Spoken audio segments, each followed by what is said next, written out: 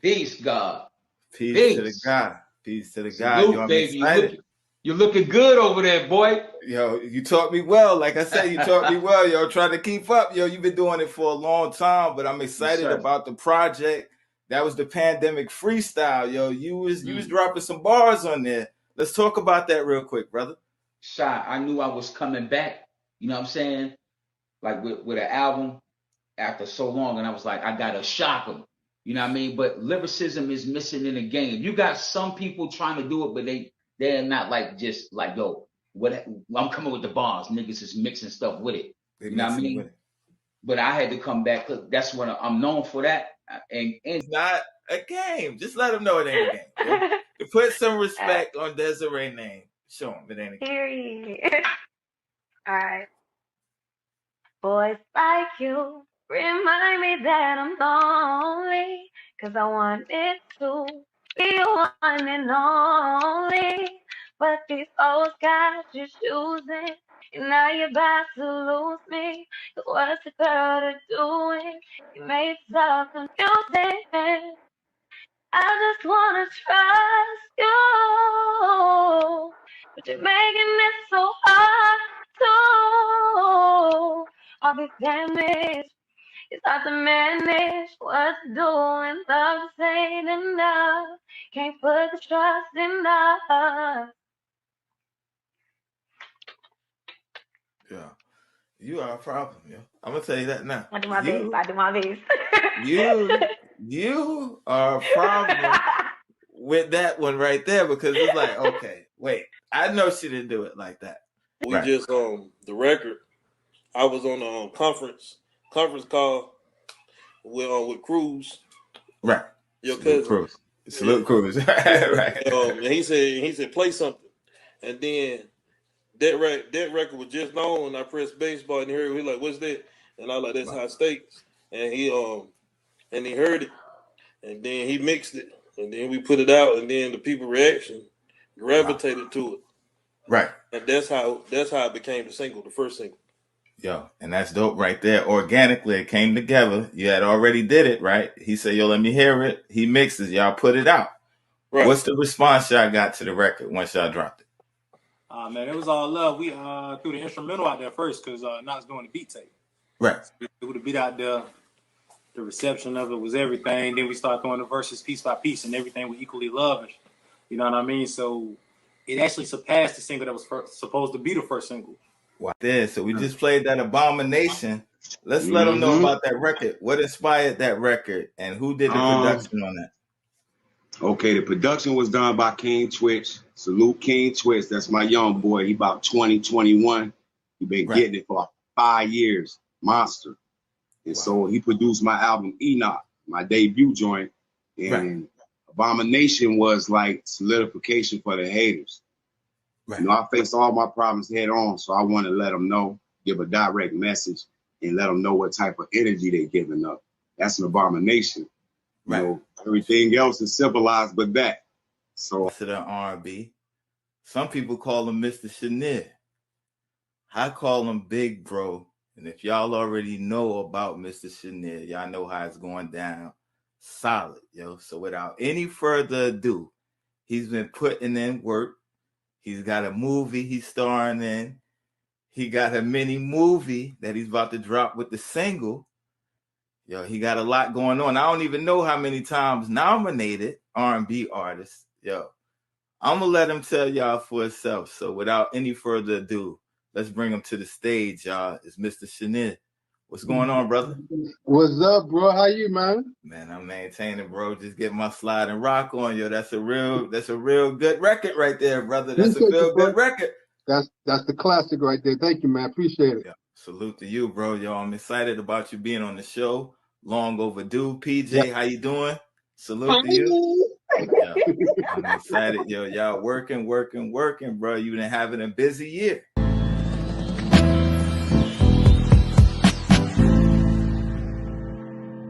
We got a legend in the building. Definitely a pioneer in the game. Been doing it for a while and still doing his thing. As you can see, we just seen the video come by.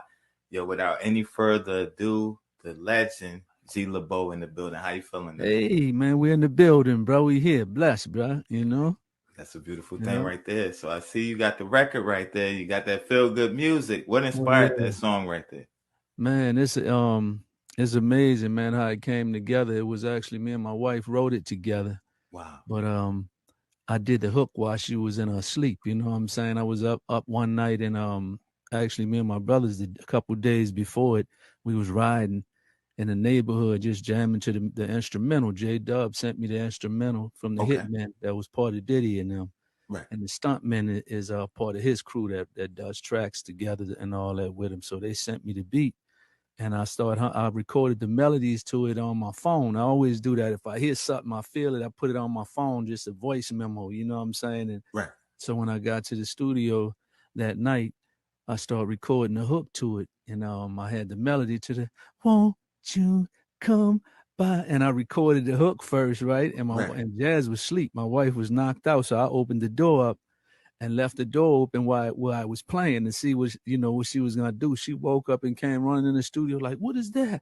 Wow. When you do this?" And I said, "I just did the hook, boo." You know what I'm saying? We got to write the verses to it. So the next day we got on it. You know, I hummed the melodies down to the verses. A lot of times I'll just hum the melody down and then we'll pen it after. It was like a couple days where it was just like crazy, like where I couldn't go nowhere. Like, I mean, everywhere I went, it was just like 5, 6, 7 people. I'm like, what the hell? You know what I'm saying? Like, so I'm like, nah, like, yo, son, you know what I'm saying?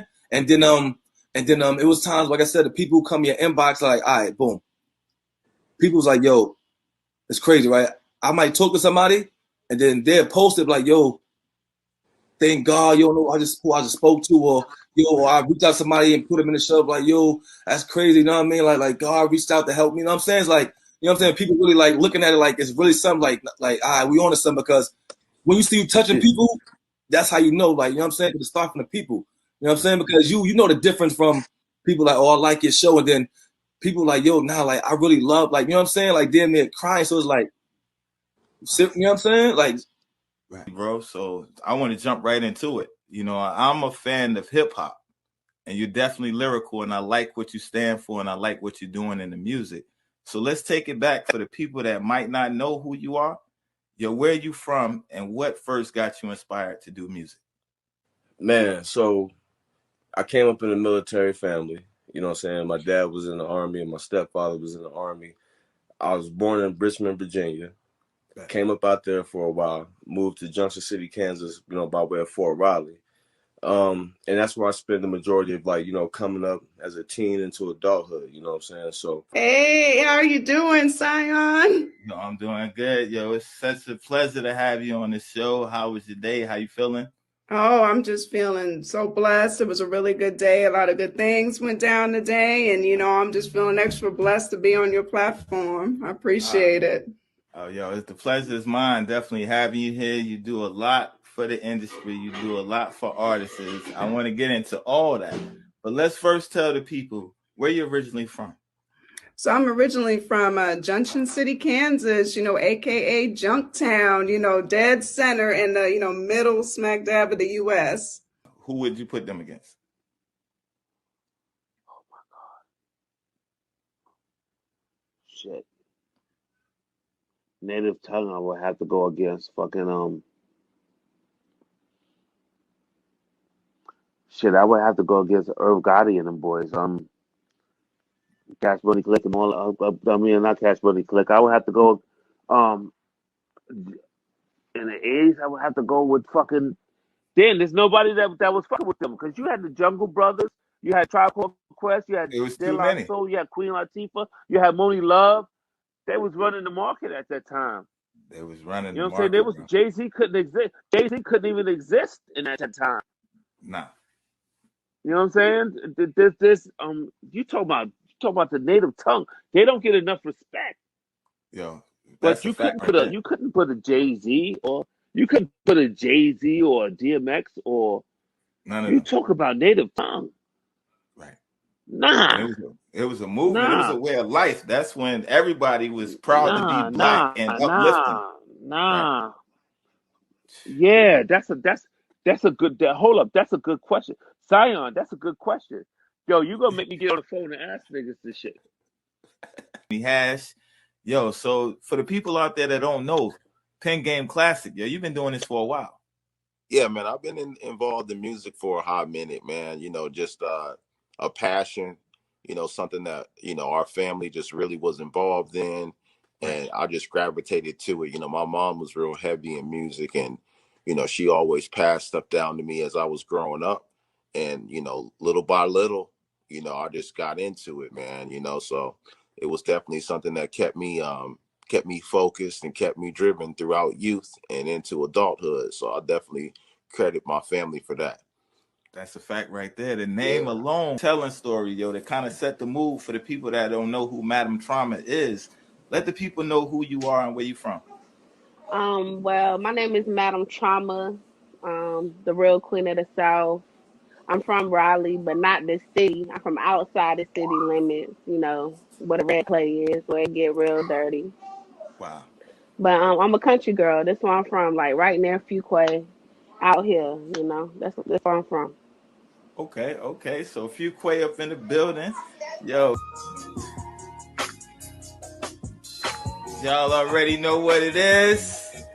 It's the Shutdown Season Edition. The proof is in the pudding. And I'm your host this evening. I go by the name of Sion 919. And I got my brothers in the building. I told y'all we was about to shut it down. What up? So without any further ado, Team Collective. What's the deal, fellas? Ain't nothing. What's good, baby? How you? Man, maintaining, bro. I'm excited about the night, bro. We got a lot of good stuff in store. Oh, yeah, no doubt. Yes, sir. Good to see you, Side boy doing his thing out here, you know what I mean? Yeah, man. Man, we just SDS working, Radio. Man, you already know Collective Vision. Yo, we shouting out the Flight Control Sportcast. Yo, we doing a lot. We doing a lot, yo. Yeah. Right. A lot of work going on out here, yo. A lot of work. A lot of work going on, yo. I'm excited to have y'all here. So, yo, we just played the vibe out. Yo, I'm gonna start with you, Ra. Yo, tell me what was the vibe for the song and how did it all?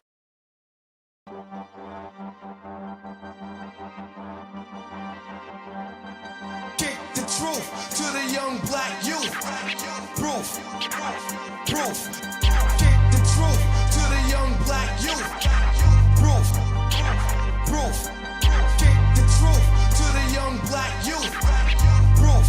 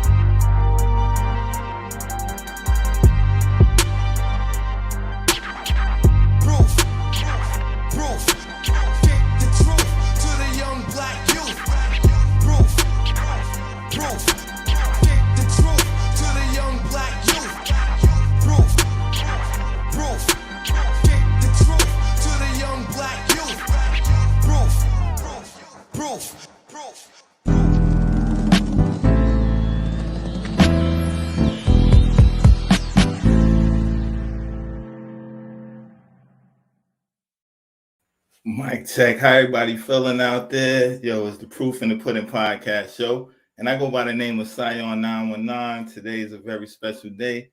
We're celebrating our 100th episode. We're just reminiscing and very thankful. First of all, I want to thank my family. I want to thank all the supporters. I want to thank everybody that's watching the show and supporting the movement. First, we got to thank God because it's through him all things are possible. I never thought I'd see the day. Because in the beginning, looking back, in the very beginning, it's hard to get people to come on the show when you first getting started. So to see 100 episodes later, looking back, how many people supported the vision, I want to thank each and every one of y'all. It would probably be a 5-hour show if I did clips on everybody. So I definitely want to tell everybody that ever participated on the show, if you ever came on the show, supported the show, watched it, or liked it, we definitely want to thank y'all because, yo, looking back now from where we started is a blessing because it's like in the beginning, it just started with a dream. So for people to believe in that dream, I thank you, Samantha Lavelle. Very important. You played a very important part as well. And I definitely thank you for real. Salute to you and congratulate you on everything you got going on. And it's like, yo, I'm just excited about the love and I'm excited about the networks I'm meeting, the talents from all over, people tapping in from all over the place. And it's becoming like a platform where people have a voice where they don't normally get to use their voice. Like in the industry, a lot of times, if you're not on the majors, it's hard to get exposure or to get your story out there. So that's pretty much what we're trying to do. We're trying to give the artists their platform. I love you as well. Definitely salute to you. We're trying to give the artists a voice, you know, even with radio and stuff like that. You got a lot of internet radio stations out here that supporting indie music because we know how hard it is being an artist to get your music out there. If you're not on like a commercial station, it's hard. Or if you're not on a major label, it's hard to get play. So a lot of people now are starting the internet radio stations and it's giving people an opportunity. And that's kind of what happened with us. We started SDS Radio so that we could get Team Collector's music out there. And from there, it just kept growing and growing. And from SDS Radio, the Proof Podcast was launched.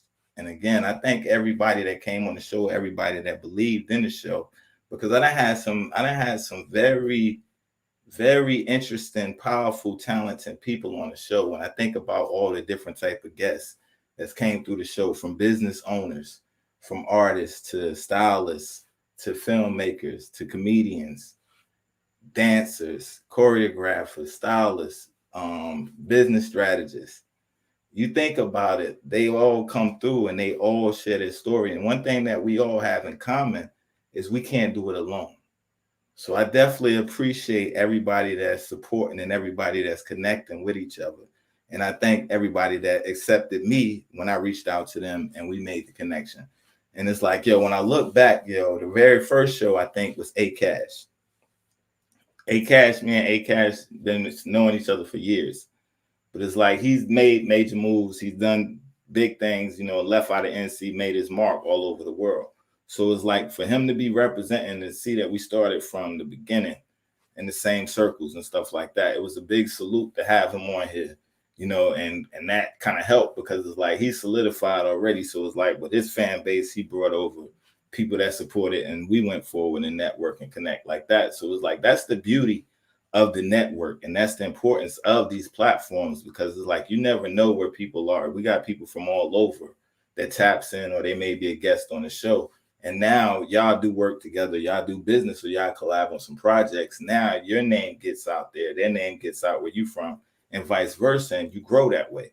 So I definitely appreciate all the artists that's been connecting and all the people, the business owners and the videographers that's been reaching out to people, the filmmakers that's saying, if you're looking to act, yo, come over here, or, you know, people just giving a look like, yo, you know, if you're really trying to get in films, then holla at such and such and such, or you trying to do music, holla at such and such. Where it's like, you know, these things we didn't have in the beginning when we first started out. So again, yo, we can't do it without the people. You know, no matter what you're trying to do in this game right here, you can't do it without the support of other people. No person is an island, can do it on their own. So everybody that pushes the like button, everybody that shares, everybody that stops to listen to my music, I don't take it for granted because they don't have to. They could be doing a million different things, but it's like the fact that they take time out their day to check your music out or to reshare your posts or to help you support your business. That's big because that's the most important thing a business owner needs is that promotion and that support when they're first getting started. So again, yo, we're celebrating today 100 episodes. Yo, salute to everybody that came through. We got people in the comments. Yo, if y'all in the comments, tap in with me. Let me know you in here, drop the 100s and all that. Let me know what's the deal with the vibe is out there. Over here, I'm just appreciative and I'm very thankful for what's to come because it's only up from here. Definitely looking forward to the guests still coming and sharing their stories and taking it to the platform to another level. And it's like, yo, so again, salute to everybody out there. If y'all in the comments, tap in with me. Let me know you out there. Throw them 100s up. Salute the crews.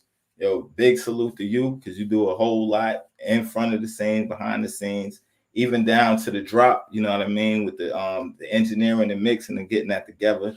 Salute the Cruise, Lion's Eye Entertainment for that right there. We definitely got the theme song. We're going to play that a couple times throughout the night right there. And again, yo, we just celebrating life, yo. We just celebrating, yo, appreciation. It's not even like a show-off type of event. It's really like giving back to the guests that came up here, that gave their time, their talents and stuff like that. Certified Nation, we got City the Great coming on Wednesday this week right here. That Certified Nation, yo, definitely salute to them. Pen Game Classic, Hash, Samantha Lavelle, we got It's Only Right, Burns, we got the Lion Palm Twins. Yo, they got a big movement, yo. OG Tech, Hash, Hash got bars. Yo, salute to all of them, the whole movement out there, yo, because like it's all about love, that organic love, you know what I mean? And there's certain people that you meet in life that's organic and it's all love, and everybody have the same vision, and it's like y'all kind of inspire each other to go to another level. So I definitely salute Certified Nation for coming through, for being in the building. Certified Nation Entertainment LLC, yo, big things they doing, yo, tap in. Definitely, yo, it's all love over here. Big salute to you as well, yo. Big things coming, yo. I'm excited for everybody. And it started with a vision, even with you, Samantha. It's like, yo, God will give you a vision, and from there, it'll just take a shape. It'll take a shape. Only thing we have to do is be obedient to it. So again, I'm thankful. Looking back, I never thought it would go this far. I never knew what it would turn into. I just knew I wanted to give people a voice and a platform to be able to share their stories outside of the music or outside of social media.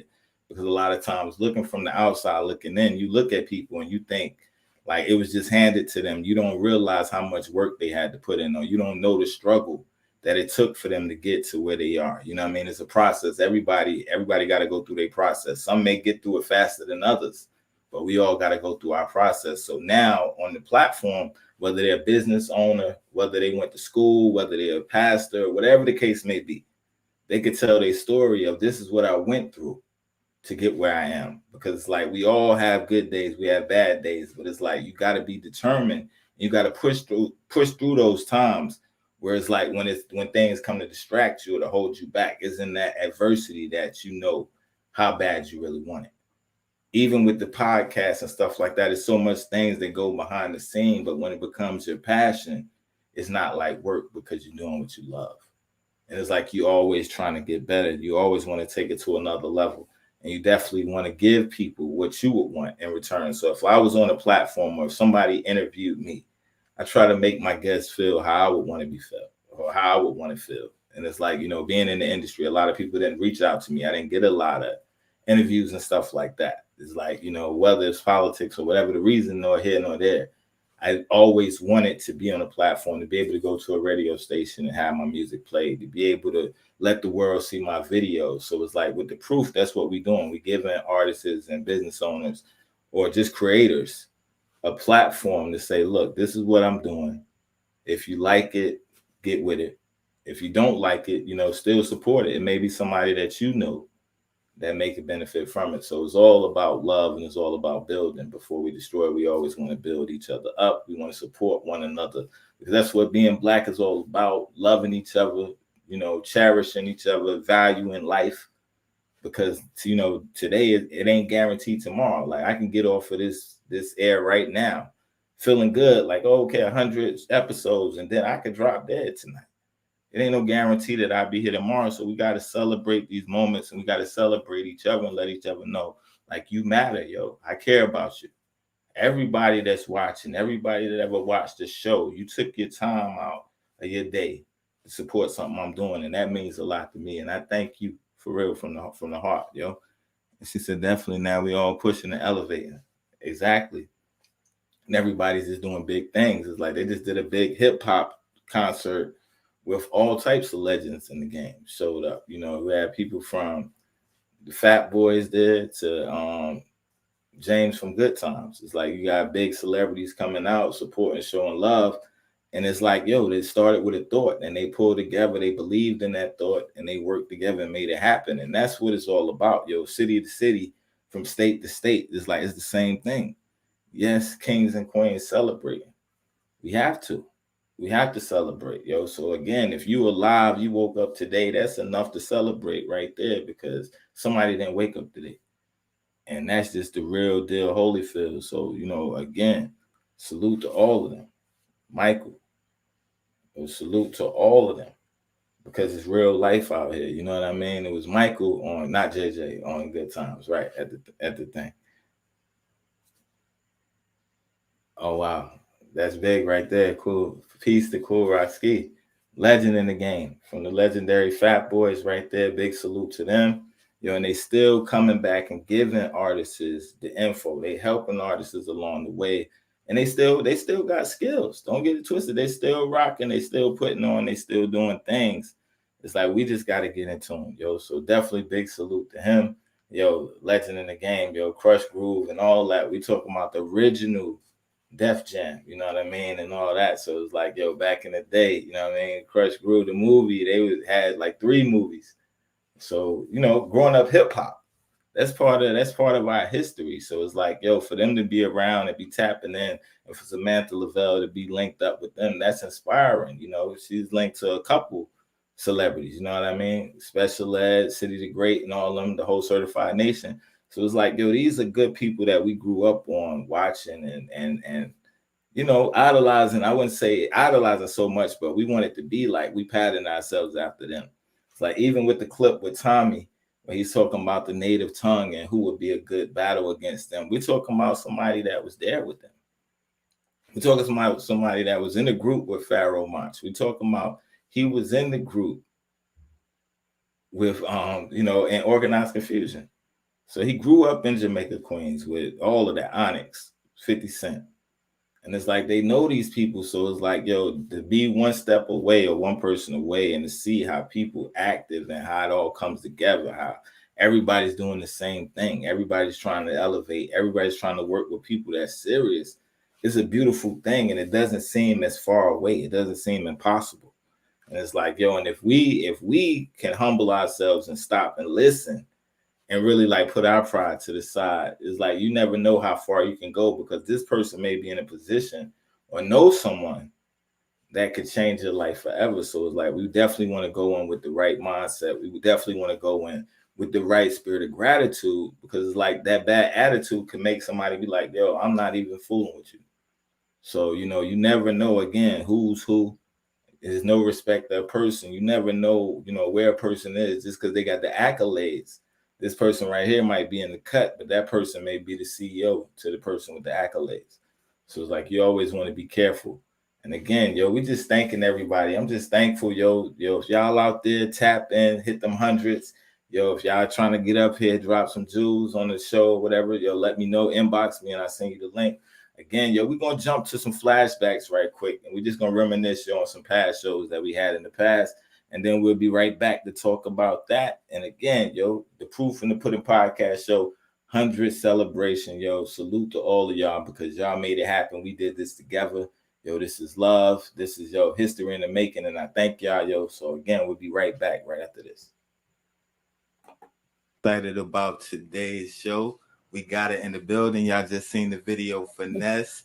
We talking about the female lyricist. We talking about the boss lady. We talking about she making major moves in the game, y'all. So without any further ado, it's the official KMD. How you doing? Thank you. I'm good. How are you? I'm pretty good, So we just seen the Finesse video. I like what you're doing. Let's talk about who shot the video and how did y'all come up with the concept for that video? Thank you. So who shot the video was Lenny Lopez. He's from Eagle's Eye Media. And how we came up with the concept, honestly, it was something that was planned but wasn't. Meaning, like, locations and outfits, everything was planned to a T, and then extras. However, we didn't know how we were gonna like maneuver and make the scenes work. Right. That was him. That I give my props to Lenny, because he made it work. He made it look good. I remember trying to do the opening scene when I'm scared.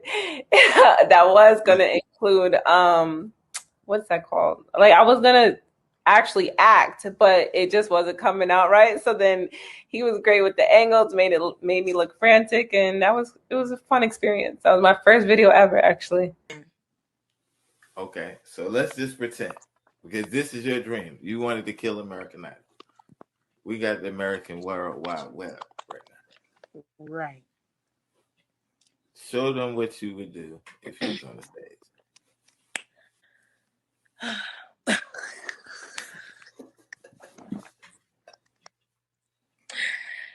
Held my head higher, you let me fall. Praying for change. You know how to be dramatic. Praying for change that won't come at all. Held my head higher, you let me in. Said you were different, but you hurt me again. Yeah, again. But you hurt me again. All them times that you hurt me, guess you love me still. You ain't come home again, couldn't sleep, I popped the Benadryl. And if I find out that he cheating, if I find out that he creeping, I ain't gon' fake, I can't start over, I'ma love him still. This love shit, this shit ain't love, it can't be true. Cause the shit I feel right now don't feel like love, feel like the blues. It's like this nigga make me sick, no, this ain't love, feel like the flu. And as far away as I'm pushing, I'm still trying to be close to you. I call you crying, you hit the decline, I don't know what I'm supposed to do. I call your line just one more time, just trying to link, but that I can't do. Got me feeling like I hate you. Why the fuck would I date you? When you needed me, I was there, but for me, you haven't came through, you was down bad, and I couldn't leave, my heart wouldn't let me. I gave my all to you, and you making me regret it. And we started off as friends, I should have left my feelings separate, cause you came into my heart and life, but left my shit severed, it's whatever, cause it's worse shit that I done been through. You wouldn't pick up the phone, so I picked up the pad and pencil, told him what's on my mental, told him what all I've been through, but I'm the one they went to, I provided the tissue, I'm the one that was down to ride when them hoes make shit an issue, I'm the one that was by your side after all the shit that we've been through, tired of all the crying, the screaming, and heavy breathing. You said that you wasn't love, but you leaving, so what's the reason? Held my head higher, you let me fall. Praying for change that won't come at all. Yeah, said you were different, but you hurt me again. What's the deal, bro? She was jamming, wasn't she? She was jamming, yo. She was putting her all into that one right there, bro. Yo, salute to you, bro. Yo, I definitely thank you for everything, bro. 100 episodes, bro. How you feeling? Bro. Yeah. Hey, how you feeling? It's your... I enjoy watching them. Can you hear me okay? Yeah, I can hear you. Yeah, it glitched a little bit, but we good. I can hear you now. You get... Yeah, bro. Yo, definitely. Yo, yeah, man. It's your show, man. It's just taking it in, bro. You know what I mean? Yo, it's a beautiful thing, bro, to see people support. You know what I mean? People that look forward to the show. People coming on the show, participating. Yo, it's a beautiful thing right now, bro. I'm going to tell you, yo, I feel better now than I did a couple days ago.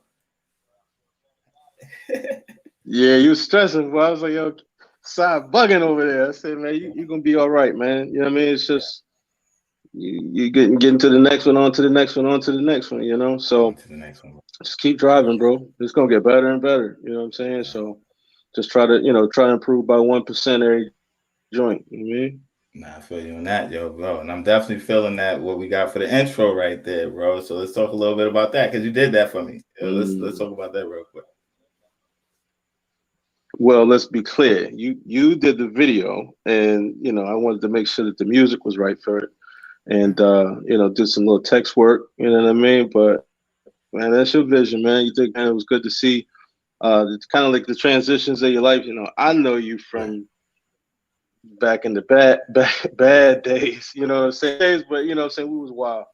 But just to see how far you've come, with your family, and you're doing all right, man. And this is something to soup to to help get other people's voices that may not have that opportunity out there, you know what I'm saying? So it's, I believe in it, man. I think it's needed. And, I already know the other ideas for SDS media. So it's about to be crazy. It's about to be crazy, yo. So, never been done before, right? I never been interviewed on here, bro. You know me well than most.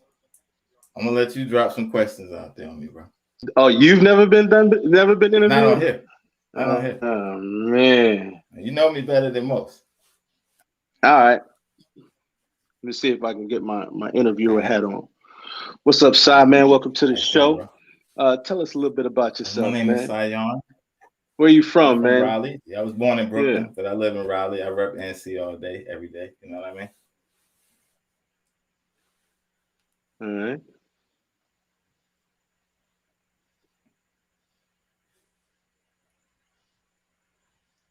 You said what I do? I'm a rapper. I'm glitching over here. Yeah, I seen it a little bit. That's why I just kept it moving, yo. So you said, what do I do though? So I'm an artist. I'm a show host, the podcast. I got the Proof podcast out right now. Radio programmer, SDS, 1/3 of Team Collective. Right. You know, I'm an artist with Team Collective as well. Media, do websites and stuff like that, PR work and stuff like that. Light work behind the scenes. I'm a tech guy, you know what I mean? When I'm not up here talking music and stuff like that, I'm trying to learn the new technology. I'm trying to, you know, stay ahead of the curve. No doubt. No doubt. You said a real thing right there. It's a powerful thing. So what was the name of the first rap? So what was the name of the first rap group that you were part of back in the day, man? Yeah, the first rap group I ever was in was Ravens Guild with my older brother, Simlock Killer. Ravens Guild. And my best friend Technique. Right. Yo, definitely, yo, that was the first group I was in. They took me through boot camp. Yo, definitely got me in the game. Had to get my skills right. Being the youngest one, you know what I mean, running with them, I definitely had to step up. My older brother was a killer on that mic. So, yo, salute the Simlock Killer. Salute the Technique. Right. I got to salute when we talk about Dirty Red. We got to talk about Special G, because they was the pioneers that paved the way for us, like the older heads. That's like, yo, this how y'all get the management, learning the business and stuff like that. So Right. salute the Dirty Red, Special G, and yeah, Ravens Good. All right. So I gotta tell the people, man, you know, back in the day when I was a kid, we was just some country boys in the neighborhood just playing football and stuff. So then one day, these kids move across the street. They from New York, and so they introducing us to all this hip hop, right? So, you know, to make a long story short, 'cause I could be all day with this. You know, Shia is the catalyst of hip hop so much, and it started with rapping. And he taught me how to rap, how to write rhymes, and then from there, I was into the beats. So I wanted to do the thing I did back then. I wanted to impress this dude. So, you know, I worked hard at it, man. And those were the days. Let me tell you something about his work ethic, though. Don't nobody work like this dude, I swear to you. So I set up a DJ set in my bedroom. I got rid of the bed, the dresser, everything, all that. Yeah, right. And we had like living room furniture in there, long couch, a love seat, 2 end tables. And we got a hold of some turntables. Right. So cousin Rob was like, yo, Cruz, I know you can hook it up. And you've been learning tech at the school, blah, blah, blah. And I was like, man, I can't hook it up. So I hook it up. Long story short, this dude he figures out we got turntables across the street. Me and Rob buying records. Then it turned into Rob buying records. Then it turned into everybody buying records. So the record catalog is getting crazy. So this is back when we was making mixtapes, like tapes. You know what I mean? So sets back. Right. So from time school out, I'm home. We in that room making blends, mixtapes, whatever. So it get to a point where I gotta go to bed. It'd be 6 in the morning. I wake up on this couch. Q still on the love seat on the DJ. He said, then started to mix more times. I'm like, yo, bro, tired? I'm like, nah. He only leave when you had to make him leave. So he worked like that to this day, dude. I call this dude 4 in the morning. He gotta tweak these interviews, gotta do this, gotta do that. So salute to you, man. That work ethic is crazy, man. So, you know, keep that going, bro. See how far we come, bro. And again, it's like, yo, it's things you teaching me, even on the production side and stuff like that, dude. So to see how far we come, and we're in good health, and we, you know, our families is good, bro. That's a blessing in itself. And it's all love, yo. And I definitely appreciate it because we walked through this together, you know what I mean? From little kids to men, and even where we're going from here. So it's like, yo, I'm excited about what we both got going on. Yo, let the people know what you do too as well, because you do a lot. You giving me the flowers right now. It's like you really the abbot behind the scene, but it's like we're gonna keep it on the low right now. Man, I look at myself more as a consultant, man. I just want to make the work great, you know what I'm saying? And however I can help, that's my so whoever it is, if I believe in the music, if I believe in the sound, let's do something, let's build on it, you know what I mean? And because, you know, you were kind of the catalyst for a lot of the stuff that I do now, bro, you know, I always gotta make sure you squared away, bro. So but yeah, I'm an engineer. That's what I love to do. I love to produce when I get inspired. anything music, man. Developing artists or just talking and helping people think about how to build a plan for whatever it is they're doing, man. I like to help people with ideas, man. All kinds of little stuff like that. So I'm real behind the scenes, so this is rare. Me on camera, me on this interview stuff, man. I like to stay low, you know what I'm saying? But yeah, that's my thing, man. I've been doing it. How long have I been doing it, man? About almost 30 years, man. Almost 30, bro. Almost 30. Almost. Coming up. The 30th anniversary coming up. Yeah, man. So we got a chance to see hip hop really change and grow and how it affects people, man, and the sound and all these things, man. So that's what I like to do, man. I like to make things greater, the best that they can be, you know. So yeah, and that's a fact right there, bro. Let me ask you, yo, what was some of the shows that you enjoyed the most that you got to catch? Shows, I have to say Future Assholes was one of my favorites. Future Assholes. Damn, the homegirl from Colorado. I can't remember her name though. Rachel Belly. Yeah, she was cool. She had good energy. Madam Trauma was dope. Pink Ink Classic, another dope one. He's got real good energy. I like the was it Tommy Senior, right? Tommy Senior. Man, he looked like he just funny. He's just a good time to be around. Man, there's so many, man. Of course, she covered a lot of stuff with my wife, so dealing with mental health and stuff like that. So, you know, I love anything that's going to help the people. Those are all pretty solid. Your first show, man, you know, it showed that, man, what the hell am I doing on here, man? The next day we was just, you know, I was going to roast you, right. But you know, you pushed through it. You got better, you got sharper. And you're really great on this platform, man. Oh, wow. Yeah, I definitely appreciate that, bro. For real, right there. That means a lot, bro. And that's definitely real talk right there. So I'm definitely looking forward. We got some work coming out. We're going to keep that in the bag. Definitely. Yeah. We ain't going to tell them all that right now, but we got some stuff cooking in the cut right there. Good fun, man. Definitely a blessing to have you up here because I know you don't get on camera much. So it's like, yo, this means a lot right there that you came up here. You know what I mean? Definitely big salute to you, bro. Again, yo, much love, yo, and success, yo. You got anything else for the people while we up here? Shoot, y'all want to get together, do some music, or you just want to consult on some sounds or whatever, man, you can hit me up on Instagram, Mixed by Cruz. Check me out at lionsieent.com. It's a website that I work hard on. I think it looks pretty cool, but yeah, check me out on there. I'm low on social media too, so you can hit me at cruz@lionsieent.com for the email. Yeah, man, y'all, whatever you do, continue to make it better. Don't rush nothing, and let other people check it out before you release it. Get some real input. You know, get around some people that's gonna tell you the stuff that you really need to hear, like what needs to be fixed. Not that it's dope, and we already know that. You know what I'm saying? We want to know what's wrong with it, to how to make it sharper. Anything that you do, it ain't gotta be just music, man. Take care of each other, saying take care of your families, and appreciate you having me on here, fam. Yeah, and that's real right there, yo, and that's definitely real right there. Taking care of the family, and we definitely gotta help each other out along the way. Yo, I definitely salute you, stand up, brother. Yo, like I said, I know you in real life, and I know you 30 years plus years. Wow, forever, bro. You my brother. That's a fact right there, yo. I know. I'm cool with your moms, man. So you already know.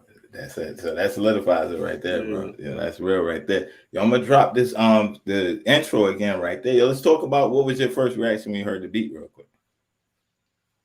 Well, let's be honest. You produced it. You produced the beat, right? So right. When you sent it to me, I heard all of the potential in it. And let's make it better, right? Send me the tracks and let's see how we can bring it out more. So you're getting better at the production, and it just comes through repetition and practice, man. Every joint you send me, you know, is starting to become a joint. So you got a good ear. So when I first heard it, I was like, okay, cool. This is gonna be perfect for the show. But let's bring out some of the elements of, I think, what it was that you were the vision that you tried to hear for it. So that was my job, you know what I mean? But it's all your vision, man. You know what I'm saying? And it came out dope, yo. It's definitely rocking right there, especially in the system. I love pumping that one up, yo, and turning it up. Yeah. So yeah, we're gonna drop it again real quick, yo, in case they missed it, yo. And again, salute to you. Thank you for everything that you're doing, bro. You know that. Much love, yo. I appreciate you stopping through. We're gonna jump into that real quick. And again, yo, stay tuned. It's the 100th celebration. Yo, it's all about giving back to the fans, yo. We appreciate y'all. Thank y'all. Jeez.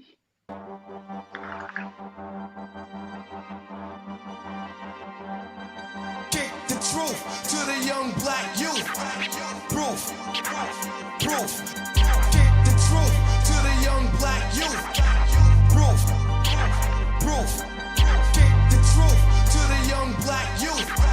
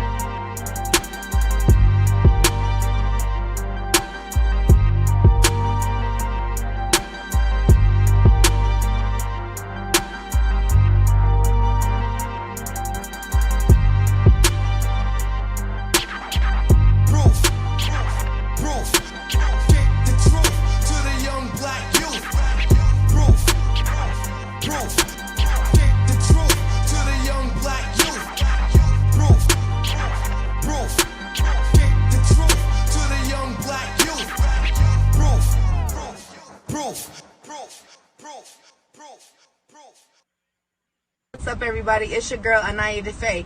Look, I just wanted to take a moment to send a big shout out to the Proof podcast and my boy Sion. Congratulations and much love for your 100th episode. That is major. Thank you so much for always supporting me and everything you do.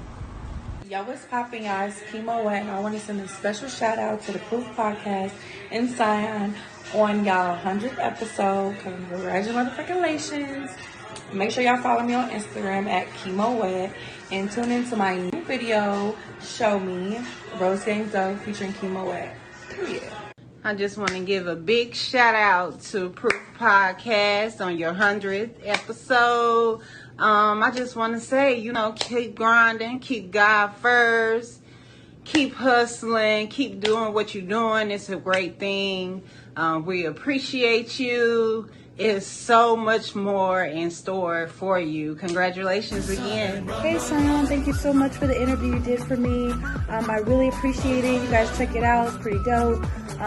Congratulations on your 100th episode. I'm so proud of you. You're doing great. So shout out to Team Collective. You guys have been wonderful. What a blessing to work with all of you. And I can't wait to see what Sion does. So have a great day. Bye. Hey, what's up? Shout out to Sion and the Proof podcast on celebrating their 100th show. It's the best podcast out right now. If you ain't been on it, you need to get on it. What's up? It's your girl, Love Day Day, and I want to give a special shout out to the Proof podcast. Keep doing what you do for the culture. Great content. Hey y'all, it's your girl Raj. Shout out to Sion and the Proof podcast for celebrating their 100th show. Period. If you ain't tuning in, you're missing out. Hey y'all, this is your girl Chichi Lovato, and I just want to give a quick motherfucking shout out to the Proof podcast for having 100 motherfucking episodes. You know we coming. That's real work ethic, and I'm super proud. I'm super happy. Just want to wish you nothing but prosperity, good vibes. Keep working, keep getting them numbers up. Hey, this is your girl Samantha Lavelle, Chief Brand Officer of Certified Nation Entertainment. Wanting to give a huge shout out to Sion of the Proof podcast. Much love to my friend here. We met early on in 2021 through Clubhouse. We continue to develop a great friendship. I started sharing his music with him being an artist, and he also wrote a great review about me. I'm not even an artist, so it was very humbling that he took the time to recognize the things that I do and, write about me. I've also had the pleasure of being on the Proof podcast. It was a very wonderful, dope vibe.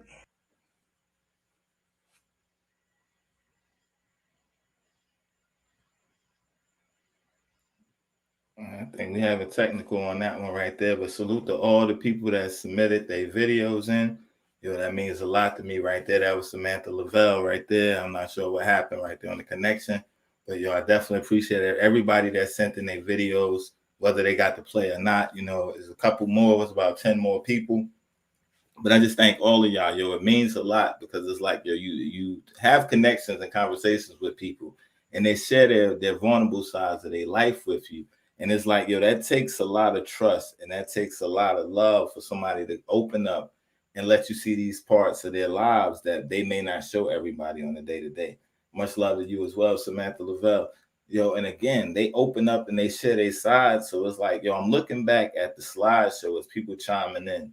Cherry McKinney, I remember she was on the show and she was telling me how she wound up losing her hearing and her sight at one point in her life. Then she wound up getting it back, getting into styling, start doing modeling, big shows. And the next thing you know, she gets in an accident. Now they say she'll never be able to walk again. 6 operations on her ankle. And then they're doing operations on her knees. But it's like, the goodness of God is real. Where it's like he turned it around where she's still out here modeling now, walking around the hills and stuff like that, where the doctors that said she'll never walk again. It's like she didn't give up. She said she stayed in the hospital in intensive care for like 3 months. Then she had to do the rehab and learn how to walk again and all types of stuff.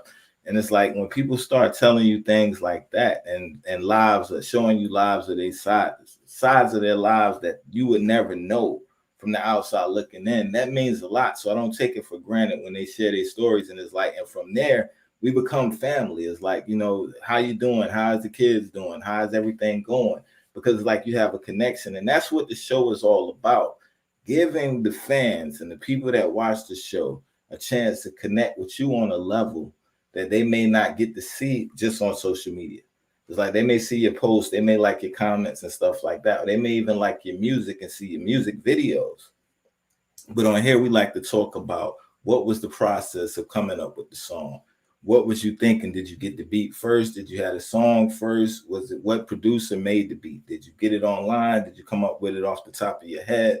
We talk about the whole process of being on stage, being off stage. Salute to Mike XL, salute Cox. And that's my man right there. Salute to you, bro. Keisha, salute to y'all. I think I sent you the code. If you want to chime in, you can jump in. If you want to say some words or whatever, I think I sent it to your inbox on Facebook. Again, salute to everybody that's in the comments. Again, we just showing love, but it's really all about the guests and all about the people that's watching and supporting the platform and giving a voice to the voiceless. Because again, like I said, sometimes they never get to see the behind the scenes, like, I was going through a dark time and that's what inspired this song. And that's what made me write this type of record. You know what I mean? And people talk about all types of things from mental health to, good times in their lives to these things that tried to stop me. But a lot of times it even gets spiritual sometimes because like, you got to believe in something and we're not afraid to give God the glory on the show. So we're going to jump into some more flashbacks real quick. And we'll be right back. And again, thanks everybody for tuning in. We celebrating. Y'all drink y'all something or whatever y'all do. You know what I mean? I'm over here working, so I got me a Pepsi. You know what I mean? I'm being responsible. Always on daddy duty. Again, so salute. We celebrate and turn up. Somebody take a shot for me. You know what I mean? Put them hundreds in the comments. It's up tonight. I definitely appreciate all y'all, and I got much love. So we're going to jump into this flashback real quick, and we'll be right back. Let's get it. Whoever may be, this feels big. It feels big, bro. And I thank you too, bro, for allowing me to be on your platform to be me. Man, God has allowed me on the last 2 platforms and in the last 2 weeks to be me. Right. Come on, bro. Who does that? Where people allow you to be yourself. Talk about God. Talk about your family. Talk about your struggles. That's how we change we even changing the way podcasts and talk shows go. Right. You feel what I'm You've saying? accomplished more, like I said, than a lot of people I know in the game. And if nobody told you, I'm proud of you for everything that you've done as a woman in this Carolina music culture. You stuck, you stayed. And just like the cream, you've always rose to the top. You didn't follow the trends. You didn't get up with this person to get to like other people do. You did it your way. It worked. And you're still here. And it's only going to go higher from here. So from me to you, I want to tell you on the proof, we love you and thank you for your contributions, from the music to all the memories to all the performances, even down to like I got this headset on now. Before you, the only people I ever seen wear the headset with the microphone was Janet Jackson and Bobby Brown. But I've seen an indie Carolina artist named Amanda Pollard. Like, I didn't come to play with y'all. It's those things that stand out the most. And it's like, that's priceless and forever. And I thank you for those memories. I thank you for the ones to come. I thank you for the experiences. And I thank you for your spirit and always being authentic and down to earth. I really salute you for that. Thank you. And I appreciate you too. Like, you thanked me for the shows and stuff. Oh, I'm thanking you. Like, you guys gave me an opportunity and I'm really, really grateful for it. So thank you. Your words like mean so much to me. More than I can say. I'm like, oh, don't make me cry. Thank you so much. I really, really appreciate it. Like, you don't know like how much I appreciate hearing those words. So thank you. So finished up school, moved forward to working at, got a job at Hospira at the time. It's now Pfizer. Wow. And, began creating a new life for me. Had a son and, got married, had a son and so forth. And then along the way, life started changing for me, where I was this PK that never expected things to fail or go bad. Life started changing. And I had a reality check and my marriage failed. I became a single mother. And, along the way, I began mentoring young women, even before that, young women of the Queen's Foundation, and met young girls that I thought I had it rough. And I saw some things that they had gone through, and I realized, my story could potentially help move them in a more positive direction as, first-time graduates of college and so forth, So, and from me, I want to give you your flowers. I want to salute you for a job well done. Yo, keep going. I know this is just the beginning. It's only going to get bigger and bigger from here, because that's just what Libras do. With Libras, that's what we do. But yo, I definitely want to give a special thank you to you for coming on the platform, because this is big for me. Because like, yo, we started, now it's like, you're here. I'm just starting out. So it was like, yo, to have the Endless Report on this platform, it means the world to me. And this is big for Raleigh. And a lot of, it's big for the culture, yo. So I really thank you. And we laughing and joking, but I really mean that. I definitely appreciate you for coming back up here, kicking it with me, talking to me about your business and your journey. Yo, hopefully down the road, as things continue to evolve for you, we can bring you back on the show again, if that's not a problem. Absolutely. And I want to say, I give you your props too. You've came a long way, and I applaud everything that you've done. Salute. Yo, salute. And yo, Nick, I love you from the bottom of my heart. Yo, NC, we love you. We miss you. Keep representing us out there. Yo, Atlanta, y'all got a jewel. Y'all take care of her, yo. What's the deal? Y'all already know what it is. It's the Proof in the Pudding podcast show, and I go by the name of Sion 919. I'm excited about today's show because we're doing it for the culture. We're doing it for lyrics. We're doing it for hip-hop. So without any further ado, we got Shane Gang in the building. Yo, what's the deal, fam? Yo, what's up, man? Yo, I'm chilling, bro. I'm excited to have you here. You had a good week this week, yo. I'm hearing announcements. I'm seeing things going on. You woke up to something today. You want to share it with the people? Yeah, it's been a crazy week, man. I woke up and I got a text at first and was like, yo, like check the the links or whatever, notifications. Right. And I was like, all right, bet. Checked it out, and yeah, it was an article, you know, written up on me, you know, for Indie Weekly, and then I went down there. I didn't believe it at first. I was like, "Where?" Okay, because I knew that it was coming out, but I didn't know exactly what day. Right. Yeah, I didn't know it was coming out today, and then I saw it in the newspaper, and I was like, "Wow, that's crazy."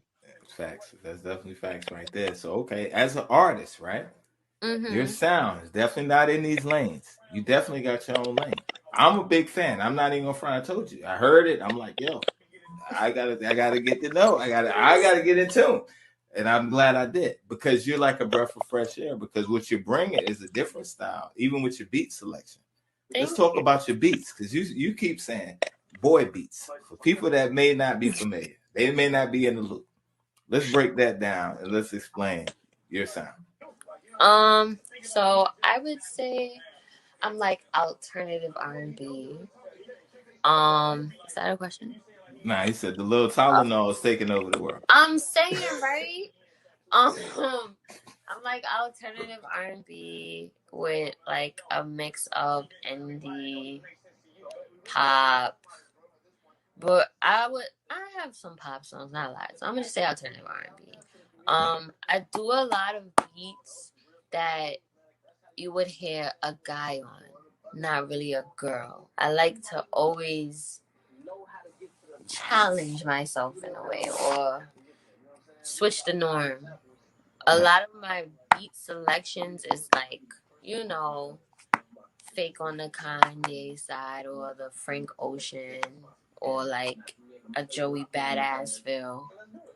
And I would just take those beats and I'll make it my own, just so I can get both female and male fans.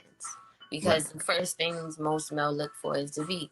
Females really gravitate to lyrics. So if I mix it, you got Chichi Lovato.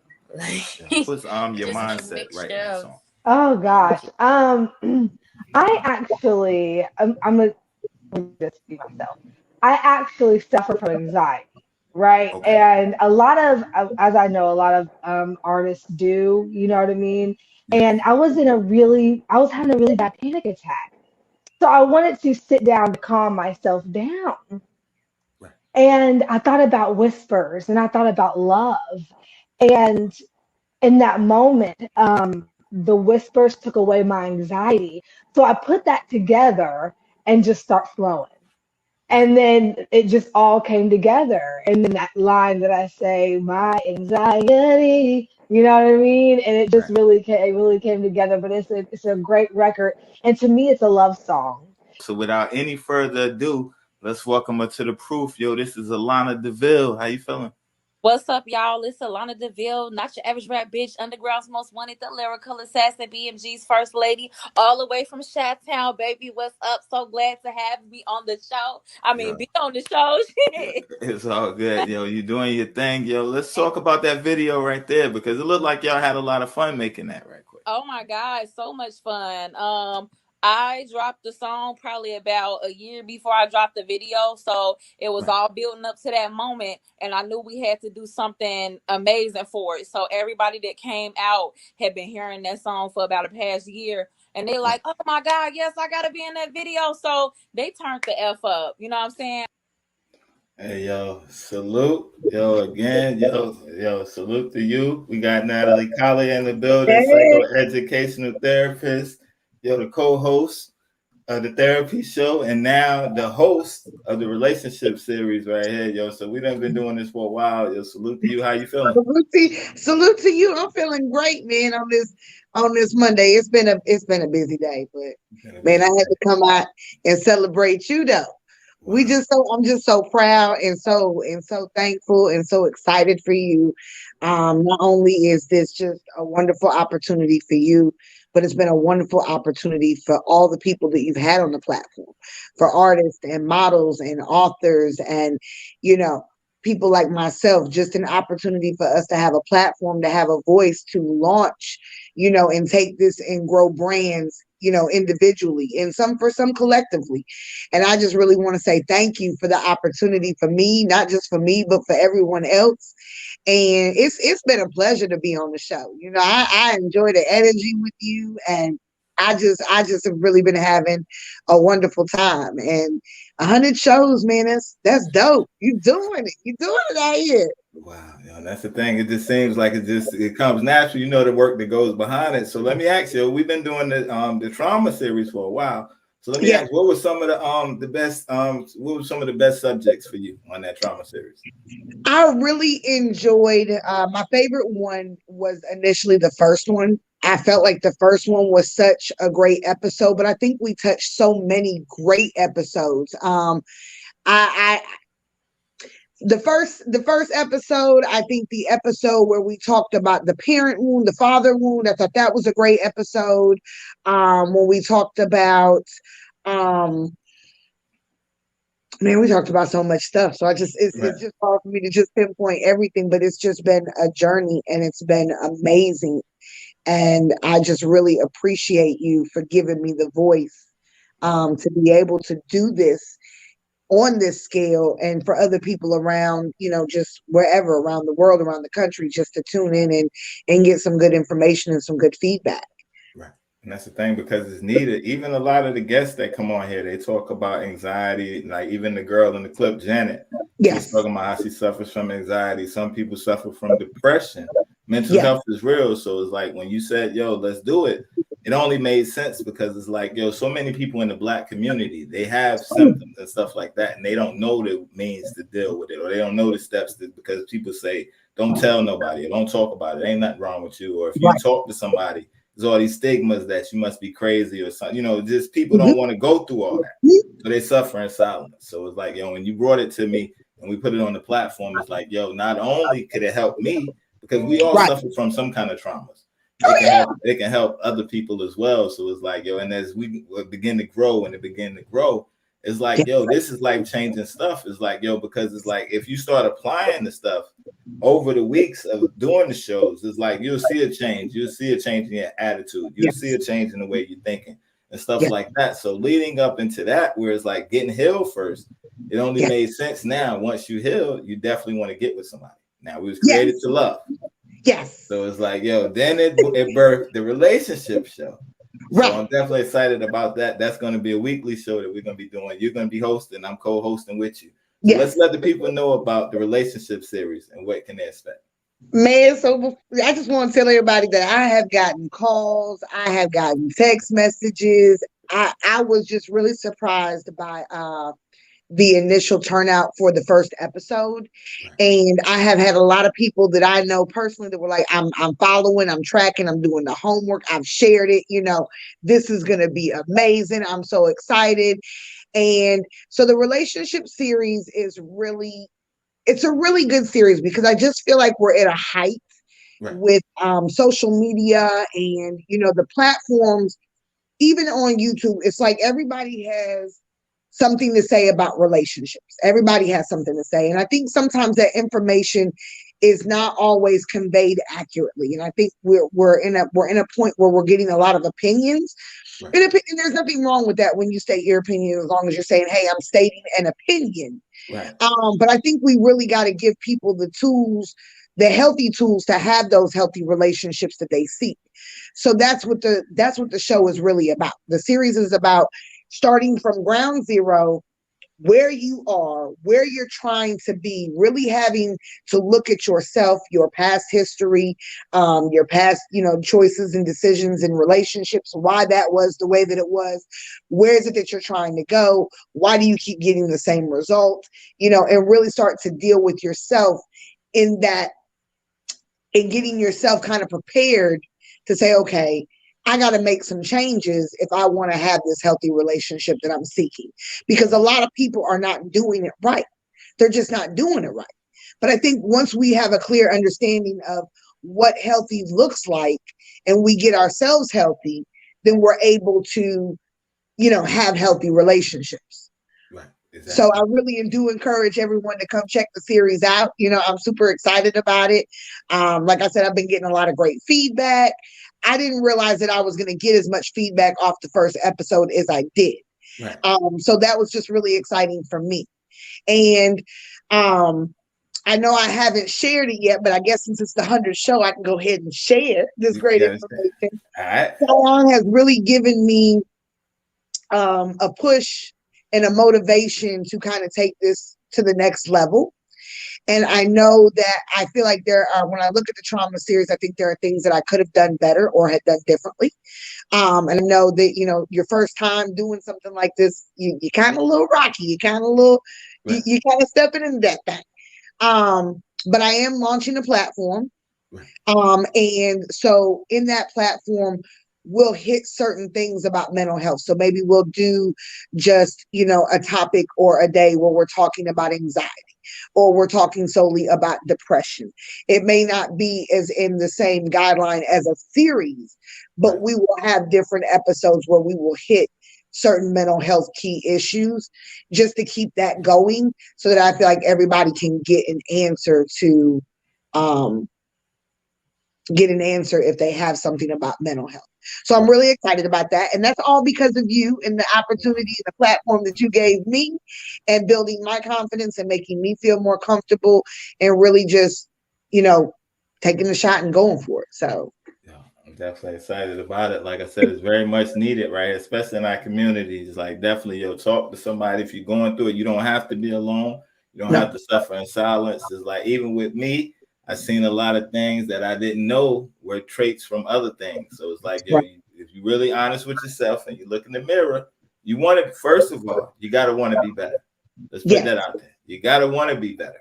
That's right. So as I begin to take it, you know, the lessons, and I'm applying it in my life, and I'm looking in the mirror and I'm dealing with the real me.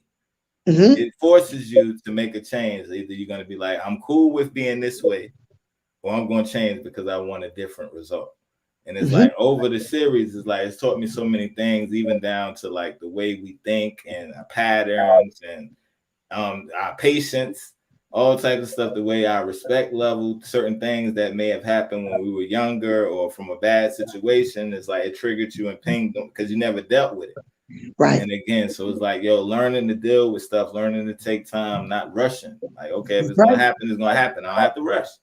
So it's like going through that now, stepping into the relationship, because that was my thing. Like, I'm not in a relationship, so I don't know. But it's like the thing about the relationship that's so cool, right? Because it's for everybody, whether you're in a relationship, whether you're dating, whether you're married, it's going to touch on everything so that you can have a successful relationship, successful marriage.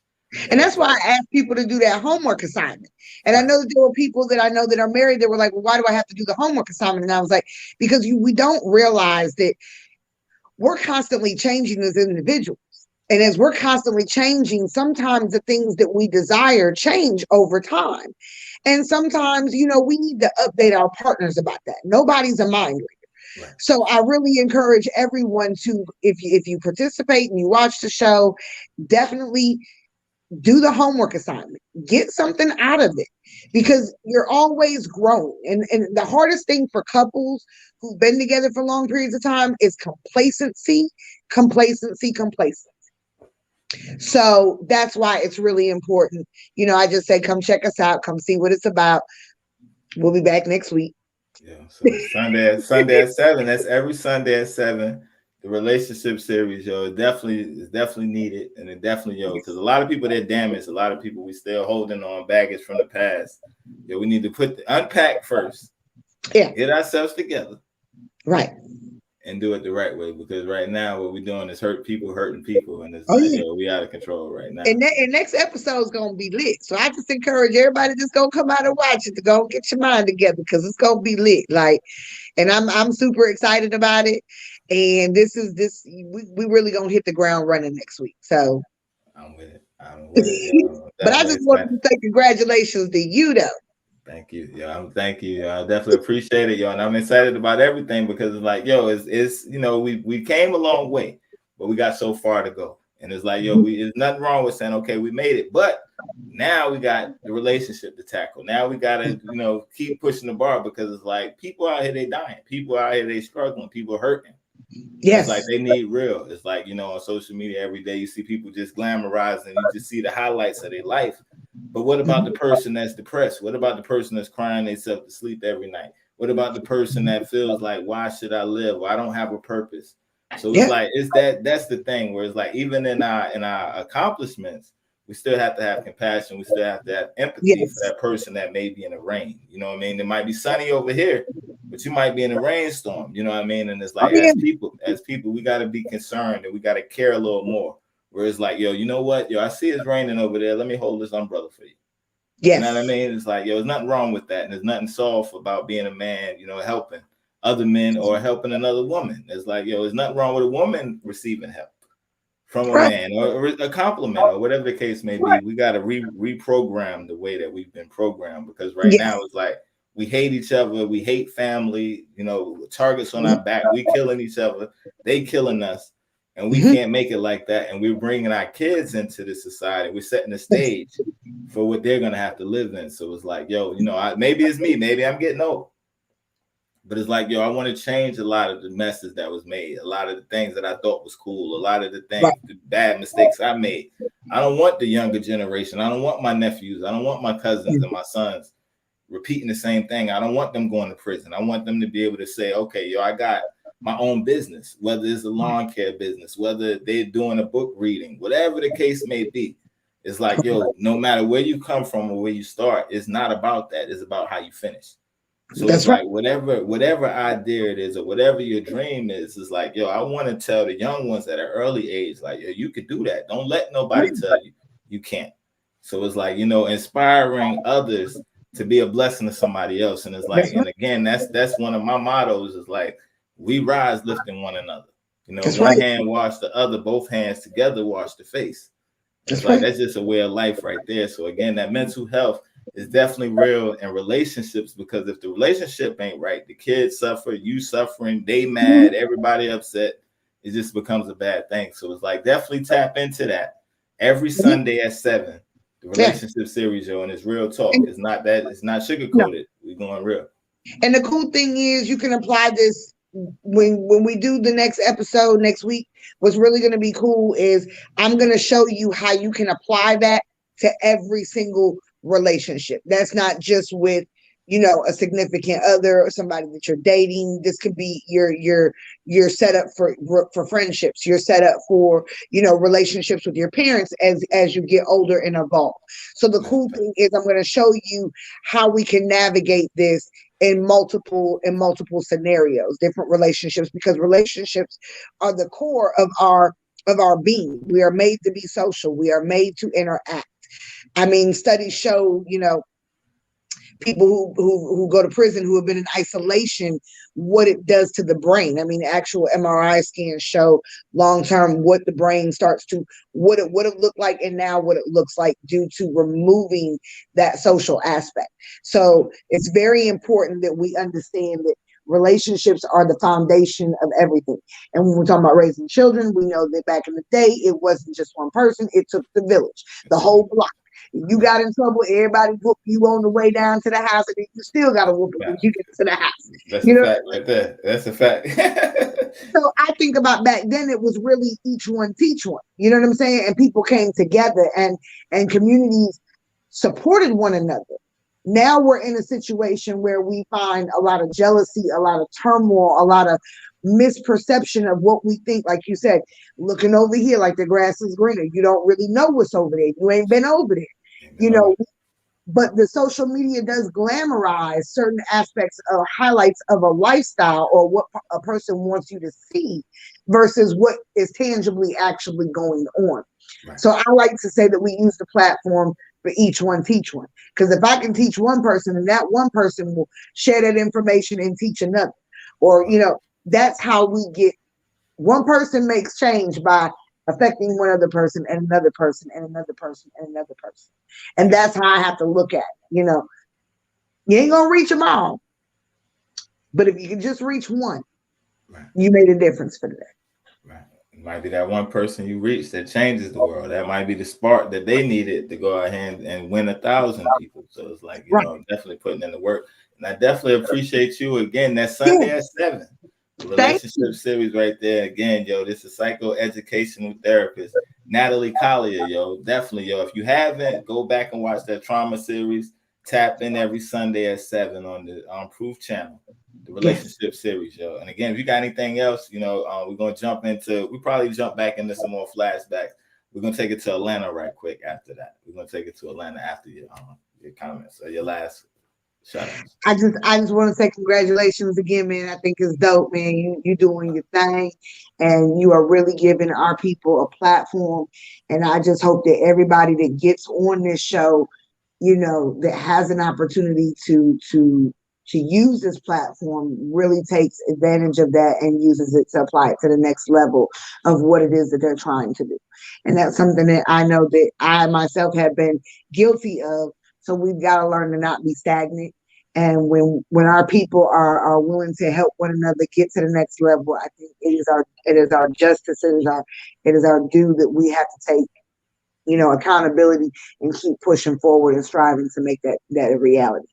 Yeah, and that's a fact right there. And that's real right there. And that's what it's all about. Speaking of that, working together, we got a group of queens in Raleigh. I'm going to throw to their promo right quick because I was going to do it, but I forgot.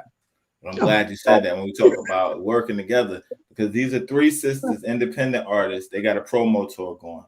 So we're going to jump to that. And then when we come back, I'll be talking about Atlanta and the love we've been getting out there and some of the guests, and we'll be flashbacking back. And again, we're celebrating, yo. Thanks everybody for tuning in. Yo, we love all of y'all. And thank you again, Natalie, as well. Yo, definitely appreciate you and looking forward to Sunday. Yo, much love. So we're going to jump into this. This is the Queens promo, and we'll be right back. It's the Queens of Carolina promo tour. Beauty, bars, and bands. Starring Monty Meeks. Well, I'm Monty Meeks, you know I'm popping. I'm a blowout, so she don't think that she lit. I'm a real country bitch, you know I'm thinking in grits. If I'm a female dog, then know it's a bitch. Madam Trauma. I'm Madam Trauma, and you know I ain't coming to play. These niggas still hating and these hoes still mad. Keep a ton of vision all the way to the bag. I'm on. Jacinda. I'm Jacinda, the new girl. Well, you know my heart out here in these streets, I'm trying. In my bag, you know I'm down here always working, grinding. We bringing beauty, bars, and bands. We're bringing other opportunities for FemC, so make sure you tap in. It's the Queens of Carolina promo tour coming to a city near you. Yo, salute to the Queens of the Carolina and the whole promo tour. Yo, Cruz, I feel yo, salute to you and your wife. Yo, definitely appreciate everything that y'all do. Yo, definitely salute to Natalie, psychoeducational therapist, the trauma series, relationship series. Yo, definitely big salute to them. I want to take a quick minute. Yo, a lot of people in Atlanta have been showing a lot of love through a connection that was made on the show. We wound up having Janet on the show. We was playing her clips earlier. Her manager, I got to give a shout out to Buddha Wiggins, because her manager, I met her, talked to her to set up the interview for Janet. And from there, she wound up introducing me to Throwback Entertainment, to the whole team out there. We got Sack Right Debo, Young Lex, Pat Man the Kid, Hazel Ibis, Buddha Wiggins, G LeBeau. I met him through them as well. And then Marguerite. That was definitely another dope interview. Marguerite definitely shows a lot of love. She's a praise dancer. She's an actress. She's definitely on the web series, The Atlanta Ugly. Be sure to definitely check that out. It's a web series on YouTube called The Atlanta Ugly. She did a virtual play. And yo, the thing is like, since I met them, they have an energy where it's like, yo, they in Atlanta, but it's like family. Like that Southern hospitality is like, yo, from the moment that Buddha introduced me to them, she was like, yo, I got some people that I want to set up some interviews for. So I'm like, all right. And I start noticing this. I begin to interview each one. They all had that same type of family vibe with them. Where it's like, yo, like they known you their whole life. And it's like, so again, yo, they definitely been very supportive to the show as far as getting the word out in Atlanta. We've been getting a lot of support from Atlanta. So I definitely want to salute Throwback Entertainment. Definitely got to give a shout out to Buddha Wiggins.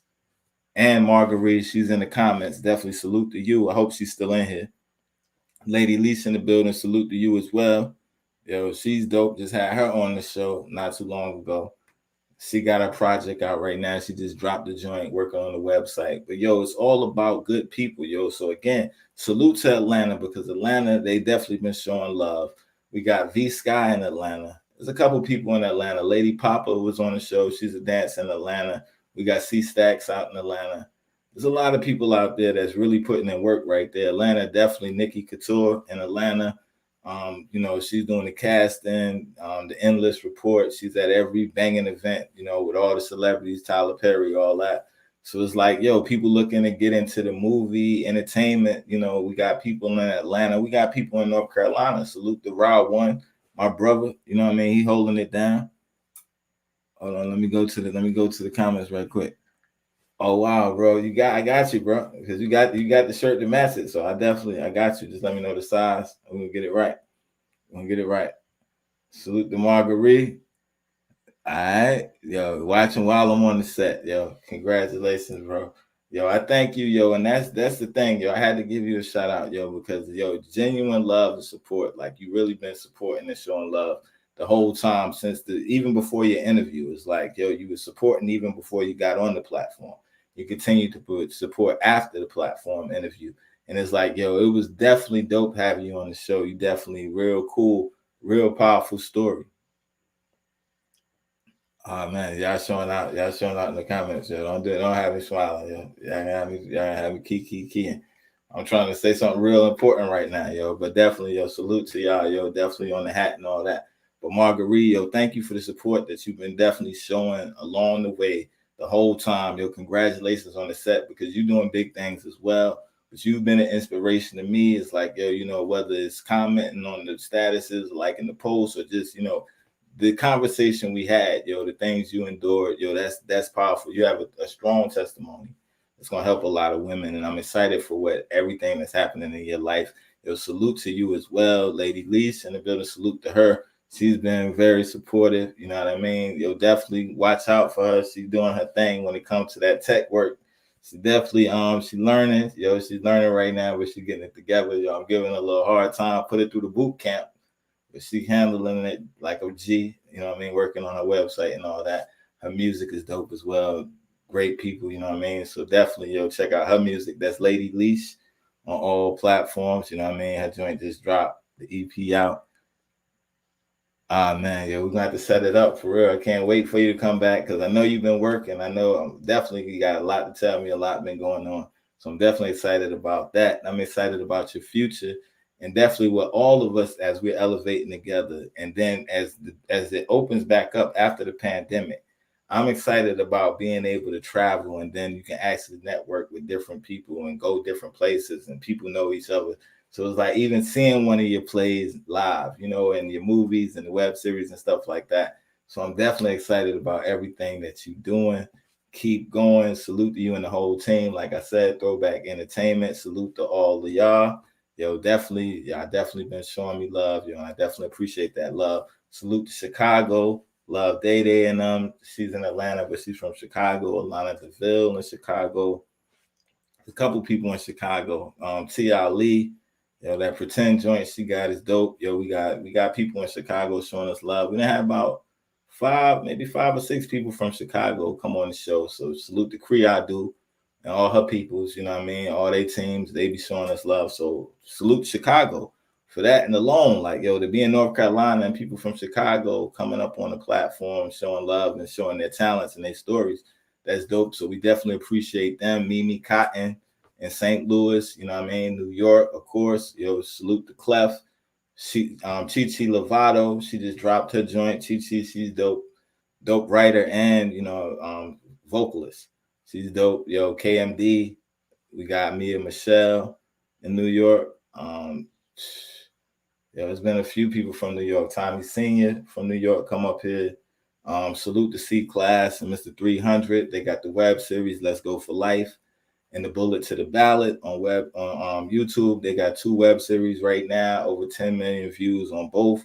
So you'll definitely support them. Black owned, you know what I mean? They literally like 3 blocks away from where I grew up at, you know, where I was born and raised before I moved down south. They literally right around the corner, you know what I mean? So to see them come from the gutter where we used to live, is the trenches, like, you know, the bad side, for them to be out there, you know, changing the narrative of the neighborhood where they actually shoot and they got a whole film crew out there like they Tyler Perry in the middle of the projects in New York.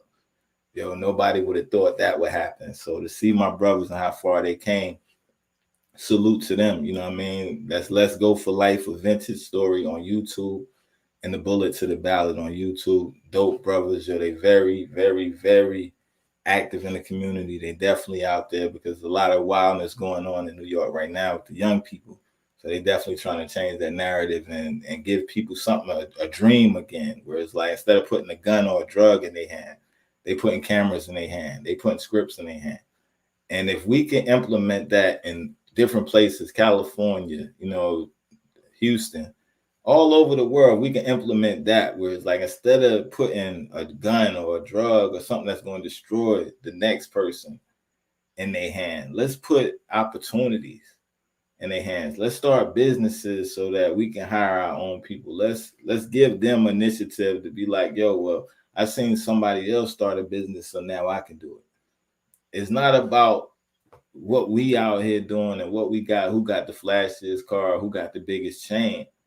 It's about what are you leaving for your legacy? Like, how are your kids benefiting from the things you're doing now?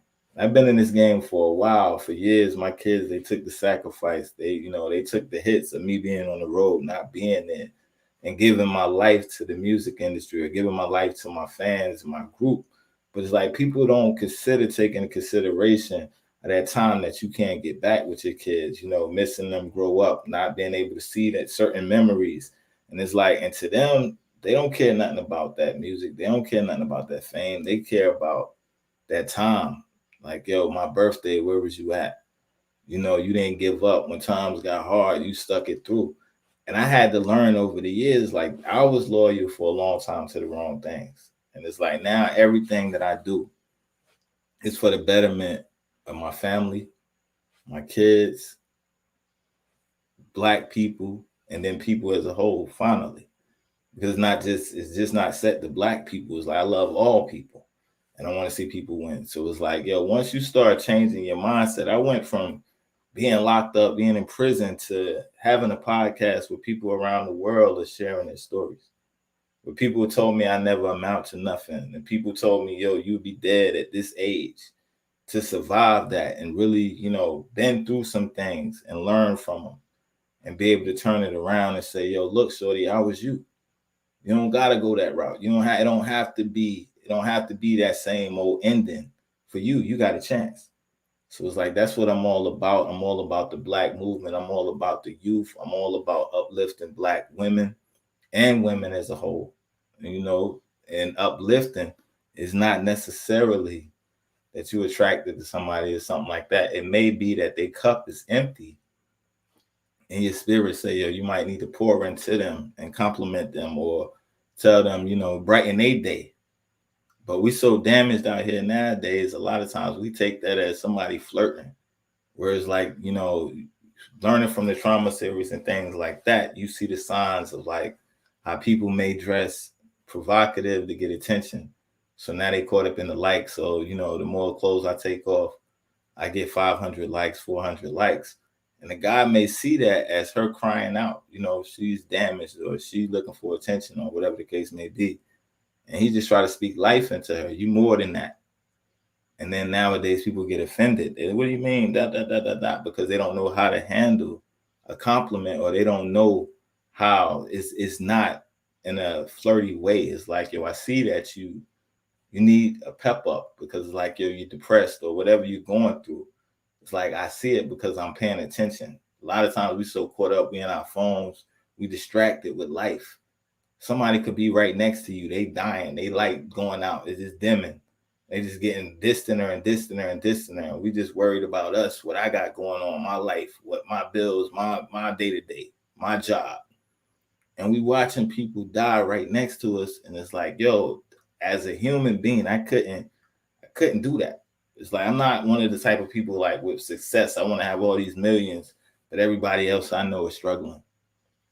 I'd rather us all have money or show you how to get money. If I can't give you the money, I want to show you how to get money. I want us all to be able to grow because the same way I want better for my family, I know they want better for their family. Salute to Buddha Wiggins. Let me check this out. Yo, salute to you. Much love and definitely appreciate you. Throwback Entertainment, definitely appreciate everything. I was just saying how appreciative I was for the links you gave me, the connections and the people that you sent up here as well, and helping getting the name out in Atlanta, yo. So big salute to you, Buddha Wiggins. You was right on time. Yo, congratulations on the class and all that and everything, yo. Much success, yo. I'm looking forward to getting you back up here so we can talk about what's coming up for 2022. And again, yo, keep grinding, stay focused, yo, and don't let nothing hold y'all back, yo. Salute to Throwback Entertainment. Salute to you, Buddha Wiggins, yo. For real, much love. Pen Game, I see you in the building. Pen Game Classic. Salute to you too as well, bro. Doing big things. I'm definitely proud of you. The new album is fire. I expect nothing less. And I know that you're going to keep grinding. I know that the sky's the limit for you. Yo, you've been a real brother from day one. From the time I met you, you always been real with me. You're not a yes man. You always put it out there. It is what it is. And yo, I definitely appreciate that. The knowledge you share, your heart. You definitely a person that's real. You're authentic. You're talented. Even when it comes to that mic, like your name in itself, Pen Game Classic. I definitely appreciated you coming up here. Definitely one of the dope interviews that I had on the show with an MC. And it's like, yo, getting to know you and hear your story on another level. And the fact that you shared it on this platform, yo, salute to you, and seeing you and your family and y'all traveling and making it happen, yo, that's a beautiful thing. Much love to you as well, bro. He was definitely there for the Legends hip hop concert benefit back in, I think, last month in Brooklyn. He rocked out with Certified Nation as well. Yo, again, salute to Certified Nation Entertainment. Yo, Pen Game Classic. Yo, salute to you, bro. Much love. Yo, keep grinding and keep doing what you do, bro. Salute. Yo, you're doing it well. Hold on, let me get back to it. Let me see. Salute to you, bro. Salute Throwback Entertainment. Yo, much love to you as well. Yo, all y'all, the whole team. Yo, everybody out here grinding. Yo, I'm excited about it, yo. No doubt, yo. You already know you put the work in. It's well deserved again. And it's like, yo, that's the thing about people that's like-minded. They make things happen. And it's like from them, they get inspired and we inspire one another. But it's like, it's once you get the idea, they make it happen. It's a difference than people that talk about it than people that really do it. It's like one thing about Pen Game Classic is like, yo, since I met that brother, it's like he's been manifesting. It's like, yo, if he come up with an idea, yo, we're going to do a show here. We're going to do it in, we're going back to Junction, or we're going back to Kentucky, Kansas, wherever we're doing it at. He put it together. He making it happen. He went to Atlanta, shot his video, did a documentary. He been putting in work the whole time. That brother don't stop. I done been in rooms with him on Clubhouse where he might get a beat 20 minutes before that. 20 minutes later, the song done is a rap. He's sending them the lyrics. So it's like I had the chance of getting to know that brother very well. And he's definitely solid in the game. So yo, if you haven't tapped into his music, be sure to tap in. Pen Game Classic on all platforms, yo. Definitely a legend in the game, yo. Salute to you and keep doing what you're doing, yo. Definitely a lyrical pioneer. And then one day y'all gonna look back and be like, yo, he was one of the greatest. Dope, yo. So definitely, yo, Pen Game Classic. His pen game is classic. No cap, yo. That's real rap, yo. Check out the lyrics, tap into what he's doing. And not only is he a dope lyricist, he's a dope person. He got wisdom. He's definitely a good-hearted person. He's a father. He's a good brother. He's a man. He's an example of, yo, this is Black excellence. So again, salute to Pen Game Classic. I can't forget about Hash Got Bars because I met them around the same time. So it's like they kind of go hand in hand. And salute to the whole team. Salute to Samantha Lavelle as well. Yo, and that's what it's all about. Meeting people, connecting, and making real networks and growing. And it's like, and establishing and building these relationships. And it's like, as it grows, it becomes an extension. And y'all all start rising. Y'all start getting opportunities and y'all start learning things from each other. It's not about me. It's about the whole movement, because it's like, as everybody grows, it opens up the lane for more opportunities for everybody. So again, it's like, yo, I salute them, because like all these people that I'm naming, all these people I'm mentioning, they didn't know me, but they took a chance on me and they said, yo, he's trying to work. I'm trying to work. And we've still been rocking ever since. And it's like, that's hard to find in the game. You find authentic, genuine people that don't have a motive, that's not out for opportunity or looking for what they can get from you. When you find genuine people that believe in you, or they start with you at the ground level, or they look at you as an equal. A lot of times we don't look at people as equals in the industry. When you find people that look at you as an equal, like, yo, I'm not better than you, you're not better than me. We're going to do this together. That's when you found the solid foundation. And it's like, now, once y'all get focused and y'all set y'all goals, everybody is progressing. Everybody is winning. But a lot of times envy, a lot of times competition steps in. But that's because you don't feel equal with the people you're around. If you in a circle or you in a situation where it feels like a competition or you got to compete, they don't respect me or whatever the case may be, you got to look in the mirror and realize and find out why don't you feel equal. And with respect, it's like if you respect the person, you're going to treat them the same way that you would treat yourself. So you would treat them as an equal. So if we can master that in business, if we can master that in the industry, we halfway there. Because like everybody's doing this to better their family. Everybody trying to feed their kids. Everybody got a story. Everybody been through something. So what makes my story greater than yours or your story greater than mine is the people that can relate, or the people that story is going to resonate with. So your story is going to resonate with a certain people. My story is going to resonate with a certain people. So there's enough room for everybody. Everybody got their own fan base, but a lot of times it's like we're in competition. It only could be one. And it's like, that's if everybody's the same. That applies in the major industry because everybody has the same sound. Everybody has the auto-tune. Everybody is singing, rapping. When we talk about being a creator or being a creative in the indie market, the more you're unique, the more you sound like nobody else, the better for you in the long run. When we talk about business, you want to have a sound that's uniquely to your name. You don't sound like the next anybody else. You sound like the first you. And now you create a lane that's going to last forever. You don't see the legends that's been around 20, 30 years running around trying to sound like the next best trend. They sound is their sound. So it's like you go into a certain concert because you like that artist because they have a certain sound. So young artists that's in the game, stop chasing the trend of what everybody else is doing or what's popular, and push the envelope and craft your sound where you're the first you, where people may have to get on your wave. That's like certain eras of music I went through. Wu-Tang and stuff like that. I had to learn their slang. I had to learn the way of life. I had to learn what they was talking about.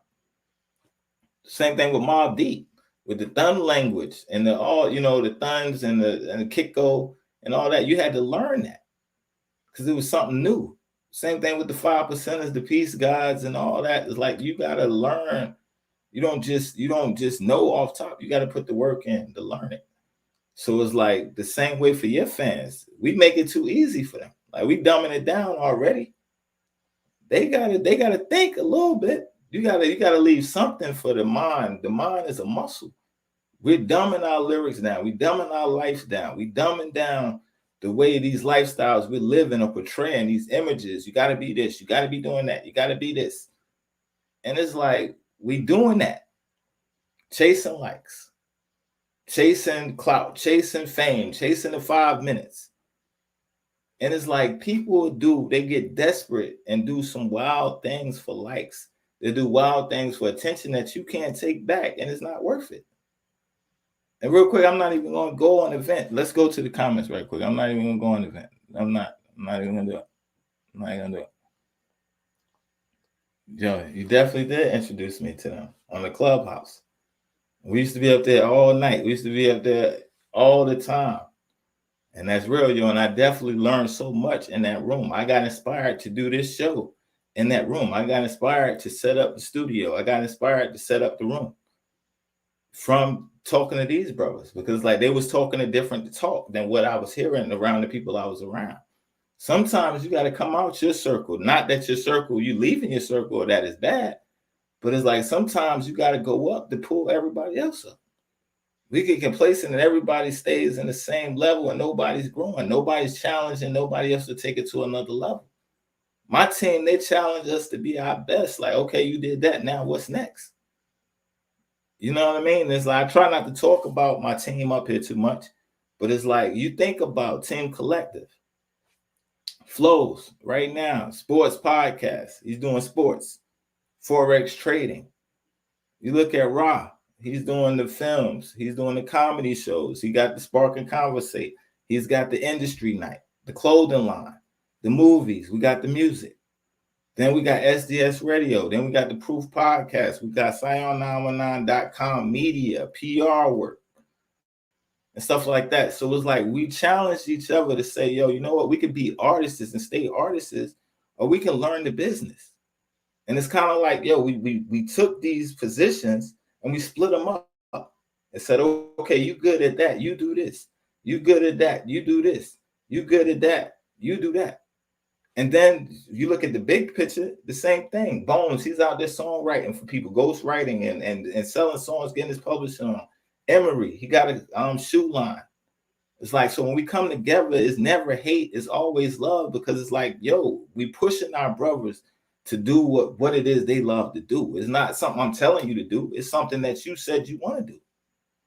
So I should be excited, or I should be like, yo, what's up with it? Yo, you said you was going to do it. Because you're a man and your word is your bond. So now we got Soap Kings out. Salute the Raw One, Soap Kings. And not only is it a web series, it's the same thing. We say Soap King. We talking about soap. We talking about real soap. You hit bro up, he got real soap.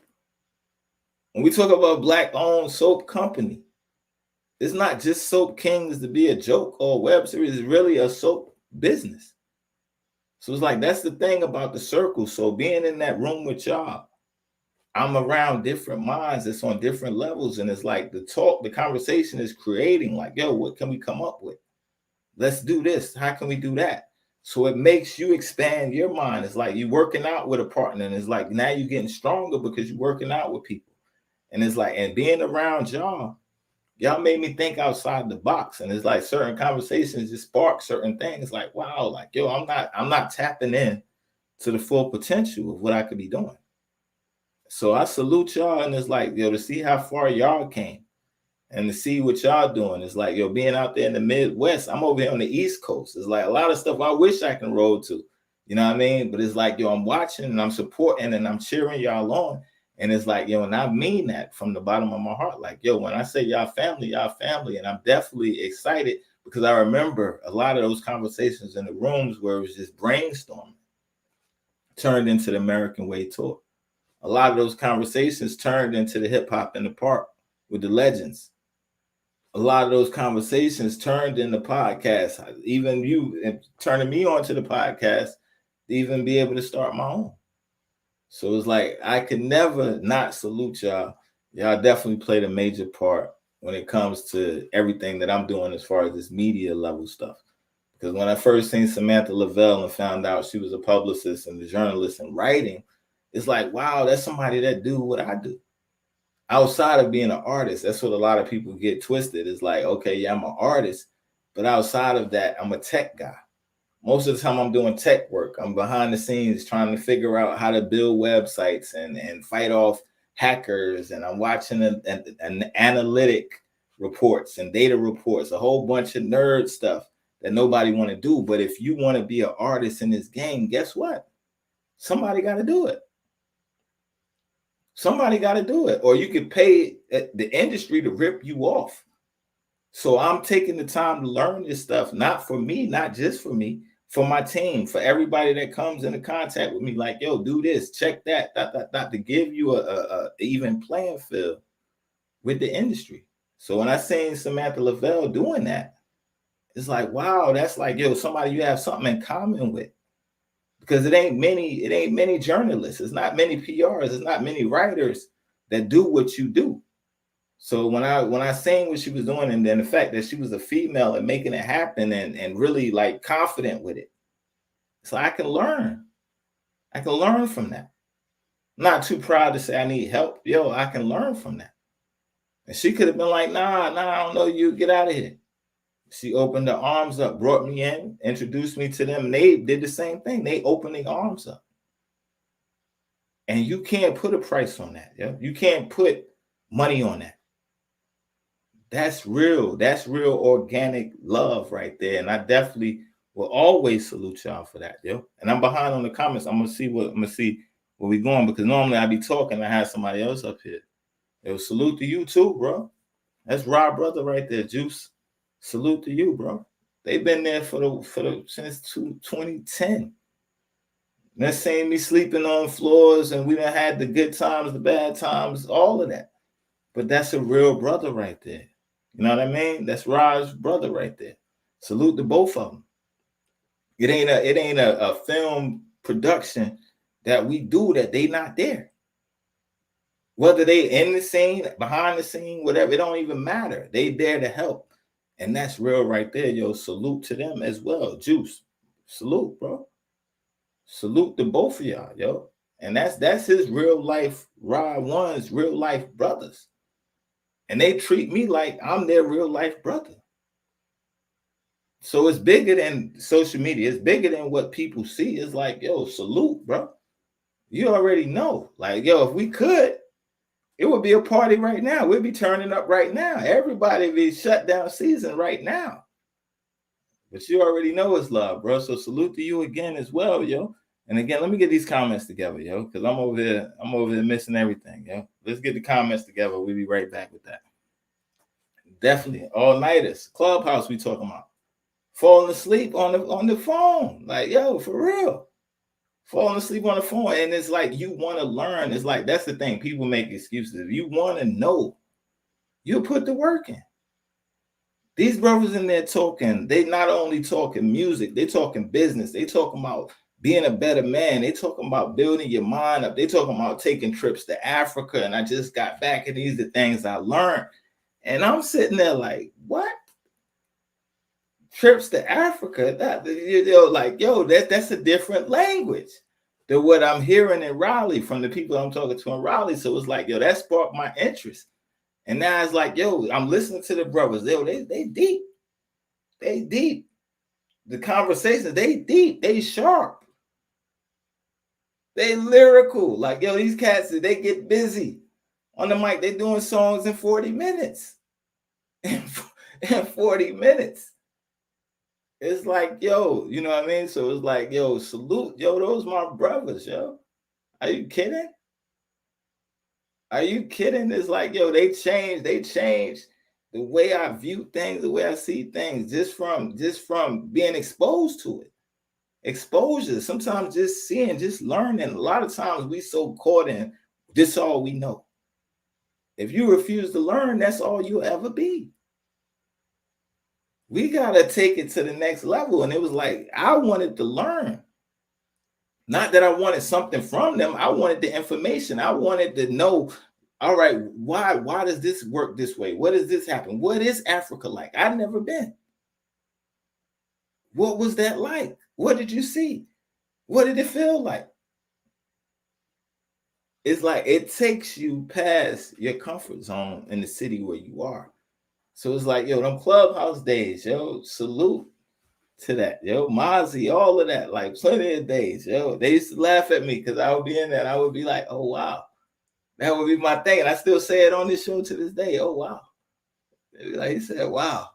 It's like, because I'm really in their mind blown. Like, yo, did they really just say that? Oh, wow. Oh, that's how you do that? Oh, wow. And they would laugh like, yo, he said, wow. But, yo, salute to all of them, yo. Good people, yo. Salute to Mozzie, Samantha Lavelle, Pen Game Classic, Hash Got Bars. It was other people that went through there. Tone, I don't want to say his name wrong. I want to say Tone Capone was in there a couple times from Waves at the Bay. There's a couple people out there, yo. And again, salute to Samantha Lavelle, because through her, it's like, yo, I wound up meeting Willie Flea and they whole team out there. You know what I mean? A lot of good people over there. They got a lot of talent over there. So it's like, yo, that City the Great, all types of people, yo. So it's like, again, you don't know who a person is or what a person's connected to. It's like, yo, so with that, it's like, okay, one person meeting one person. She wound up pointing me in the direction of 7 or 8, 9, 10, 15 other different people that wound up being able to help me out or plug me in. Or now it's like, yo, we have a relationship where it's like, okay, boom, yo, I want to get you on my show. or whatever the case may be. I want to get a song with you. Let's collab, or whatever the case may be. Now you have an open communication. So it's like we got to get outside of our comfort zones, outside of our city, yo. So again, it's like, yo, all them nights, I don't regret all them long nights in the clubhouse, because it's like it was building and it was like setting the stage for what we're doing right now.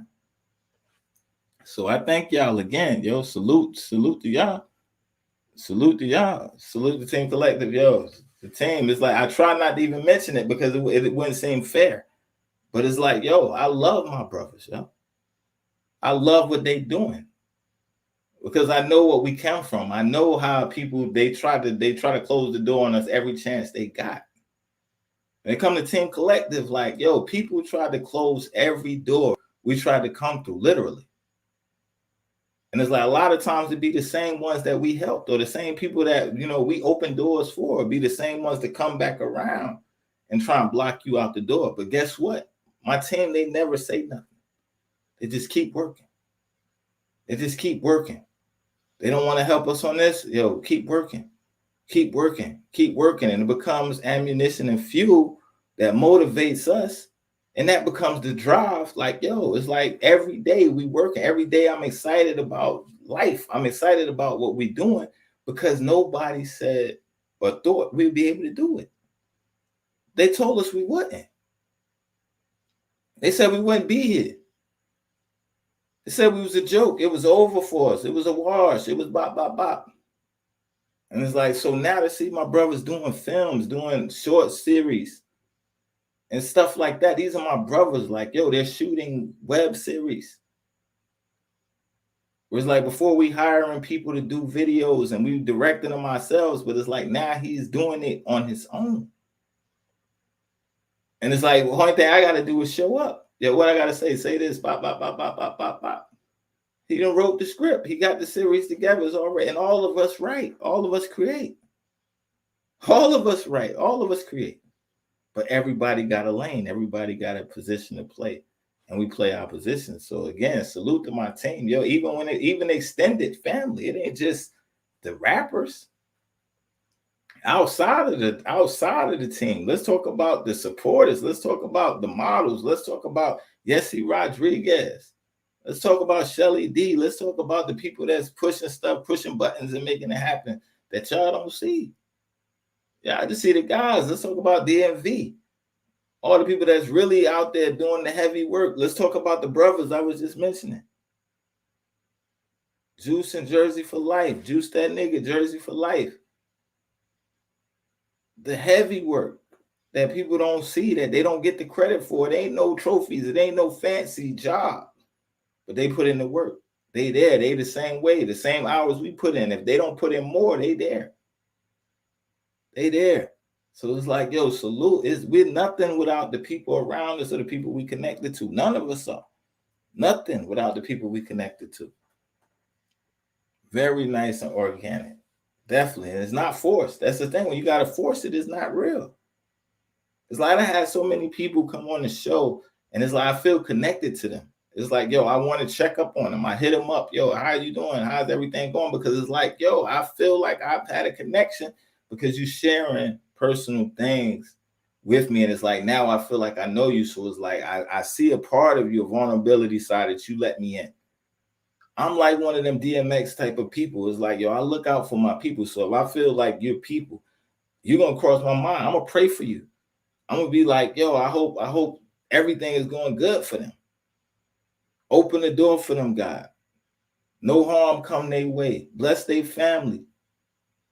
Because that's the type of person I am. So it's like when I have these conversations on people on the stage with these people, those are connections, yo, like real life. This ain't, I'm not up here faking like, yo, I'm giving my heart. Sometimes it's stuff they say that make me cry. I'm gonna cry. I'm not gonna sit up here and fake it out like, yo, this ain't some crazy stuff.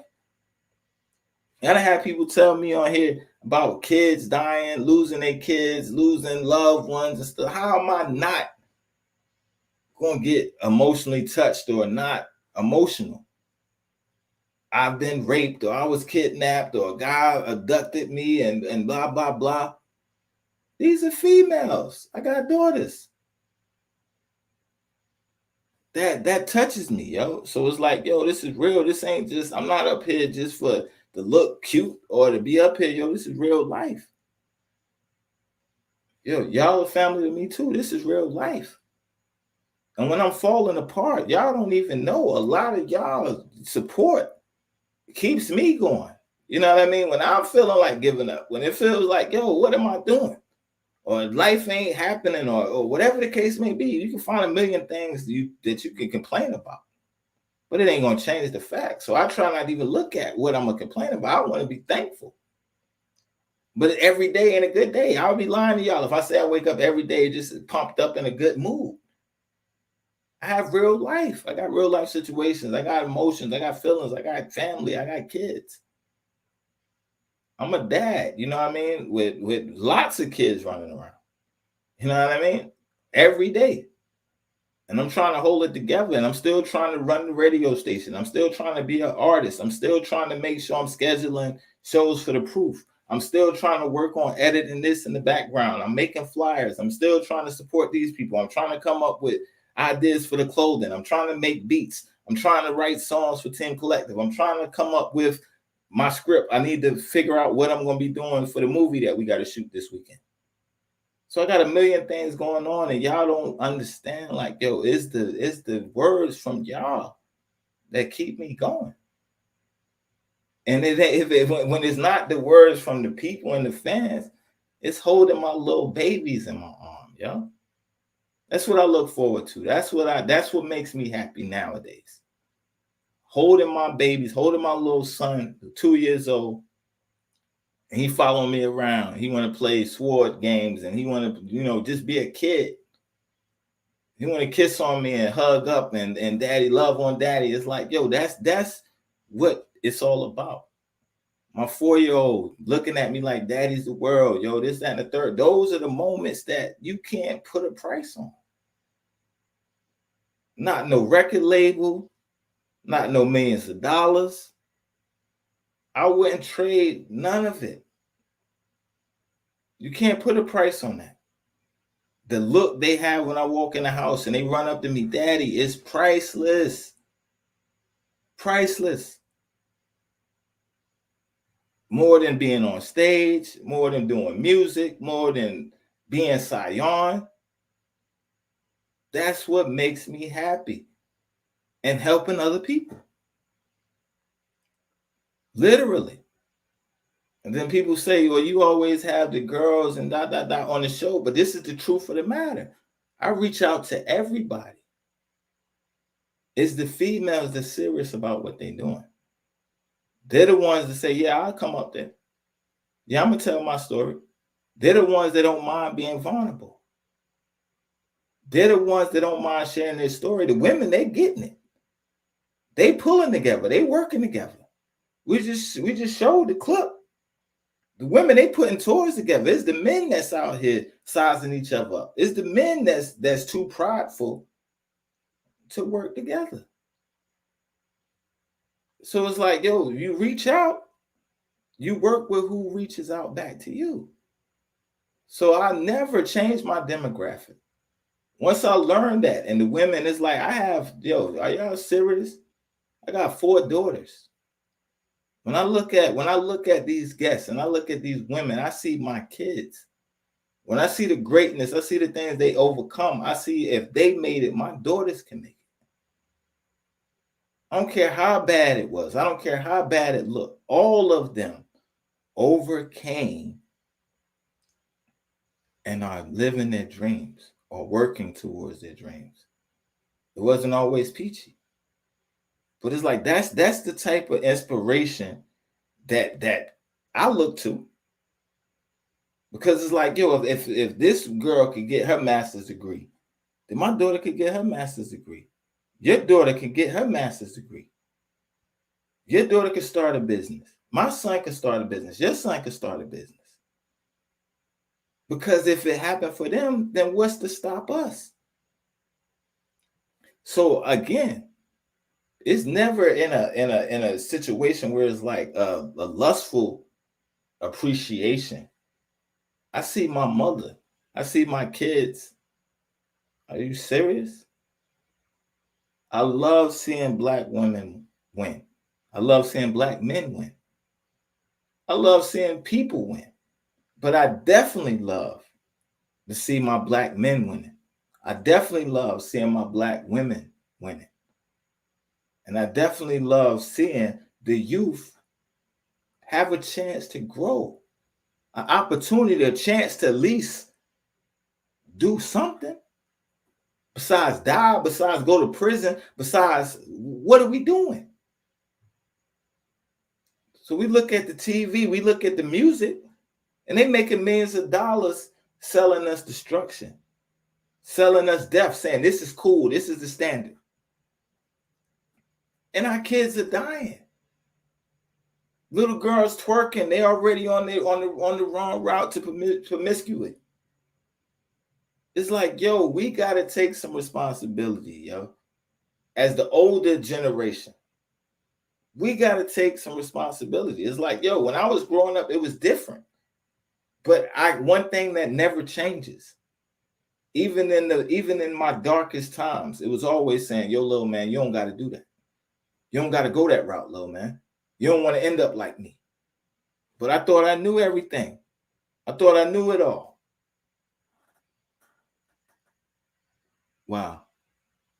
I'm just trying to be my part. I'm just trying to play a part. I'm just one person.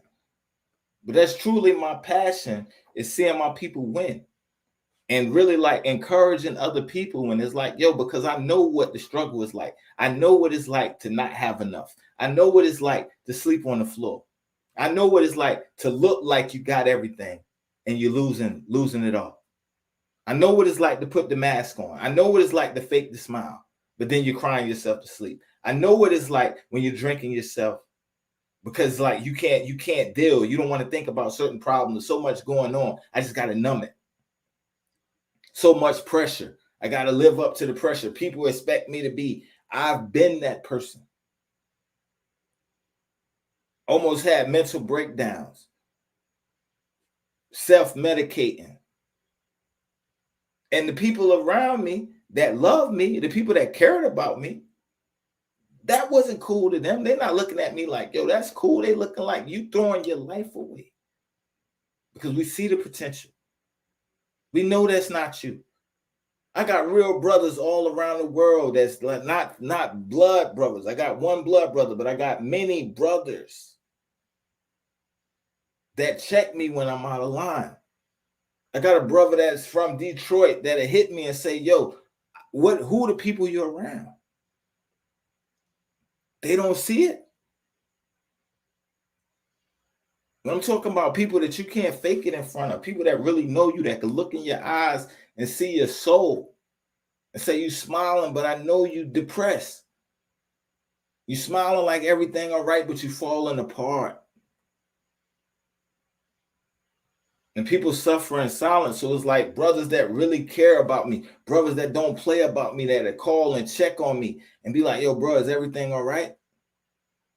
And vice versa. I got brothers that I call to check on. You all right?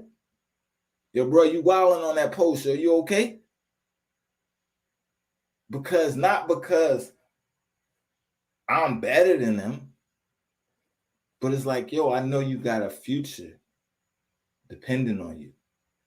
When I say a future, your destiny. That's going to give you everything you need. It's going to help you provide for your family the way you want to be able to provide for your family. So why would I help you destroy yourself? Why would I help you wind up in jail? Why would I help you die? It's easy to go out here and thug it up, or thug, or gang, or whatever the case may be, and throw your life away. It's easy to do that. It's hard to walk away. When you disrespected or somebody do something to you, it's hard to keep your cool. It's hard to take a step back and say, let me not respond. Let me think about the consequences. Let me think about the choices. If that was the case, the prisons would be empty. We react. Something happens, we react, and now, boom, I wish I could take it back. It's too late. We got to have self-control. Think about the big picture. The long-term effects. I go out here, I kill somebody. Not only do I destroy my life, I take their life away. They kids now don't have a father. My kids now don't have a father. They mother lost a son. My mother loses a son. That was somebody's brother. I'm somebody's brother. And vice versa. So I don't understand, as a black man, coming from where we come from, with everything going on in the world, the way it's going on in the world, from pandemics to injustices to the removal of the black man from the family, I don't understand how, as men, I can hate somebody that looks just like me. I can wish bad on somebody that looks just like me. Because when you get desperate, you're going to do what you got to do. So I wish bad on you. He loses his job. He got that job. I hope he loses everything. Why? So he can rob me now? Think about it. Come on, yo. Somebody, I ain't talking to myself, yo. Come on. If you're the only one doing good, everybody else is doing bad, you become a target. So why am I wishing bad on anyone? Whereas like Tef Illuminati was the second, I want to say the second guest on the show. He said a powerful thing. He said, I want you to make your money. I want people to make money. Do you know why? I said, yo, nah, why, Tef? He said, so you can stay the hell away from mine. I want you to make your own money so you can stay the hell away from mine. And when he said it, I'm listening. And I'm like, yo, that's a fact. Because if everybody got money, everybody doing good, how are you wishing bad on somebody else? How are we wishing bad on somebody else? I want everybody blessed. That'll stop the crimes in the neighborhood. Y'all serious? I want all my people blessed. I want all my black men employed. No matter your situation, no matter your past, guess what? You can turn around. Ask me how I know. I did it. I did it. I did it. One day I'm going to come up here and I'm going to share my real story, the whole story, and the truth and nothing but the uncensored truth. Because people get it twisted and they think, yo, life is just roses. Life is real and choices and consequences, yo. I done lost a lot. I done sacrificed a lot. I done lost a lot of people. I done made a lot of mistakes. A lot. Hurt a lot of people. A lot. But I learned a lot. It made me better than it happened overnight. That's why I don't give up on people. It didn't happen for me overnight. I messed up for years. I did a lot of stuff I wish I could take back. But it took me a long time to get it right. So I'm patient with people. But one thing I ain't going to play about is my peace and my family. Because you can control the outcome. You can control this. Now, once I let you in here and it disturbs my peace, I just gave you too much power, too much control over my life. I'm not mad at you. I begin to question myself. Who is this person that I'm giving them control over my emotions? We ain't doing that. We're not going to do that. We're not going to do that. Now, if it's good thoughts, that's one thing. But I'm not going to give you the access to control my peace, my happiness. Because sometimes people ain't even happy for you to be happy. Some people are mad because life is happening good for you, and things ain't going good for them, so they wishing bad on you. We got to change that narrative. We got to change that narrative. We love the drama. And people say that all the time. Yo, you got to cover this. You got to cover that. You know, this is going on. I don't want to build this platform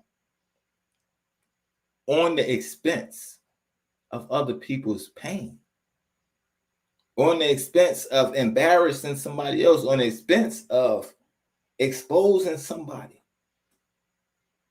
Because I wouldn't want nobody doing that to me. If you ever been laughed at or people turn their back on you and everybody's talking about you, nobody's standing up for you,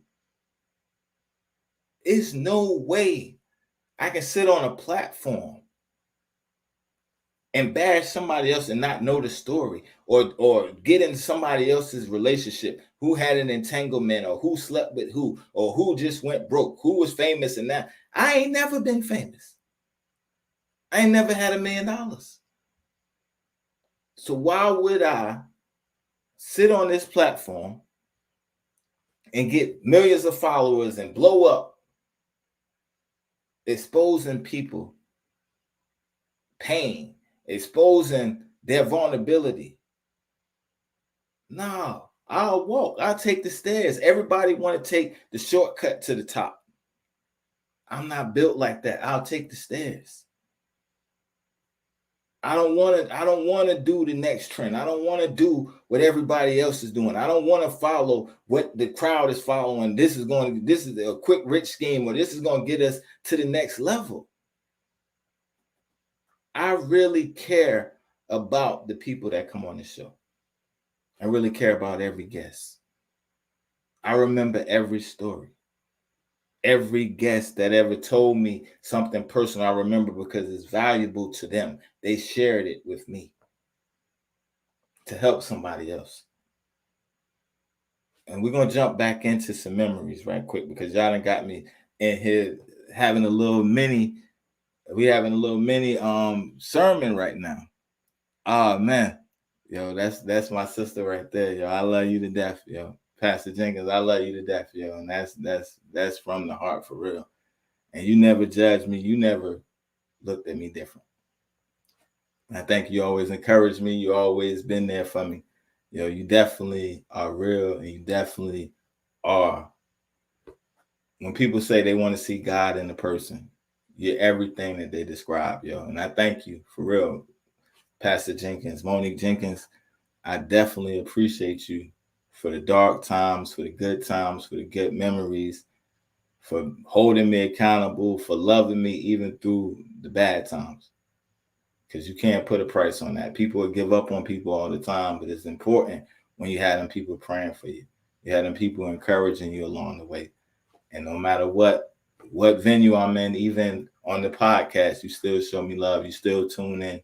And I definitely appreciate that. And I definitely always have major love for you. And I know that God going to use you in a major way. And it's been a blessing knowing you, connecting with you. Even when we were in eldership together, God couldn't give me a better example of a mentor, yo. So I definitely appreciate you. I have much love for you and your family. And again, thank you for supporting me, but more importantly than supporting the show, for the prayers that you gave me, for the words of encouragement, and never giving up on me. You know, and I love you for that. And I thank you, for real. We definitely got to move to the positive light, yo. We in a time where people hurting out here. Is real situations going on. People, they desperate, yo. They want real, yo. And it's like, it's time out from just me, monetary. Look at what I got. That ain't going to help you when your loved one on ICU or your loved one on their last leg. None of this jewelry, none of this fame, not enough likes in the world could bring your loved one back when they fighting for their life. When it's your child, like, we love all the drama. Everything trending, we just sharing it. Did you hear this? Did you hear that? Key, until it's your family. Until it's your loved one. And now it ain't funny no more. And one thing my mom's always says all the time, if it wasn't for the grace of God, there go I. Meaning, If God didn't block it or God didn't protect me, that could be me. So if I'm walking by and I see somebody in a ditch, that means is I'm not laughing at them. I'm going to try and help them out because I could easily be the one in the ditch. And I would want somebody to help me. But we quick to give up on people. We quick to look down. Yo, we in a time where we need real. We need real. We need real people stepping up, speaking real truth. And I love you as well, always. And when Pastor Jenkins, it's always been genuine love. Now she ain't gonna play with me either if I'm tripping and slipping. You better get yourself together. But she's always been real, and she looks at the spirit, not the person. You know them by their fruit, is what the Bible says.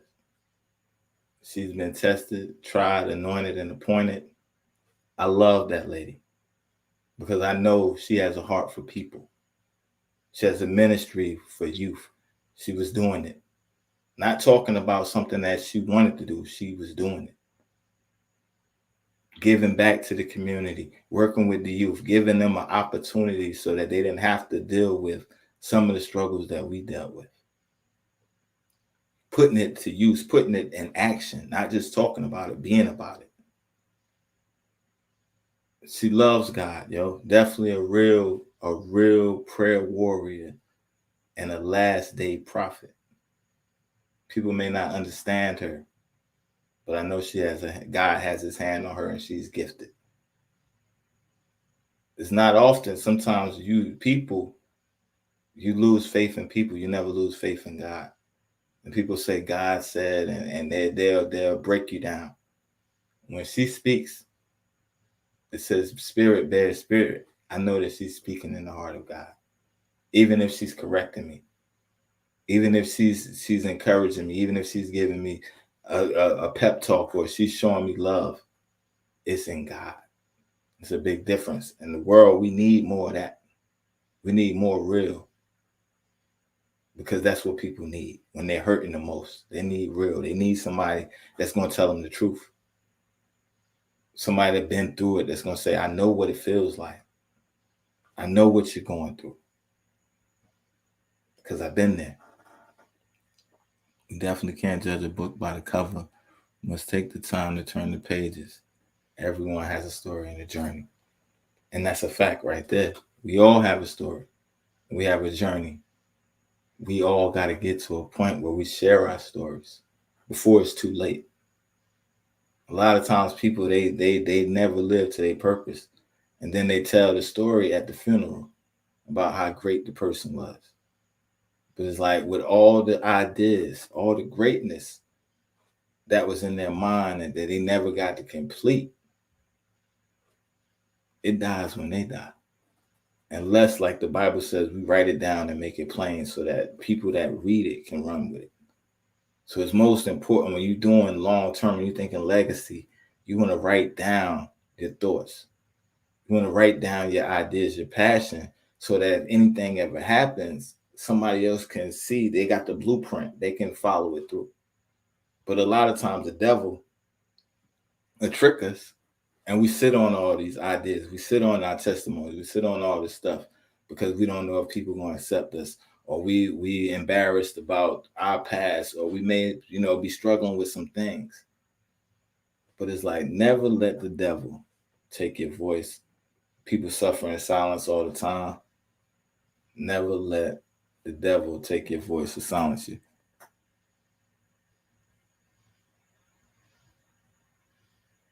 Wow.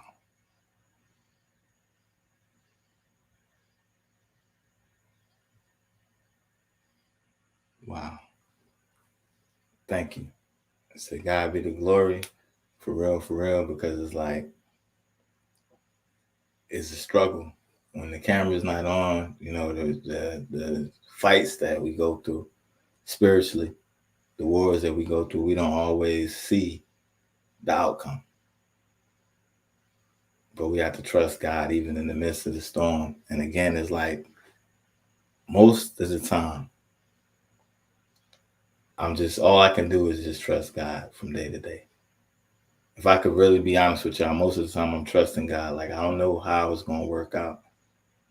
I don't know where you're taking me, Lord, but I trust you.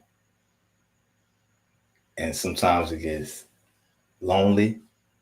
Sometimes it gets hard. Sometimes people ain't going to understand what you're going through. Sometimes you can't even communicate what you're going through. Sometimes he'll get you by yourself and just deal with you one-on-one. But all the things that I've been through, one thing that I know is that God is real. God never gives up. He loves us, and it's never too late. You can always turn it around. You can always make a change. And it's like a lot of times we think we went too far. We done too much. That's a trick of the enemy to make you feel like you went too far or God don't love you. Those are the people that really had the most powerful testimonies, because like the devil thought he had them, they'll never get away. And now people see them. If they could turn around, then I could turn around. If they could change, I could change. So if the devil can get us to stay complacent and stay the same, we'll never grow. We'll never become who we really are. But we got to get to a place where it's like, it's not just about us. People are really hurting out here, yo. And with this pandemic is real. When I talk about the pandemic, I'm not just talking about people getting sick. People are getting sick. People saying, oh, it's a joke. It's not real until it's your family member that's in the hospital. Till it's your family member that you burying. And then the internet is saying, oh, it's not real. It's a joke. How do you think that person feels when they just lost one of their loved ones? And people making jokes. You're never going to get that loved one back. So we're going through real times. And people need real prayers. They need real faith. They need real people in a corner that's for real. Not just pumping you up because they can benefit from you or they see a gift in you. So it's like, yeah, let me connect with you because I could benefit from the things you do. Or I could benefit off of something that you're good at. But when people connect with you because God sends them, those connections are the ones where it's like when life comes, that's when you realize like who really cares for you, who really has your back, who really has your best interest in mind. Or it's like it could just be something as simple as somebody encouraging you or saying, yo, you know what? It's going to happen. And you might have been praying. I don't know if it's going to happen or not. God, give me a sign. And now God sends somebody and say, be encouraged. You just felt like giving up. Those are the people that hear God. It's like even in that, those type of people where they don't even have to talk to you, but they know, I felt it in my spirit. Something ain't right. What's going on? I'm praying for you. I know, because a lot of times people don't talk about what they're going through. They don't want to feel like a pity party, or they don't want to feel like I dropped the ball, or they don't want to feel like I let you down. So they suffer in silence. They go through and they just go through and go through and go through. And the whole time they're getting beat up. I was getting beat up for a long time. But the thing is, once you take the power away and expose it, now there's no shame. You don't have to hide it. When I was depressed, I'm hiding it. I'm dressing fresh. I'm getting fly. I don't want nobody to know I'm depressed. Once I started saying, yo, you know what? God ain't built me to be depressed. And I start looking at it for what it really is. It's like, yo, this is assigned to me by the enemy to keep me on the sideline. By no means am I perfect. By no means do I get it always right. I don't. I would be lying to y'all if I said I always got it right, if I was perfect. But what I do know is that we got to change. We got to make a change, but you got to want to change. So people see the platform and they, yo, side changing up, or, you're doing this. It's like, it's not even about me. If you listen to what the people are saying, you listen to their stories, It's so much pain around the world when you talk about people growing up in foster care, when you talk about abuse, when you talk about mental traumas, when you talk about depression, when you talk about anxiety, when you talk about promiscuity, when you talk about money, the love of money, when you talk about the drugs, when you talk about people drinking and self-medicating to try and deal on a day-to-day, it's a clear indication that everybody's going through storms. And we can't fight these storms all the time by ourselves. There's nothing wrong with saying, I need prayer or I need help. Nothing wrong with that. There's nothing weak with saying, pray for me. Now, don't get me wrong. You can't tell everybody your business either. But you can say, pray for me. And if they have a real relationship with God, God already know what they need to pray for. And he'll tell them what to pray for. So I'm not telling you to sit over here and tell somebody your business. Now, next thing you know, the whole town is running around trashing your name. You got to find real people. And salute to Monique Jenkins. She's one of the real people that God put in my life. Where it's like, if she said, I'm going to stop and I'm going to listen. Because I know her heart. She's not going to tell me nothing out of malice. She's not going to tell me nothing to try and hurt me. It's going to be because God told her to tell me. So I got much respect and much love for her. And definitely much respect. She's a pastor. I remember being in an elder class with her. I remember learning to see God using her, to see the ministry that she's going to birth. I'm excited because she's real. She deserved the mega church because she's the type of pastor that's going to handle the people correctly. Because she has a heart for people. She's going to handle the people correctly. But in God's time, he's going to do all that, yo. But I love her because I know what I've seen. I know her spirit. I know the time I've been around her. And that's a big salute to you. And I definitely love you for that. We got OG Tech in the building. Salute to OG Tech. Definitely another good brother right there with a powerful testimony. One team, one movement, one mission. OG Tech is a definite legend in the game as well. I had the honor of having him on the show. Powerful testimony. I let him share his own testimony. But it's the same thing we're talking about. He went through some things that changed his life, that changed him forever. And now he's speaking on it. Now he's giving back to the community. Now he's not only giving back to his community, he's giving back to the indie artists, radio, platform, podcast. It's a good brother. Tap in. OG Tech. Salute to OG Tech right there in Durham.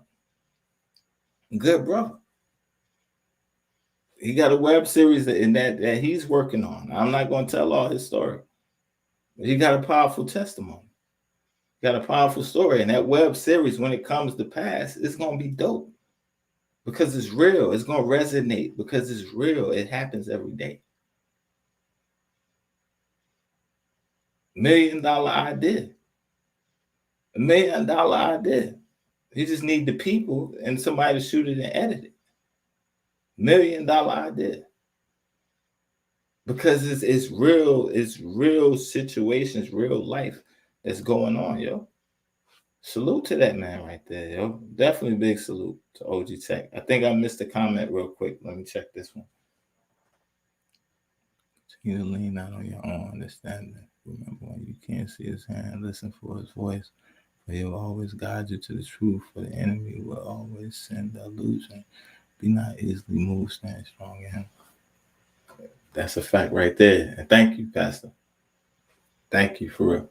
Definitely appreciate that. Those words right there, they definitely need it. Because you may be smiling, but you don't know what a person's going through on the inside. So I thank you for listening to God and those words right there. And I definitely appreciate you again for never giving up and keeping me in your prayers and things like that. Samantha Lavelle, so true.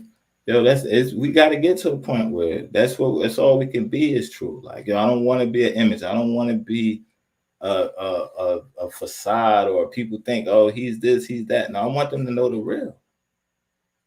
It ain't always good. It ain't always good days. Money ain't always coming in. It's some days where it's sketchy.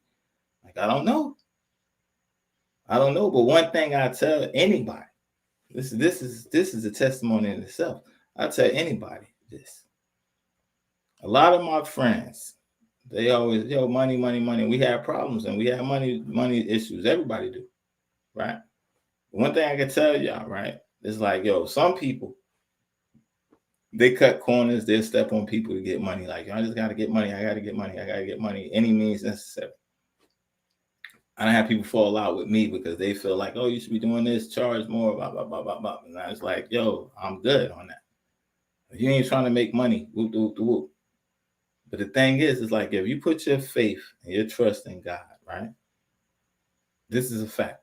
If you put your trust and your faith in God and in your heart, right? You try to do it the right way. Without cutting corners, without doing what everybody else doing.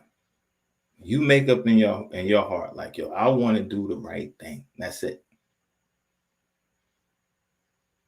Nothing will stop you. It ain't gonna happen overnight, right? It's not gonna happen overnight.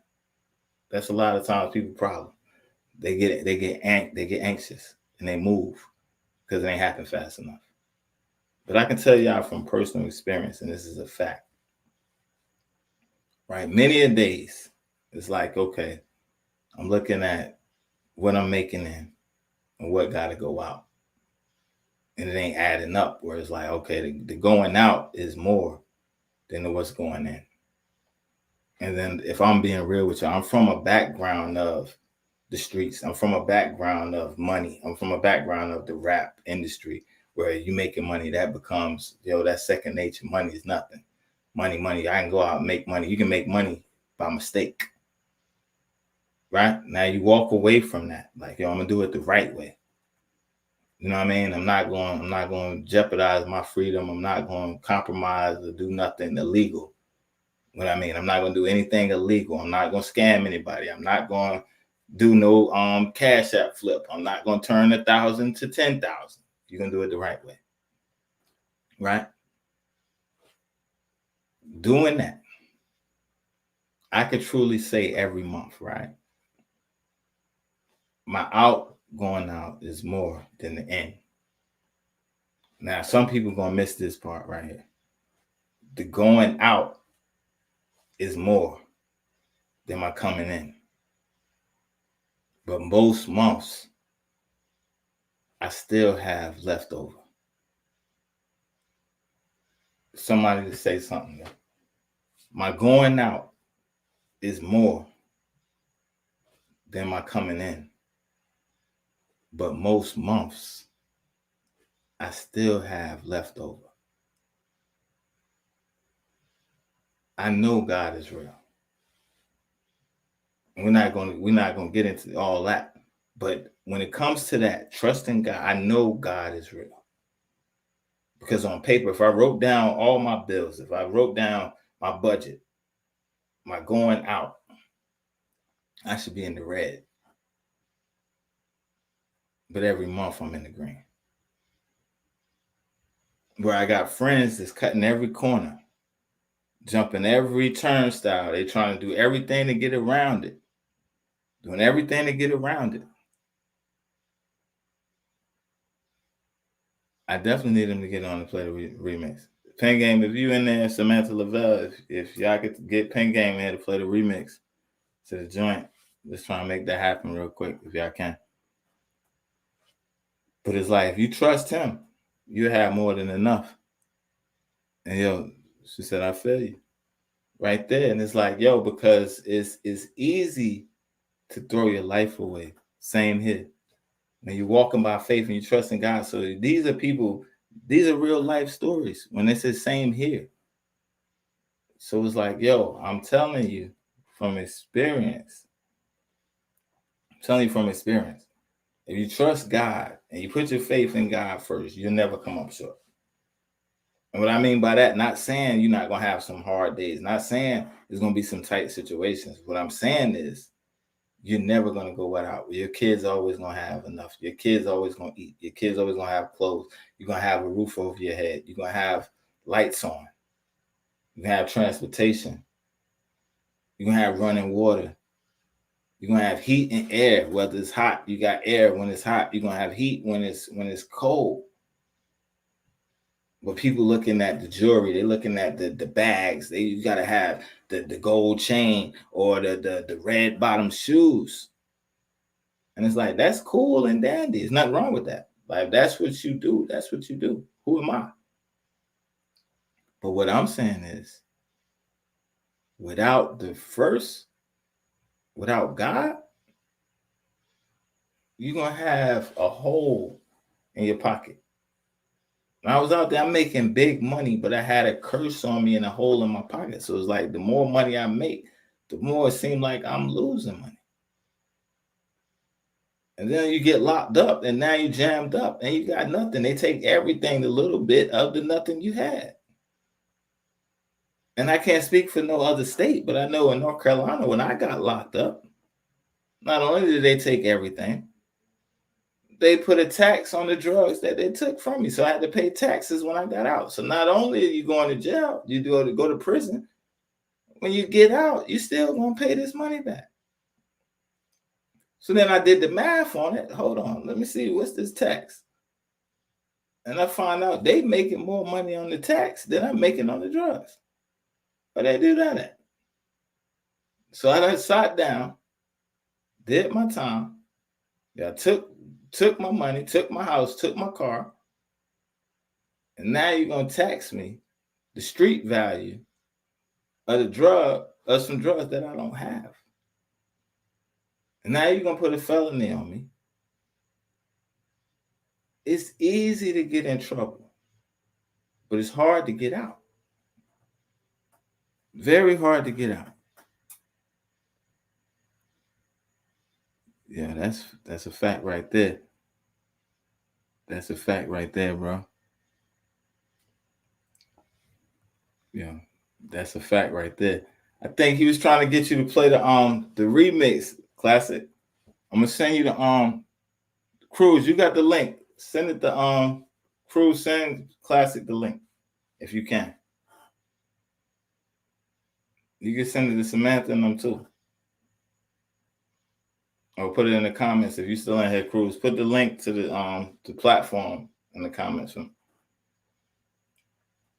But it's like I say all that to say, it's like, yo, people look at the outside looking in, and they think, oh, you know, you had it all made or everything just was given to you.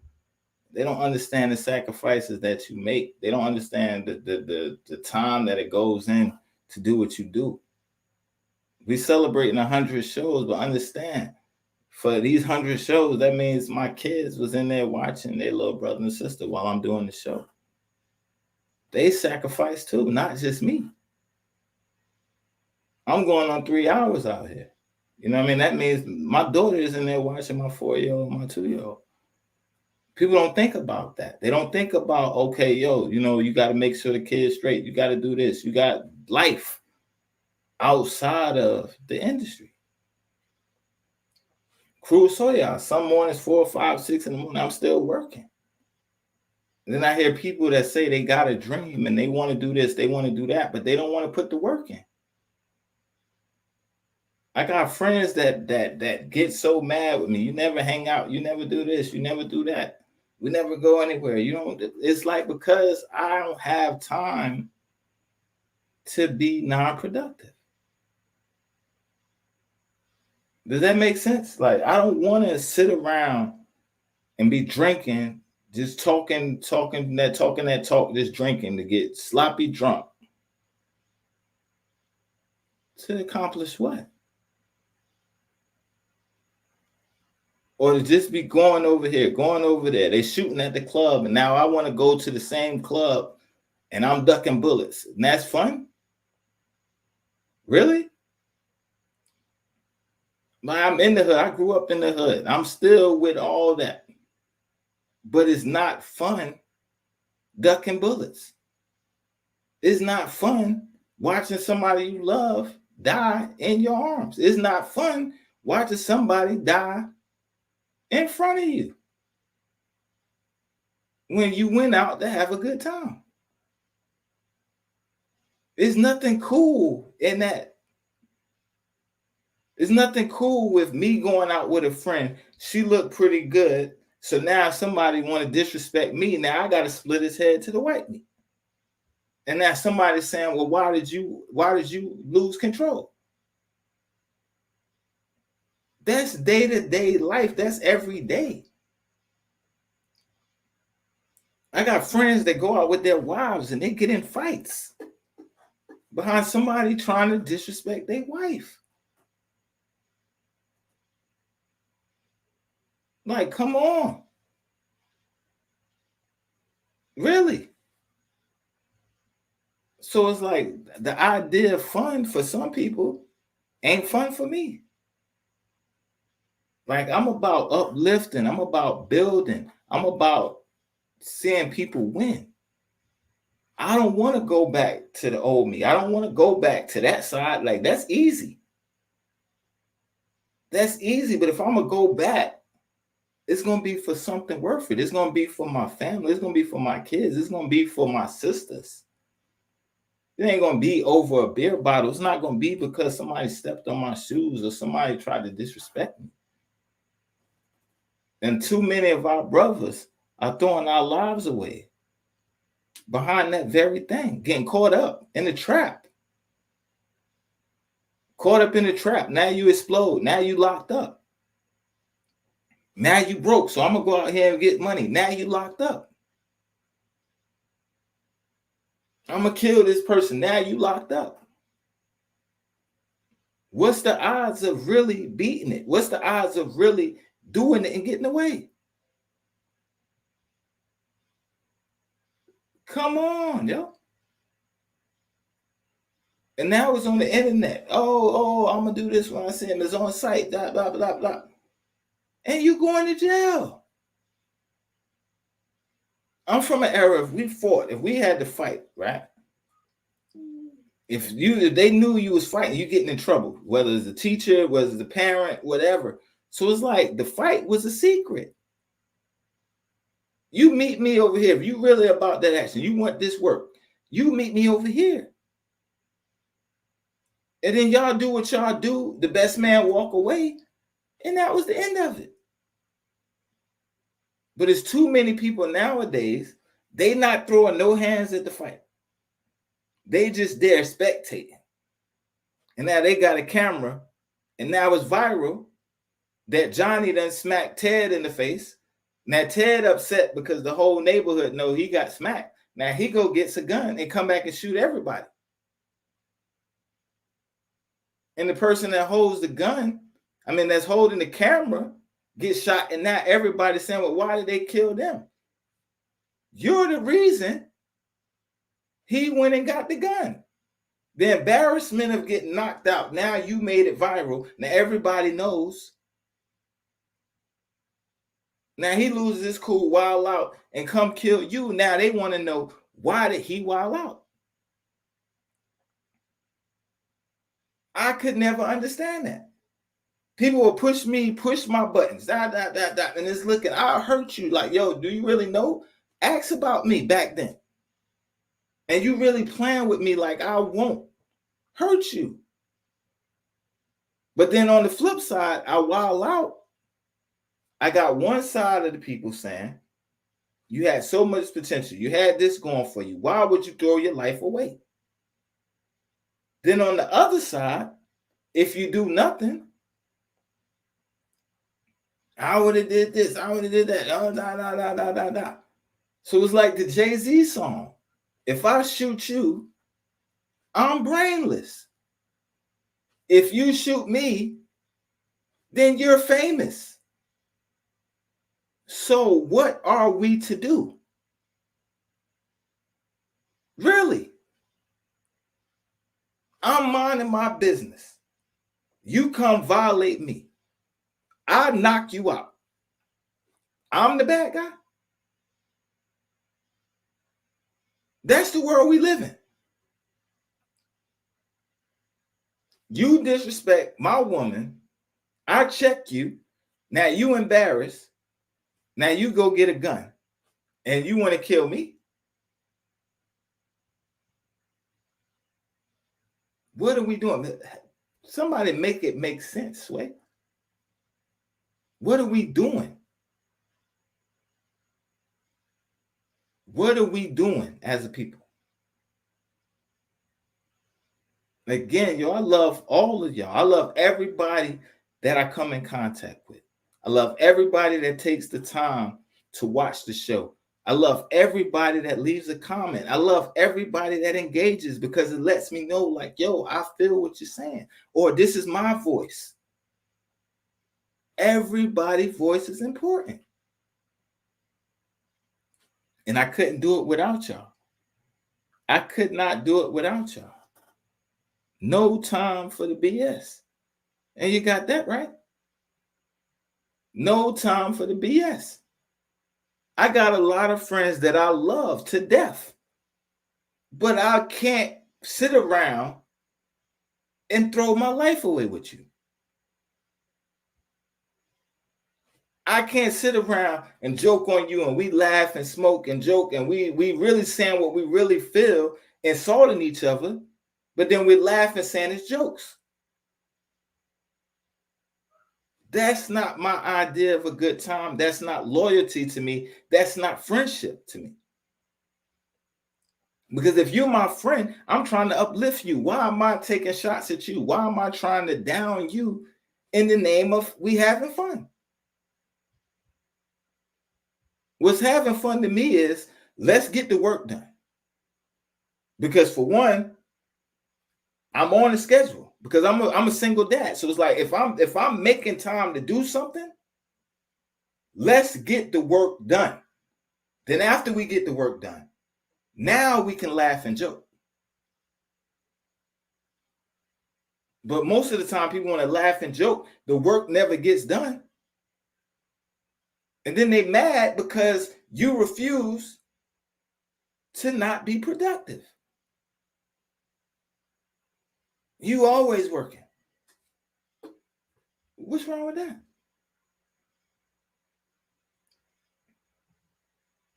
You doing shows every other night. What's wrong with that? You not watching them. But it shows you how people really feel. Because I'm not productive, how dare you accomplish something? Maybe I'm tripping. Maybe I'm tripping, y'all. Where do they do that at? Where does that add up? Let's get to the comments right quick, because I'll be going on tangents. I don't even know who got me fired up, yeah? I don't even know. Yeah, you're speaking it. You got to weed out those who are not growing and remain stagnant and refuse to accept your growth. Cut them off. I had to learn that. I don't feel no remorse. I'm not showing up. They already know. We going over here. If it ain't about work, Sion is not coming. I'm not going. I'm not going. Then it's like, okay, well, what about dating and all that? That's fine and dandy. Ain't nothing wrong with dating, right? Everybody loves dating. But let me keep it real with y'all. Let me put you on to something. Let me help somebody out, right? Let me help somebody out. Yeah? Y'all probably don't want me anyway, and that's fine and dandy. But let me help y'all out just in case you do. Let me break it down for you once and for all. Listen, I'm a father first, right? Father first. After father, business owner, right? That's how I pay my bills. Sion919.com, SDS Radio, The Proof Podcast, Team Collective. That's my jobs. These are 3-4 different positions. These are my jobs. Now, outside of that, we got the artist, we got the creator, we got the director, the producer, all these other things. So when we talk about time, it's like, yo, when you're trying to do a million things or you try to be productive, you don't have time to waste being idle or sitting around being idle. So the people around me that I gravitate to, the people that I hold dear to me, are the people that's making things happen. Like this brother that just chimed in, he's making things happen. This is my guy right here. He's making it happen. Fan Game Classic, what's the deal, bro? Oh, what's up? We on? We live, bro. Oh, okay, yeah. Forgive me, my brother. I'm up in here, getting ready to cook up, and just I saw that, so I had to tune in real quick and make sure we get Cruz what he asked for, man. Yeah, that's a fact right there, yo. I'm definitely excited about that one. He's been telling me about it for a minute right there. That's the remix off of the Mellow Aphrodite record, right? Yeah, it's the remix off that Got a Question with me and Marac on there. Yeah, that's dope right there, yo. So before we get into that, and while you up here real quick, yo, let's talk about that Brooklyn experience, because I know y'all did the hip hop with the Legends. How was that for you? Oh man, it was legendary, man. It was a legendary day. It's something that we still kind of just, settling into, after that event, man. It's just like everything came full circle for everybody involved. Wow. We just all were. Let me hit this light on real quick. Well, it's a little dark, but we all were just very, very humbled and just very thankful, first and foremost. But as far as the actual event went, man, it couldn't have gone any better. Just to feel the love from, everybody that was, the people in the neighborhood that came out. I mean, when you're doing a show like that, that they let us know, that it was dope. What I'm saying? Like the people out in East New York, Brooklyn, what up, y'all? The people out there in East New York, Brooklyn, they were just such a vibe, man. Everybody out there that came through, and just rocked out with us. The energy out there was just amazing. Like Sam said, right? Just and pulling us to the side individually, collectively, just give us their take, like how they appreciated everything. And I got told a lot of stuff that day, rather it was from some of the legends or just some people in the crowd. But it couldn't have gone any better, man. It was one of the highlights of the year. And, it was a lot of things that took place this year, but that definitely is going to be at the top of the list as we continue to embark on new things, man. But the energy was great, bro. It was a legendary scene. Just seeing Grandmaster D up there, brother was shedding tears on the stage and stuff, walked out next to me. And, I was just telling them, like, man, it's an honor to be up on the stage, right? With y'all today. And, definitely going to represent for your peoples, your brother.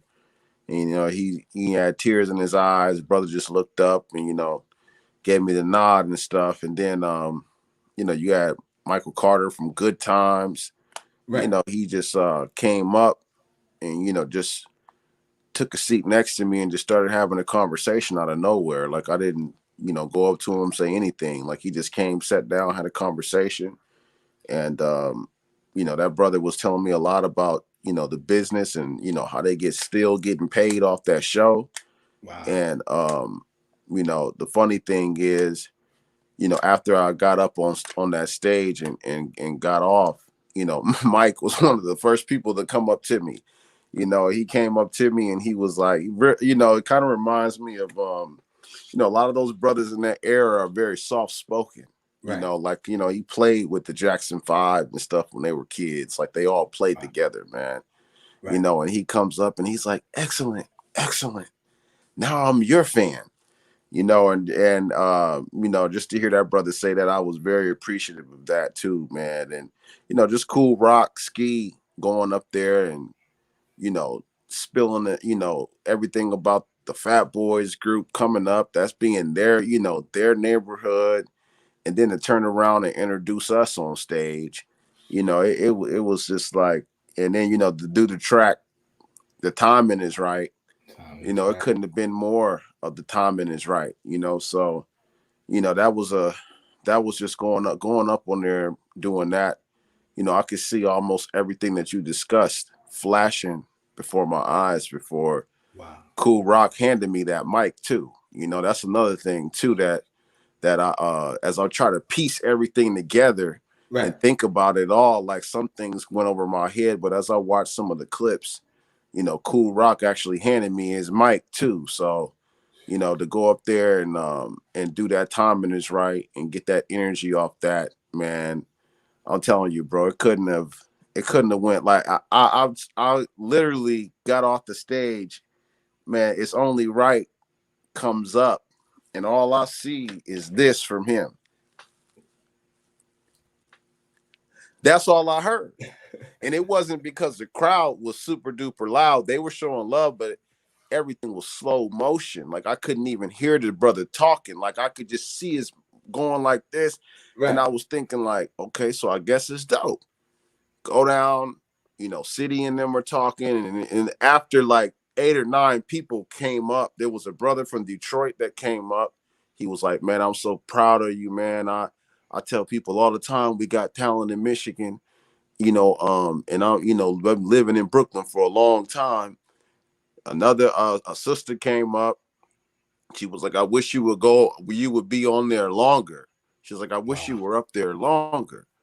And I try to remember everybody who came up. It was a cat behind the stage. I don't know who he was, but he was like you represented. But the dopest story from that whole thing, besides all the Samantha Lavelle was getting called on the microphone all day long. Like they thought like she was the head. She is the head of Certified Nation Entertainment, but they were just calling her name out on the mic all day. So the other highlight, I gotta ask Cool Rock who this cat is, man. Some guy came up, he was there all day. And he was there with Cool Rock and them. You know, he kind of reminded me of like the old Brooklynite with the, you know, I call them the dirty golds, you know, the dark gold teeth. You know what I'm saying? Wow. Brother had his teeth all, you know, it wasn't a shiny gold, it was that dark gold he had in his mouth. And his brother come up, man, he pulled me. That was at the end of the night. Wow. And he goes, he's like, man, you know, I just want to, you know, just talk to you for a minute, man. He goes, you know, there was legends on this stage today. He goes, you know, legends were up here rocking. He goes, you know, this is East New York, you know, like this is Brooklyn. He's like, man, this ain't the easiest crowd, you know, to be getting out here and doing your thing. He's like, you ain't even from out here. This is not the easiest crowd for you to be doing this. He's like, and then legends go on before you, and then y'all go in, you know, in between these legends. And he goes, you go up there and you execute flawlessly. He was like, bro, you get my respect. He goes, you got to have a lot of balls to do what you just did. You know, coming up in here and doing that. He's like, brother, salute. You got my ultimate respect, man. He says, you got my ultimate respect. And that was the last, you know, comment that I got from anybody that was around at that show. But, you know, a lot of the people were in VIP. I mean, Sam knows. We had a guy from Video Music Boxes in there. I think Angie Stone's daughter was in there watching the show. You know, I mean, it was people's kid. It was like legendary people's kids there, bro. Like Angie Stone daughter was up in there watching the show. Wow. It was a bunch of people back there. I probably didn't even know who they were, but they were somebody. That's all I could tell you, man. It was draped with legends. Their family members were there. And, you know, they were giving out proclamation awards and stuff, too. I think they even named the day, that July 24th day after something. We had to fact track that. But amazing, man. Absolutely. Wow. Yeah, Ralph McDaniels. That's right. Yeah, absolutely amazing. That's absolute. I mean, I never seen New York like that. In order to even think about it, it reminded me of those old movies that you know, you see them all on the block popping the water plug and, you know, like Crooklyn and stuff like that, just to see that in person. Like, it was no violence. Everybody was out there. The park was really deep. There was a basketball game going on across the way, which was packed and deep. So to just see all those beautiful brown and black faces out there, just, you know, being in peace, man. Like the aura in the park, the energy, the whole day was nostalgic from the beginning. The drive there, from us parking, walking out, it was almost like a haze. You know, a haze was over the whole park. Besides the smoke that, you know, was letting loose, his brothers were smoking and food was getting cooked. But yeah, man, it was. I'm glad that this event is going, like Sam said, annually. I'm glad it's going to be happening annually because Cool Rock Ski, you know, he definitely deserves love for putting that together, man. Because it was wonderful. It was good to be a part of, man. Yeah, that's a fact right there. He's definitely a legend right there from the beginning, the very beginning. He didn't pay dues. So how is that working with him or having that network where it's like now he's in the circle right there where it's like, yo, being able to hear his wisdom and stuff like that. How's that experience, man? Man, the wisdom is it's almost like an everyday thing or every situation, you know, that comes up. You can always call on Cool Rock, you know, to get any type of wisdom, any type of knowledge, or just his foresight, you know, seeing into things and just the things that he knows, whether it's bad business deals or just, you know, how to go about a situation, more so preparing for what's next, having the right mind state for what's next after something like that. You caught me 10 years ago. Right. Brother probably would have quit his job.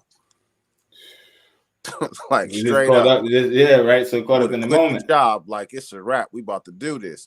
But you know, he just was like, you know, Rome wasn't built in a day. You know, we got to continue to just keep building things happen because, you know, me and Samantha were just so hype and ready to push and do everything. And he was just like, you know, we just, you know, let's take it slow. Let's let everything build up. You know, and I mean, this brother is there when you need him. I think when we think about these legends and these people who come into the game, man, I think he's the epitome of what they all should be. You know, as far as there's some that probably reach out and talk to people and stuff too, but just off thinking how they would be to a regular artist or someone just starting off, that is the dream, you know, dream situation as far as someone being that humble and just connecting with you on the level where you're just like a little brother to them.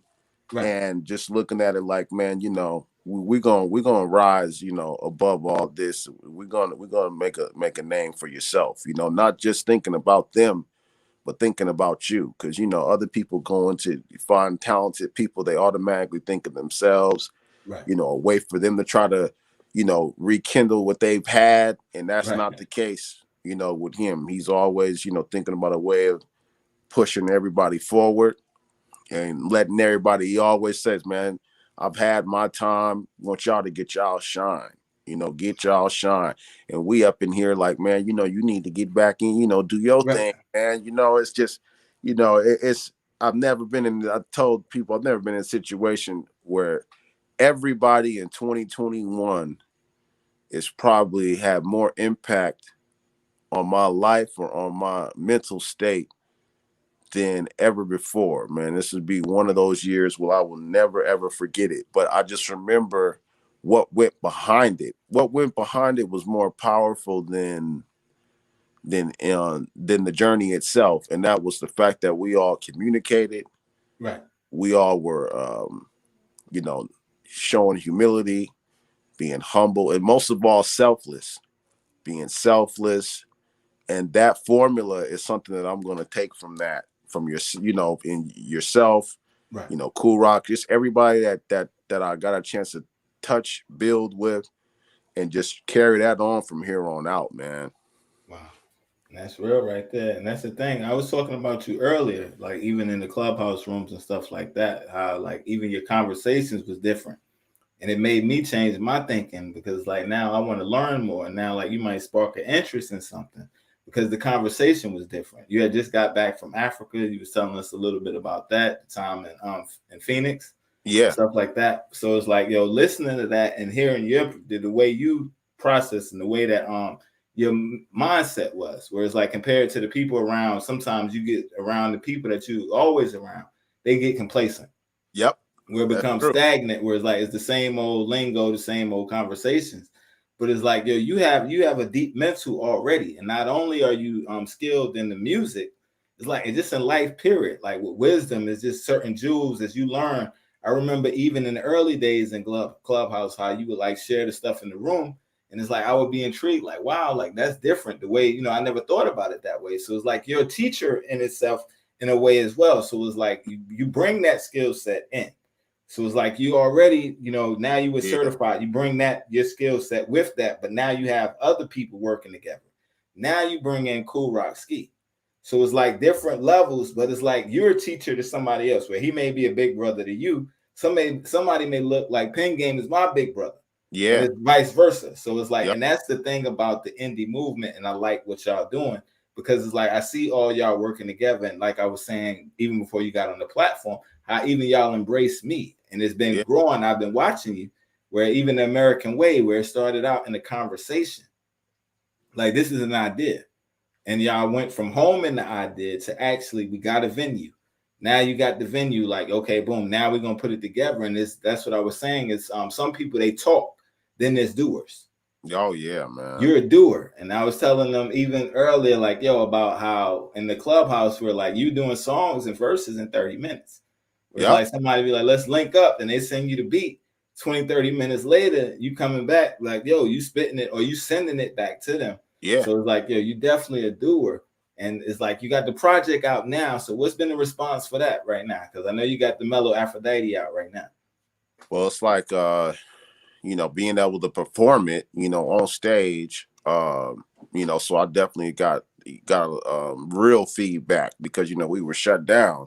Right. For Graffiti Rap being released, but I got I performed that too. So really, I did sets where both of the albums were included. I kind of wanted to let people hear both of the albums, but the ladies are all over Mellow Aphrodite, man. The ones that have tapped all the way in are like really into it, man. They love how it's like on a higher level. You know what I'm saying? That it keeps them thinking on a higher level, and they love the fact that the woman is being celebrated on there so eloquently, right. And just being held on that type of pedestal, whereas, even just the title, the name itself, just something as simple as that. But I've definitely been getting good reviews on that, and people just saying, keep going and keep coming with that. And then a lot of people want some visuals off that too. So right. Definitely gonna be working on that, because that's a very detailed piece of work. So it's gonna have to be, looking like some of those Scion videos. You dig? Right. Oh man, we got acting and stuff in there. It's gonna have to be like one of those type of joints. Yeah, you definitely got it, yo. That's the thing. It's like, yo, the thing is, you ain't gonna wait. It's like, yo, you make it happen. I remember you went to Atlanta, did the documentary, and shot a video out there. On the weekend. So it's like, yo, that's the thing. You definitely have a powerful work ethic, and that was one of your skill sets that we talked about the first time you came on the show. Yeah, it's like, so now you implementing that, and it's like you spreading out to be accepted in Brooklyn. I know that felt like, yo, because that's kind of the Mecca, like Brooklyn, Bronx, right there, New York, period. That's the Mecca. So to be accepted out there, and then to be known and respected for your bars, is different than being known for art. Yeah. But for them to catch the bars and be like, oh no, yo, you nice. Yeah, I know that's a blessing right there. So okay, let's talk about the record, the one that Cruz did. How did y'all wind up coming up with that? He did that on his own. That Cruz gonna get all the love for that one, bro, because he did that on his own, man. Like he mixed the mixed and mastered the record. Got a question with me and Marak, and while we get ready to pull it up too. He Cruz said he had said he had a surprise. He said he had something in store, and I didn't know what he was talking about, but he was like, yeah, I got a little something for you. Right. So I'm thinking like he might have made a track and wanted me to jump on it. That's what I initially thought, and then he sent it. And I didn't know what the hell it was, because he switched up the whole song. Wow. So when I first put it on, I was like, okay, all right, so what is this? Like, okay, he's got Marak on here. Like, Marak was the second verse. Right. So Marak was starting off this time first. And it was a cappella, so I didn't know if he just sent some lyrics back and was about to ask a question about something. But, you know, then when they went ahead and they played and it dropped, it instantly, it had me thinking, you know, back to like, you know, that Bad Boy era. Right. You know what I'm saying? They had that type of swing to it and type of bounce. And then that brother recreated that song, man. I'm telling you, that's why it had me in that when the remixes were really hot. Wow. But he recreated that song, man, and that brother deserves all the credit for that, man, because he flipped that thing up nicely. It don't sound like and it does not sound like the same record. It sounds more hip hop, where the other one was R&B. You know, because Marak was singing on that one. He took that, sampled Marak, flipped that up, switched the order, and then changed the whole vibe of the record. Just changed the whole vibe to where it's like 90s hip hop type vibe. You know, he switched it up nicely, real nice. So that brother did his thing on that. Salute to Cruz. Cruz, he's a problem. He's so quiet with it, but he's a problem on the low. He deserves the respect for that, man. Like the whole time I was thinking when you know, we were playing it, you know, Samantha, we were playing, I think Bishop Burns, he was playing it, and I was thinking, I was like, damn, you know, this is so damn dope. I'm like, I wonder what he'll do with anything else that he touches. Like, I mean, because he just took that track and flipped the whole thing. I'm like, damn, you know, this brother might, you know, who knows what he could do. He could probably flip a whole album, you know, of another album and flip it and turn it into a whole new album. You know, so that just created a whole bunch of new energy and new ideas, you know, for future things that we may run into. Fact. Yeah. And that's a fact right there. And the thing is, he told me about it, but he's so professional with it. I couldn't hear it till it was released. Oh my God. So it's like, I got the joint. You got to hear it. But it's like, out of respect, because, you know, at the same time, it's like, he is a client. So it's like, I can't let you hear, you know, his music and he ain't okay. So that's just how real he is. So, you know, I'm definitely excited about it. I've been hearing a lot about it. Yeah, I respect Cruz for that. You know, he's definitely anybody listening and, you know, want to work or looking for someone to work with, you know, definitely holler at Cruz. You know, he's gonna the man and don't be shy, you know, don't shy away from paying for, you know, good quality. Right. You know, because a lot of people tend to do that. Sometimes in life, you actually pay for what you get. So you know, definitely want to, you know, reach out to that brother, y'all. He's gonna definitely look out for you and make sure you're all the way right. Yeah, that's a fact right there. That's a fact right there. Yes. I'm definitely excited, So it's gonna be a world premiere. I'm gonna be hearing it just like the rest of the world for the first time. Oh shoot, let's get into it then. Let's get to make sure all the volume and stuff is up and all right. Get into this, and we're gonna try to wake the block up. Yo, let's do it, yo. Samantha said it's a surprise, so that's dope right there. And that's the thing, you always working. You in the lab right now. Strawberries was hitting me as she came. Ass poking out, had me staring at her frame. In my brain, I was lost. I ain't even know my name. I spoke to her. Let's take that back. Oh man. Yeah. It started playing, I was sitting at the train. Strawberries was hitting me as she came. Ass poking out, had me staring at her frame. In my brain, I was lost. I ain't even know my name. I spoke to her anyway. Convo off the chain, pass the link next week. And the numbers we exchanged. As I'm looking out the window, I couldn't get off my mental. Damn, I bet it's soft like a pillow. Thinking about that ass, listening to instrumentals. Then she texts me up, yes, I'm a smooth fellow. Said she had a couple things to do right around my way. Right then I knew shorty wanted to play a classic. Chill zone, baby, that's it. You can call on me when you want to get hit. She's a freak and I drop down. Professional, girl, I'm always on your mind. I take it to the west side of Michigan. Got them hooked, grilling the bait just like a fisherman. Yellow bone looking like Holly Holmes, 6 inches on. I was a bachelor, flipping it like a spatula, dripping her, unzipping her, licking her till she twitching, suffering from affliction, caught up in the suspension. She got a habit, she like an addict. I'm a savage, and he's bad habits to make her mouth grabbing. You know I keep the tank on reserve. Miraculous, baby, rolled up some herb. so bent, I hit the rim on the curve. She was going down low in the passenger seat. How graphic is he? How gangster is she? You dig? You know you got me drilling like a rig. Lay back, let's bump Dilla in the crib. I like my women old school vibe and intellectual.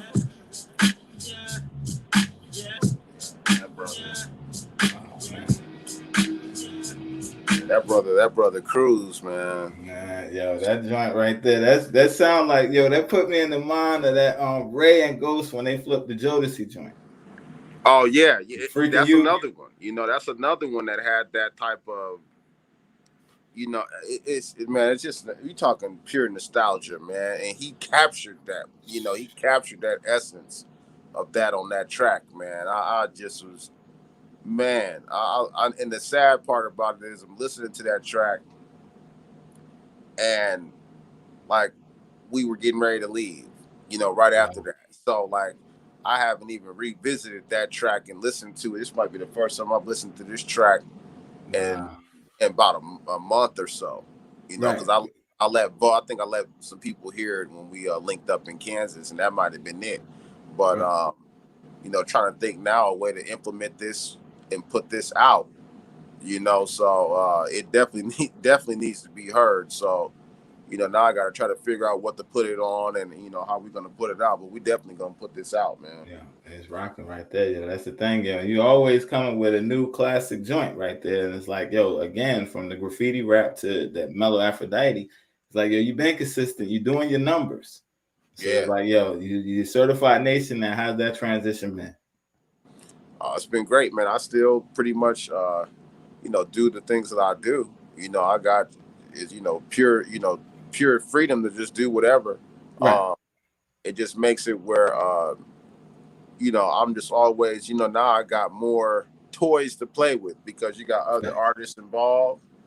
So I'm always, you know, if anybody's talking about jumping on tracks or doing something, you know, I'm already, you know, sending out the track. You know how I get down, sending out the tracks and, you know, making sure the collabs and stuff are right because we're working on a lot of collabs. I think we just, me and City the Great just did a collab. He's going to be on your show. Wednesday. We've got 2 collabs done so far since since we started really working. And then he just did one for me last night for Casso's theme. He got one for Casso's theme. It's Only Right has one for Casso theme.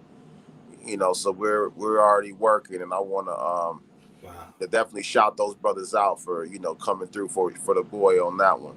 Salute the City Great. Can't forget Chains. I got a record on one of Chains joints too for Certified too. That's really fire. So we've been working, man.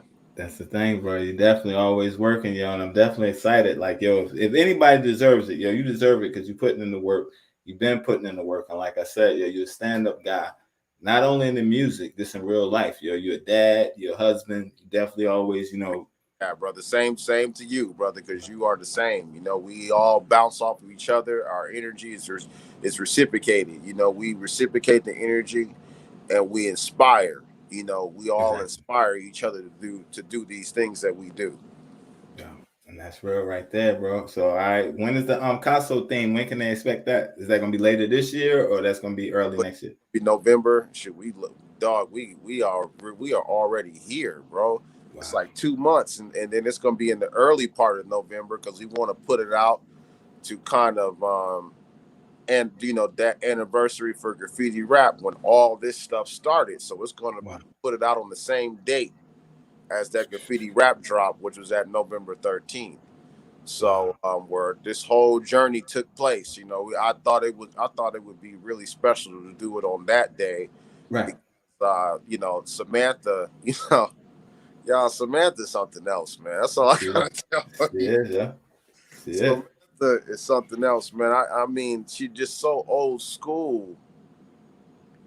Old school with the approach to like how we used to think about hip hop. You know, when we got those magazines, we've talked about this before, but the thoughts that come up when you got people that are thinking like that, man, you know, she automatically was like, you know, that would be great.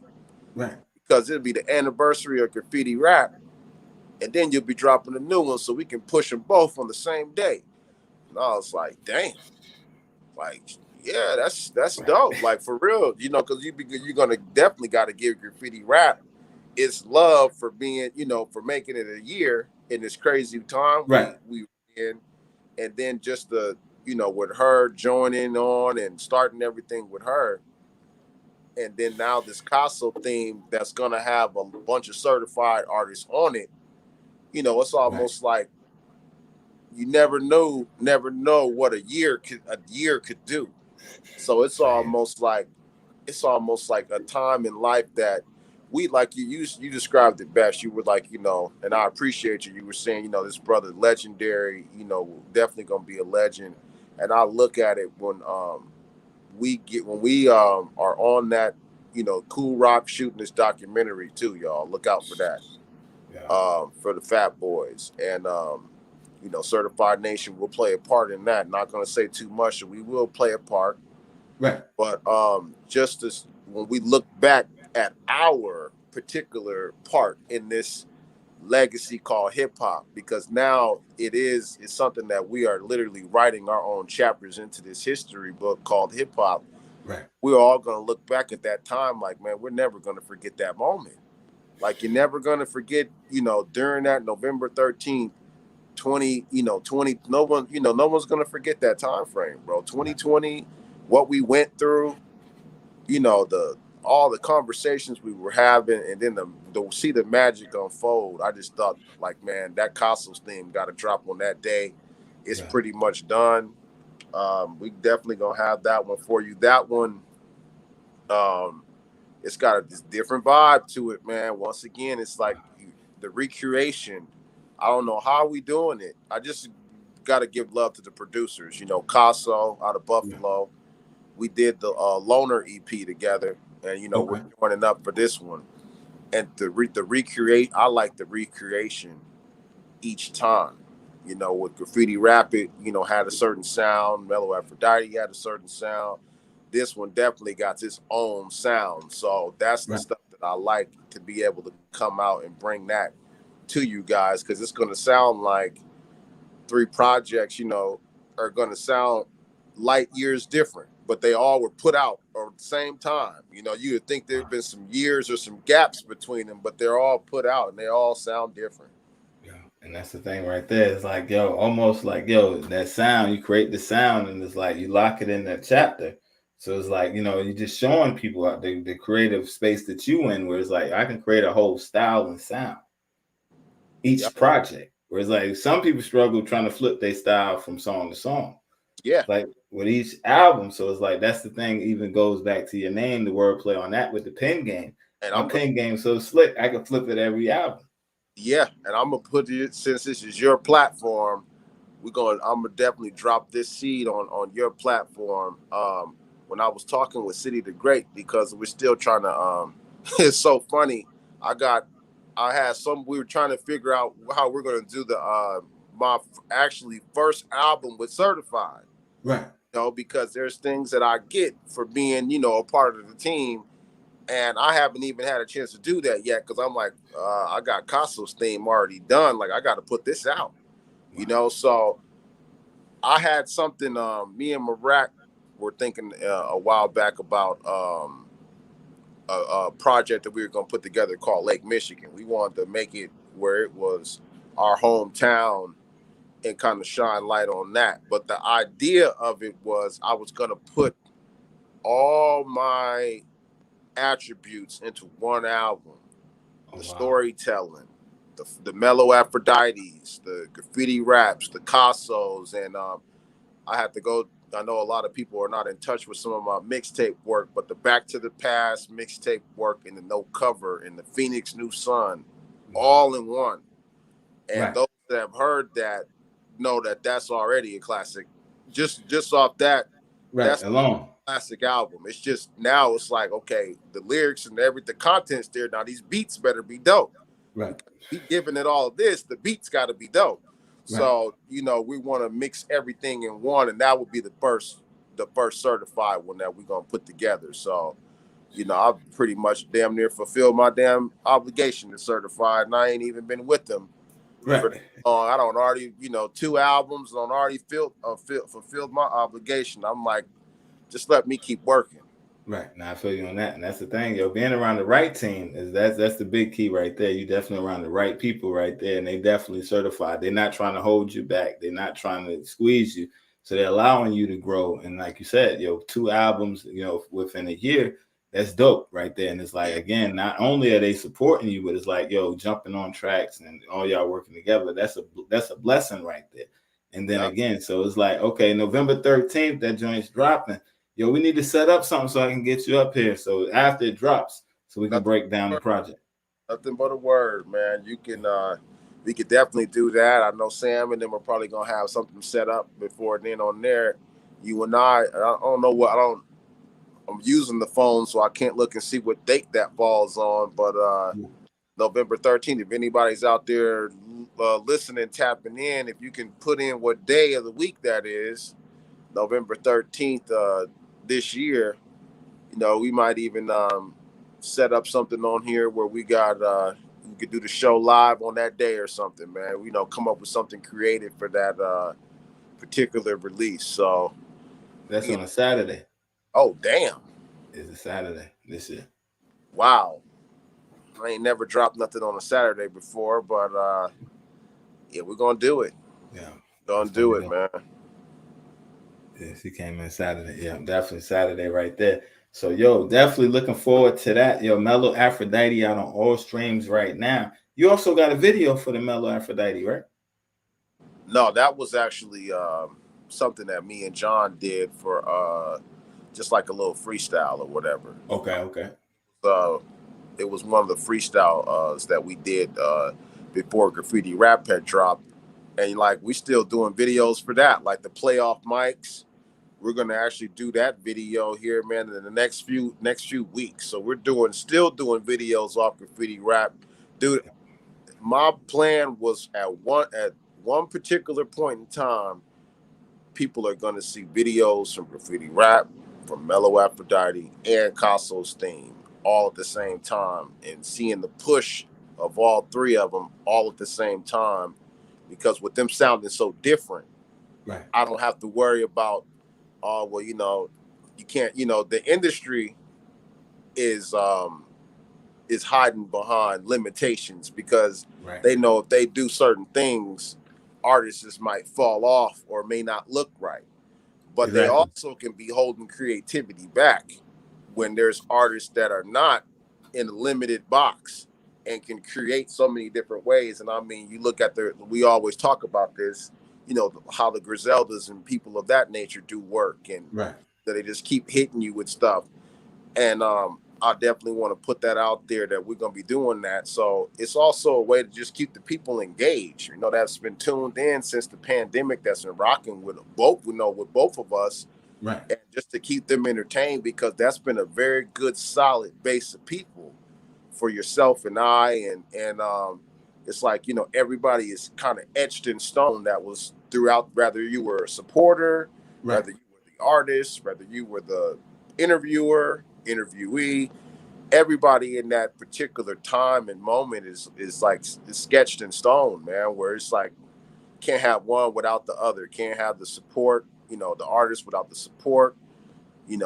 Can't have the artists, getting pushed without the platforms, so everybody plays a part in this grind. That's why those organic stories are the best, because everyone feels like they're invested, whether it's the fan, the interviewer, the writer, or whoever. That's, anyone involved just feels like, man, that was a movement. Like, I remember that particular time frame when that whole thing started. Like, everybody's name should be remembered and should be captured like they are their own individual star in this particular film, y'all. Because you got it had to be a higher power work to have us all come together and still be operating at an all-time high with many different challenges or whatever has come in life. Like, since then, I've lost like 3 family members, man. My grandmother, being the one, I keep her up here. Right. My grandmother that passed, and, we just kept pushing. Marax, is my actual cousin, And, you know, his brother drowned in Lake Michigan the day of the Kansas show. The day of, you know, his brother had an accident and drowned in Lake Michigan. So, you know, that was the third death that we had. Right. And I'm just looking like, you know, it wasn't even a speed bump. Of course, we were emotionally distraught and we were hurt. But you and I have had conversations off here. You pretty much know where my understanding is as far as our people and where we, you know, there's a lot of stuff going on. And I just felt like me and my grandmother had an understanding before she passed. And, you know, we had our sob moments, but we knew she was going to a better place. Her and I both knew that. And we were to celebrate her life and not to, you know, not to be all sad and caring. She wanted us to do exactly what we're doing right now. You know, keep pushing that music and keep doing what we're doing. That's what she wanted. So, you know, I feel like that's all we're going to continue to do is just keep making our loved ones proud and not get bent out of shape and stuff like that, man. This is a movement, like she said, and you are a part of this movement, my brother.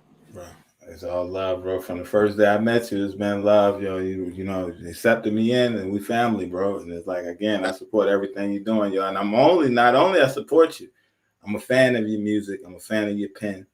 Thank you. You're definitely dope, yo. And that's the thing. It's like, yo, anybody can make music, but it's like, it's very hard to find somebody that's a lyrical, like a wordsmith. Yeah. Yeah, you're doing it well, and you've been consistent the whole time, bro. And I definitely have a lot of respect for you as an artist, but even more as the man, as the father, as the husband, as the big brother.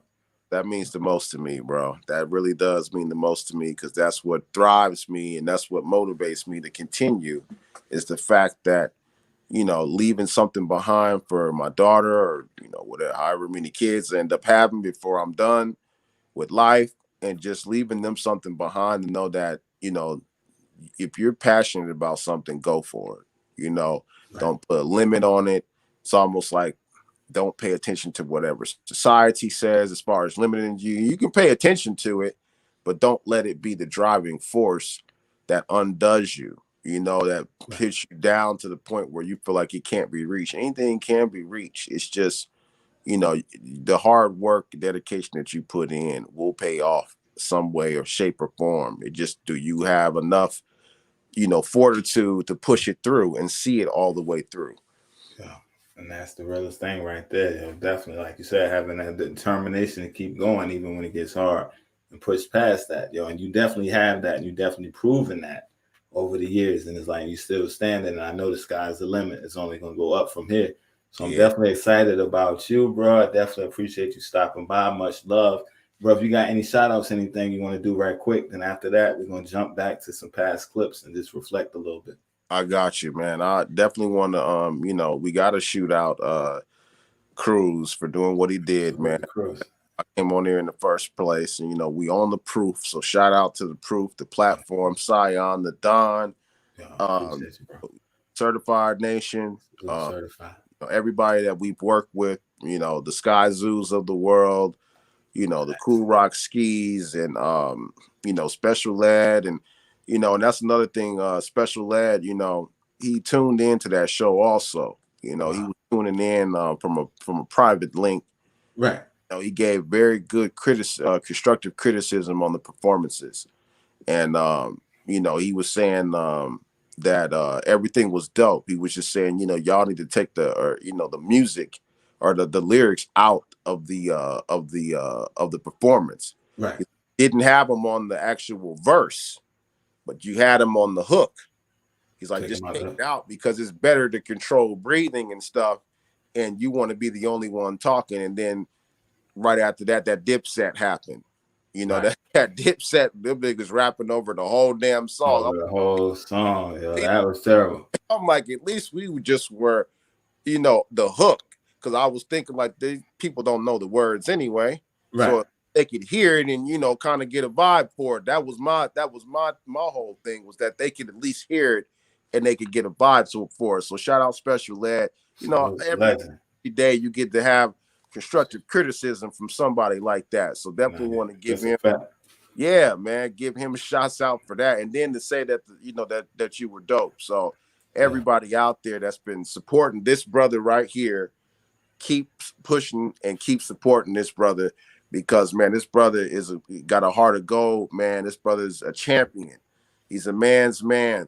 And if you're not physically imprisoned, trust me, you are mentally or bonded out here in the real world at some particular point in time. But it takes that to understand, I got to get my stuff right. And even those that are free, like this brother was incarcerated, you don't come from that and be where this brother's at right now. You know what I'm saying? So we want to definitely give you your flowers, bro, because a lot of the times we're not doing that to people, and we don't got to wait till they already, in this case, syndicated and, you know, moving like Drink Champs or whoever.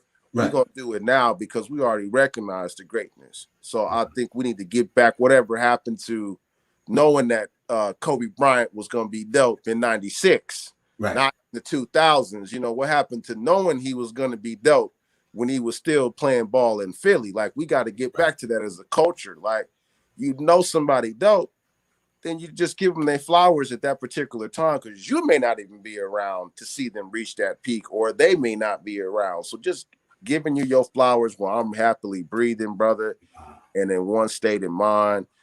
Peace and love to you, man. And we all tuned in and waiting, you know, for that. We'll set that show up and we'll keep rocking out. Yo, that's dope right there. Before you go, yo, you said a powerful thing, yo. We talking about getting criticism, right? From special ed, right? Yeah. One of the most illest lyricists ever. I'm your idol, your highest title, numero uno. I'm not a Puerto Rican, but I speak it so that you know. And understand I got the gift of, I ain't gonna go there. We talking about one of the most solid lyrics, bars, wordplay of all times. And Eminem shouted him out, man. Eminem was saying, you know how Eminem break it down.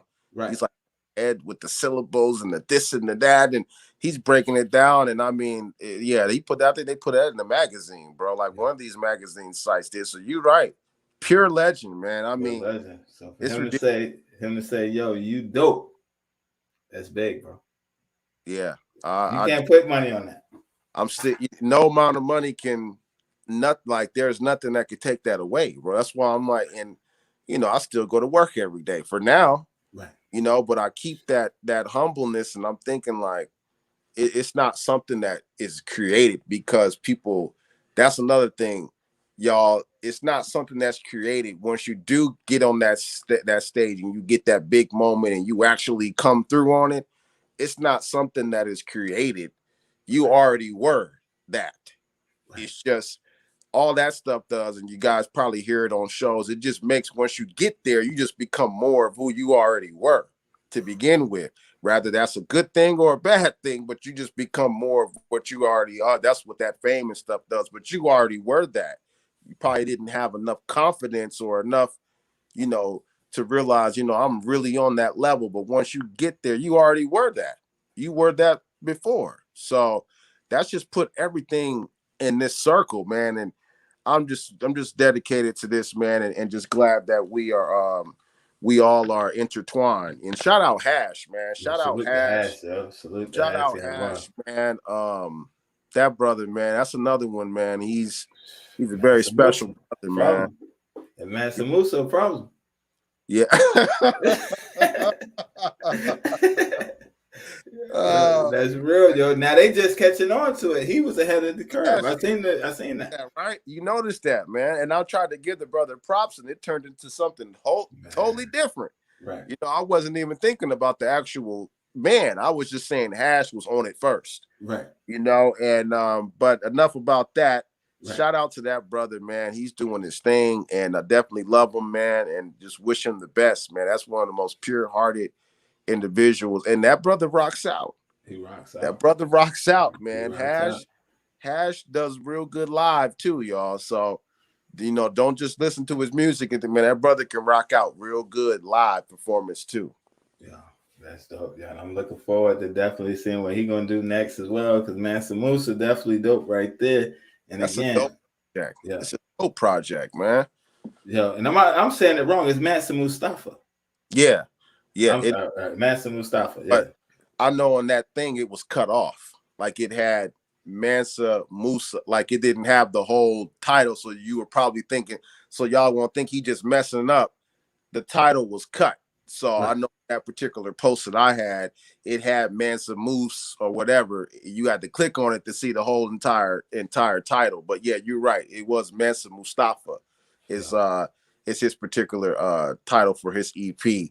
But yeah, that EP in itself, the work that he got coming up, the work that we're gonna do coming up too.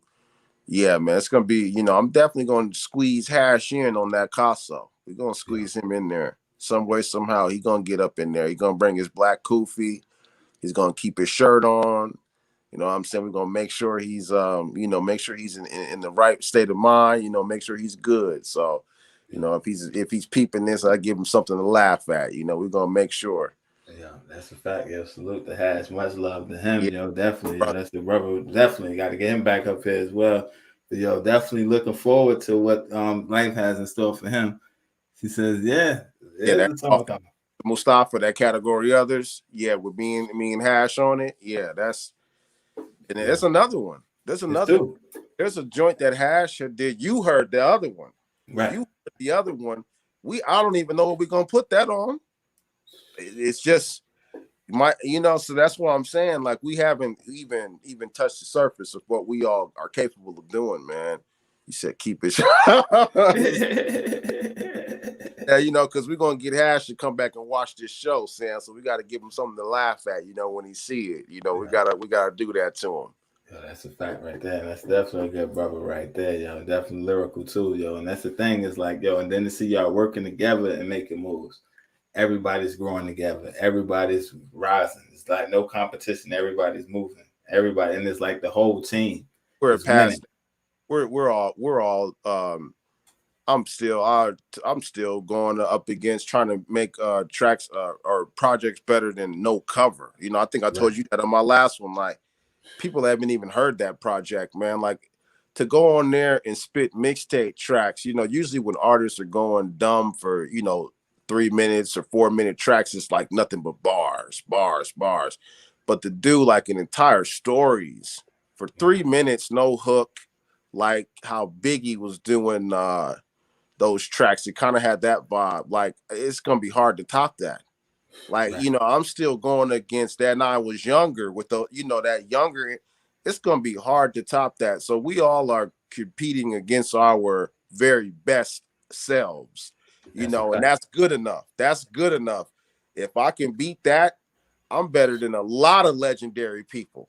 Facts. So like my brothers, we just helping each other come up. That's all we doing is if I can help your track sound better, I'm doing it. If you can help my track sound better, I'm doing it. Of course, I don't want to get crushed on it. Right. To get crushed on it. So that's that, brother outside in the backyard hooping, but we're only lifting each other up, man. We're not creating any type of negative narratives, or we're letting people run away with it. Because as you start building, you start coming up. People are going. The first thing is going to try to divide us. And distinct differences. And I just want to say that ain't nobody, no competition of nothing. This brother's is good brothers. No matter what we all venture off into, he will always be known for what he does. And he's the best at what he does. You know what I'm saying? So same with Hash, everybody's the best at what they do. Facts. That's what needs to be remembered.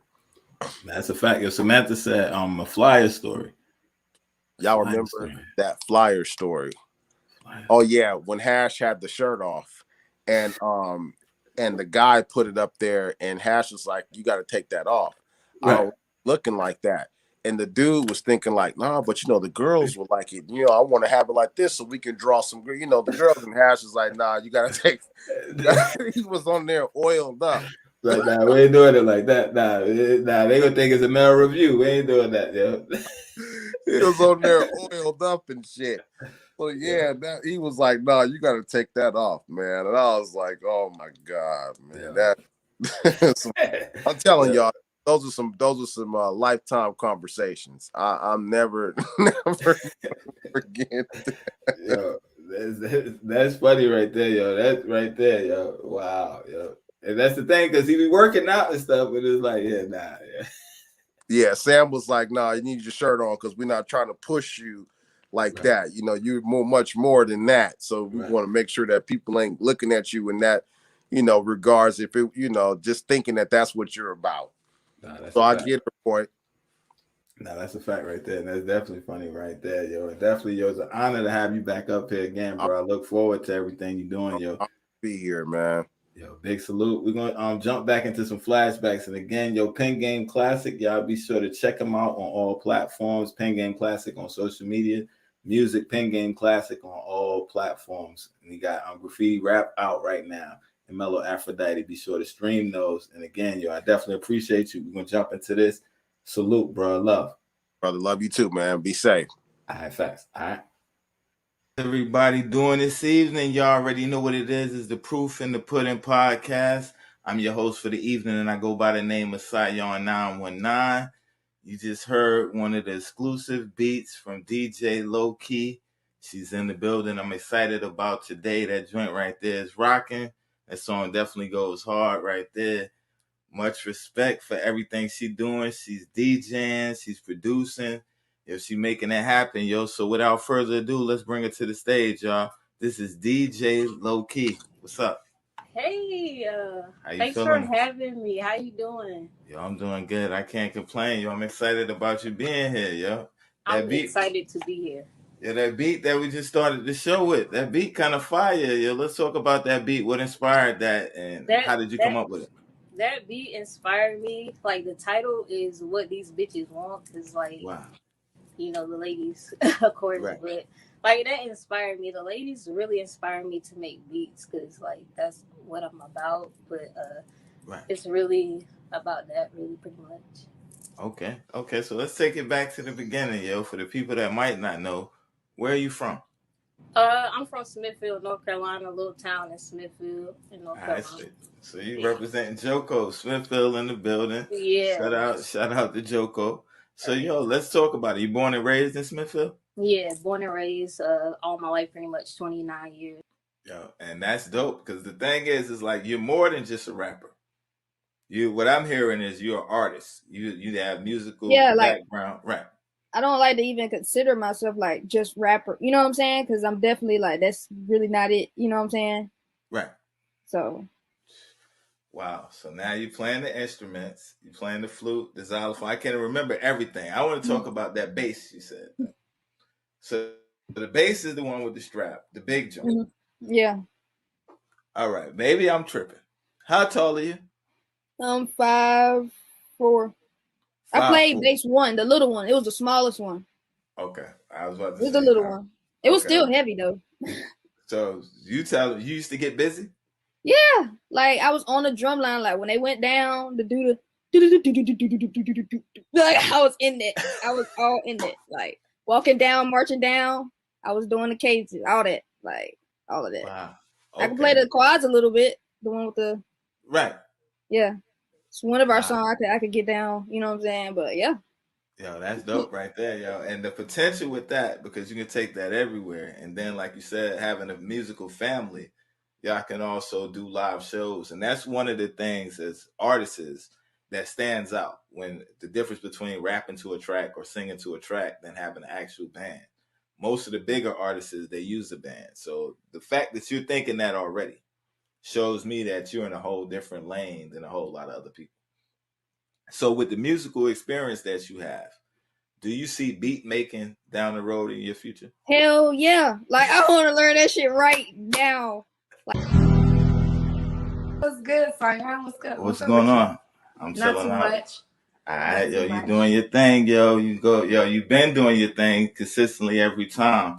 I'm definitely excited to have you on the show today to talk about what you got going on and talk about where you started and how far you came. So, yo, for the people that may not know, yo, let them know who you are and where you from. I'm Anaya DeFay, military brat, so, a lot of different places, moved around a lot. My mom's family is from Georgia, grew up in Germany, then came to North Carolina, from Fayetteville to from Fayetteville, 2-6, then Bull City when I attended North Carolina Central. So, yeah, all over North Carolina. That's what I'm doing now. You've been moving around. You've been doing your thing. So What's good? What's good, Cyan? How are you? I'm chilling, yo. I'm having a good time. You're enjoying the day. Excited about you being here, yo. You've been making a lot of noise. Me too.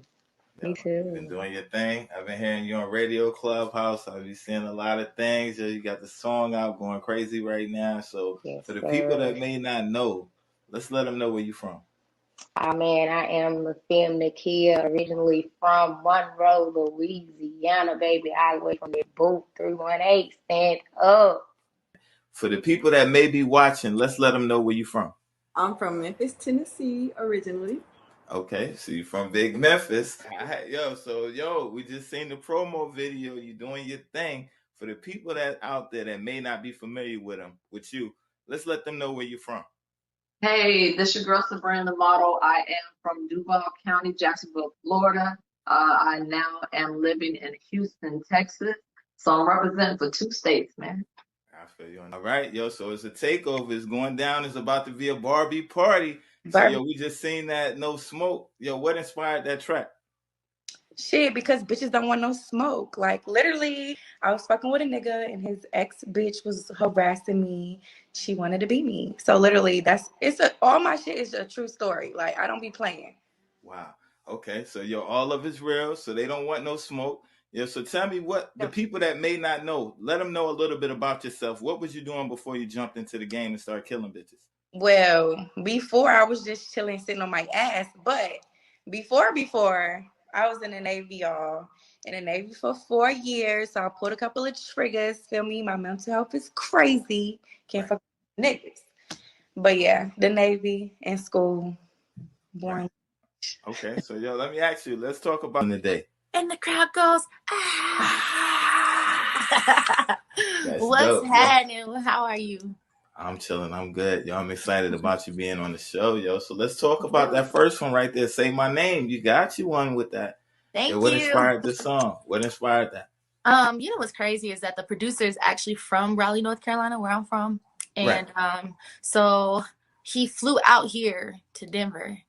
Wow. And we was just like, we got to get some work in. You're here. Like, let's work. So he pulled up to the studio on me. We went through a bunch of songs, and like that was the one that caught my attention, and it reminded me of my all-time favorite girl group, SWV. I don't know if you could hear that in the song, but it's that I simply lose control. That part. I was like, yeah, that's mine. That's mine. Give me that. Let me ask you. Let me put you on the spot real quick. With 6, no, he's had 12 play, so he got over. We talking about R. Kelly. He got over 200 songs, yo. Give me 6 of your favorite R. Kelly songs. My favorite R. Kelly song of all time. The number 1 is called Touch the Dream. See, I'm from Chicago, so I'm going to name shit that the people don't know. Right. But this song is called Touch the Dream. And I like this song because he uses analogies a lot. It's like he's being a poet and he's relating it's kind of like Daddy. Right. The way I compare the sex to the real life. He engaged in this pussy so he want to get hitched, and he the way he climbed my mountain make me reach my peak. He doing shit like that in that song. Right.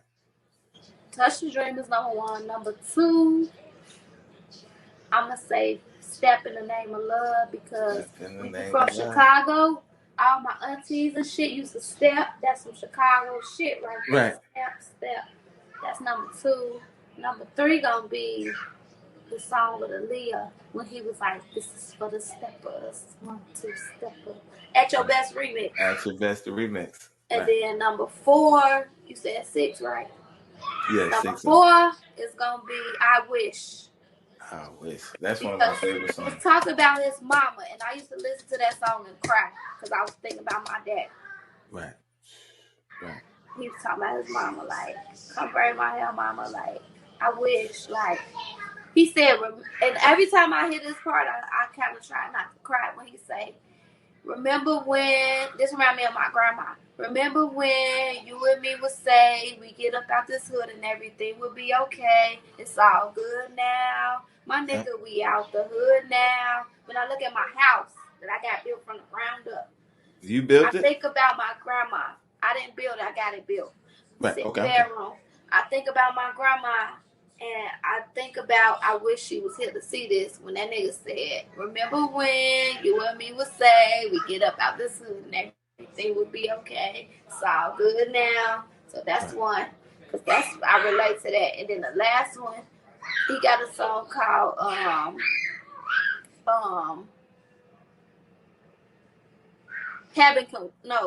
he wrote that song. That's Michael Jackson's song. Never mind, that ain't his song.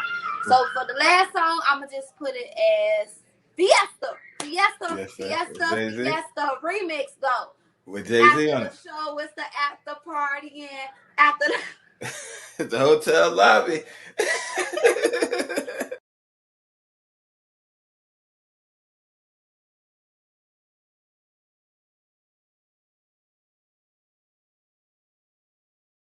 Me. Yeah, it's over now. I used to think I didn't deserve you. I was crazy. I did shit just to perturb you. But you did dirty and then you leave. You got your nerve too. And thinking back, I should have stuck to all the times I curved you. And I got my first pair of heels when I was like 13 because I had entered a pageant myself, right? So I've always had kind of that interest in that style of dance, and just looking at, you know, Beyonce and J-Lo and just seeing their, you know, added flavor to dance, to hip hop, to jazz funk, those types of dance, and how it was just like even more boss bitch because it was, oh, sorry, excuse my friend. No, you good. You fine. No. You good. You family here. You good.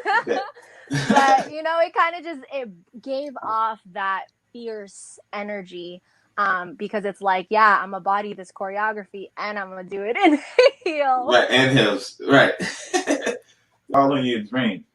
What, besides that, what are some of the obstacles that you had to overcome to get where you are now? Because looking at your site, and I'm watching, you know, I'm definitely following you on Instagram, you're definitely making moves. So from the outside looking in, until you say that, people would think, yo, she's doing it, just everything was just handed. You had to work hard for it, and you overcame some things. Don't make me mad, gang. I'm about to cuss at people. No, yeah, people say that, but like honestly, no, because before I never said this on my stuff because I'm pretty sure at some point my parents are gonna watch my podcast, so I didn't say this, but before I made the decision to leave because my car was about to go up for repo, I was like, I'm a strip. And if I make the money I need to catch up on my car payment, then I'll stay. If I don't make the money, I have to go home. Kind of like a game show. Like if you don't do what needs to be done, you get sent home. Right. So I did that, and I don't know. I just didn't. I didn't love it. I didn't hate it. I didn't hate it, but scared money don't make no money, and I was scared. I wasn't a stripper. I didn't know anything about the game, so I made some money. I made my house fee back, I guess, but I didn't make money. And I'm thinking like, because people were gassing me up because I'm a red bone and because, you know, whatever, because I had a nice body, and I would ignore them in the streets when they tried to talk to me. But I'm like, if they think that in the streets, like what are they going to think in the strip club when I'm dressed this way? You know what I'm saying? So I thought I was going to walk in there and make all this fucking money, and that's not how it goes. You still have to hustle. You still got to know the game. You still got to know where you at. You still got to know how to talk to people. But I thought it was as easy as walking around in a thong and making some fucking money. But that just shows you how much I know. Yeah. Wow. That's dope right there. And so you played Stacey Dash. Yeah. Everybody knows Stacey Dash, Saved by the Bell, and all that good stuff. Right. Can I ask you Go ahead.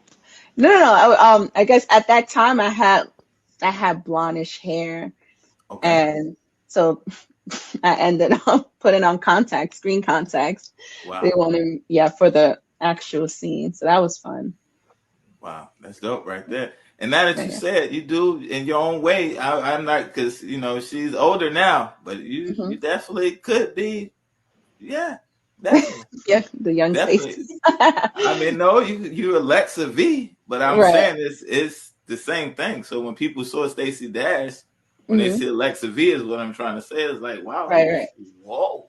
But you know, what's your nationality? Well, my parents' background, Dominican and Asian. Dominican and Asian. How many languages do you speak? Just Spanish and English. Watching that may not be familiar. Let's let them know a little bit about your background. Where are you from? Well, my name is Lady Leash. I'm really from Delaware, but I live in North Carolina now. I've been rapping for a minute. I just, but still had some legal situations going on. So sometimes, things you on your path though. I'm on my path. You know what I'm saying? So and that's the thing right there. Salute to everybody. Like I said in the beginning, I'm losing my voice. I'm having a good time. It's all about reflecting back. When you think about 100 guests, there's no way that I could have played all the clips from 100 people. So I tried to pick certain random clips that, highlights that shows different parts of the show, vulnerability where people opening up. Sometimes we're laughing, sometimes we're sharing stories. Other times we may be giving each other our flowers. But one thing that we're going to continue to do on this show is we're going to always reflect back, and we're going to always keep uplifting one another, because that's what we in it for. We in it. We all chasing a dream. We're all trying to make a better life for our families. And I'm all about the unity. So again, salute to all the 100 guests that's been on the show, whether they was the main guest or they was a featured guest or they popped in or whatever, however you helped on the show, whether you shared the link, you liked the post, you left a comment. I thank you for real, because like I said, nobody can do this on their own. And without watchers, without people watching the show, there would be no proof. So today is a milestone, because I remember when we first started, how hard it was in the beginning to try and get people to book, to get on the show and stuff like that. So to look back 100 episodes later, that's 100 different people that supported the vision, that took time out of their day to come up here and support the platform. So all types of people, whether they're legends in the game or whether they just started, whether they on the way to starting a business or whatever the case may be, there's no respect of a person where it's like you're bigger or you're smaller. I salute all y'all the same, because it's like, you're chasing your dream, and that's what it's all about. And that's the one thing that we all have in common, is that we're chasing our dreams. So for everybody watching, whether you are a guest on the show or past guest on the show, or whether you just a fan of the show, I want to encourage you to follow your dreams, to never give up. Through the good, the bad times, no matter what adversities you face, keep pushing forward. Stay positive. Sometimes people say an eye for an eye, or you do a tit for tat. I want to let y'all know, if you do the right thing, right things that happen for you. You don't have to get even. Karma take care of that itself. So again, stay positive. Salute to all the people out there tuning in. Salute to all the supporters out there. Salute to everybody that dropped me a video shout out, or whether they said what's up in the comments.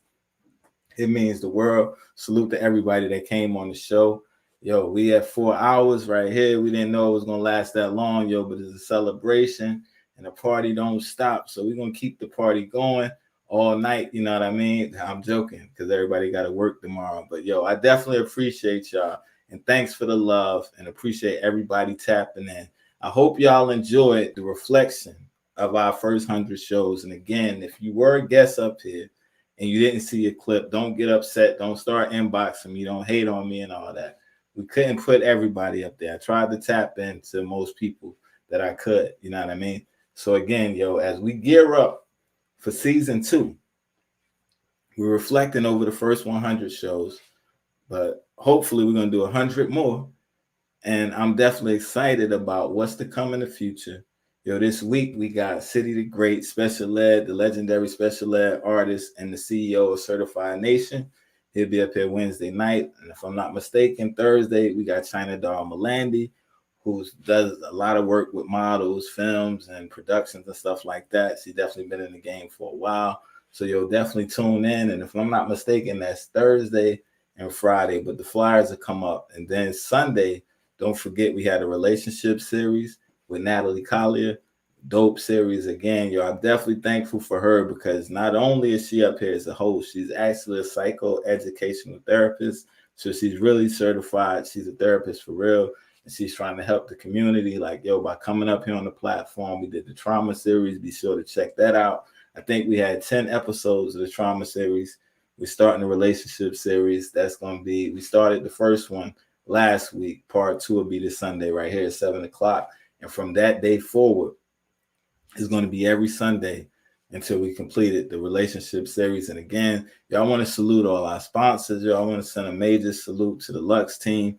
They definitely do a lot of sponsorship and a lot of advertising over here with The Proof. So again, before we get up out of here, I'm going to play their commercial again because they got the promo tour. If you're an artist looking to get on, I think it's like 2 or 3 more shows left. So definitely tap in. You can either hit Monty Michi, you can hit Elizabeth Price, you can hit Jacinda the New Girl, or you can hit Madam Trauma to book your slot if you're trying to get on this tour right here. So again, we're going to jump into that because they show so much love over here and support for me. I definitely want to support what they got going on before we get out of here. And again, thank everybody out there for supporting, and yo, appreciate all the love, yo. So we'll be right back after this promo.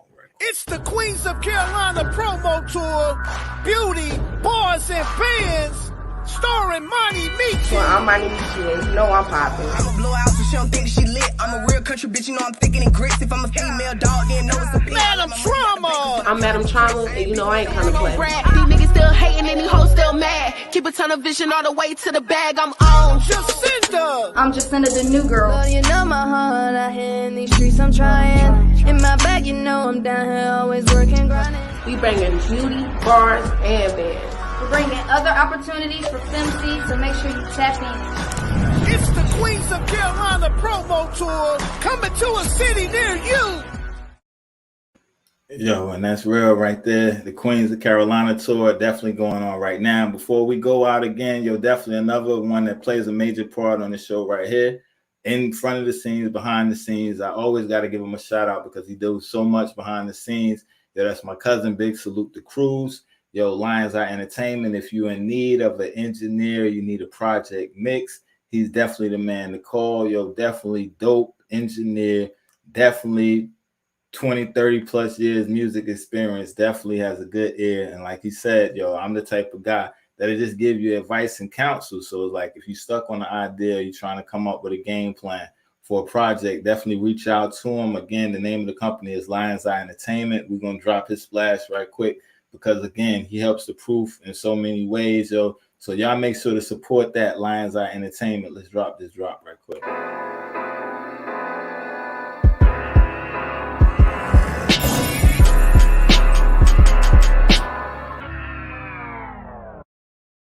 Yeah, you can follow him on all platforms. That's Mixed by Cruz on Instagram, Lions Eye Entertainment on Facebook. Yo, again, if you're looking for an engineer, he does production as well.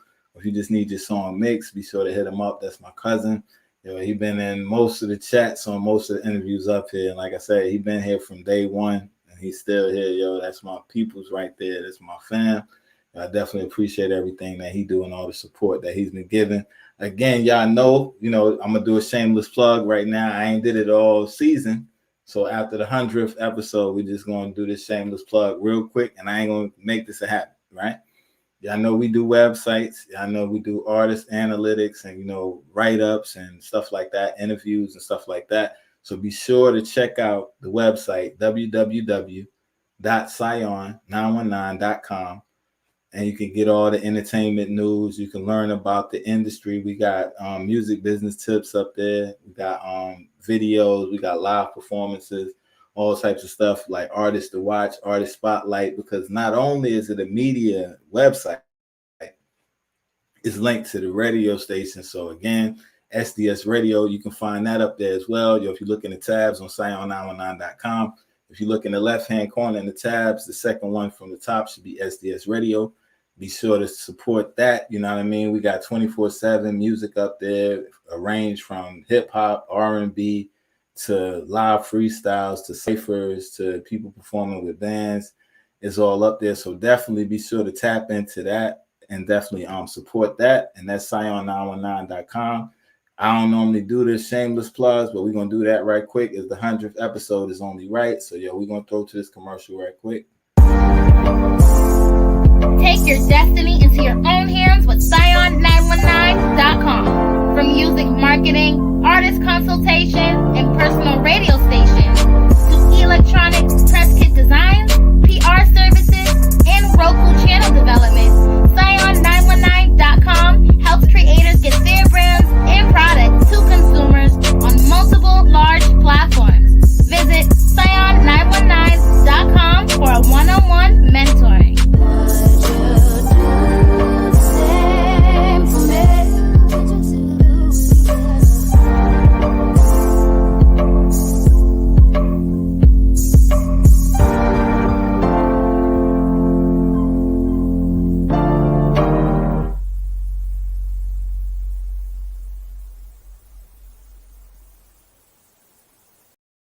We got going on. All right, yo. So that was Scion919.com. Be sure to tap into that. Again, yo, I want to thank everybody for tuning in tonight. Yo, this means so much, yo. So many people said we wouldn't be able to do it. So many people told me I wouldn't amount to nothing. You know what I mean? So for y'all to rock with me, 100 episodes strong, yo, we only going to go further from here.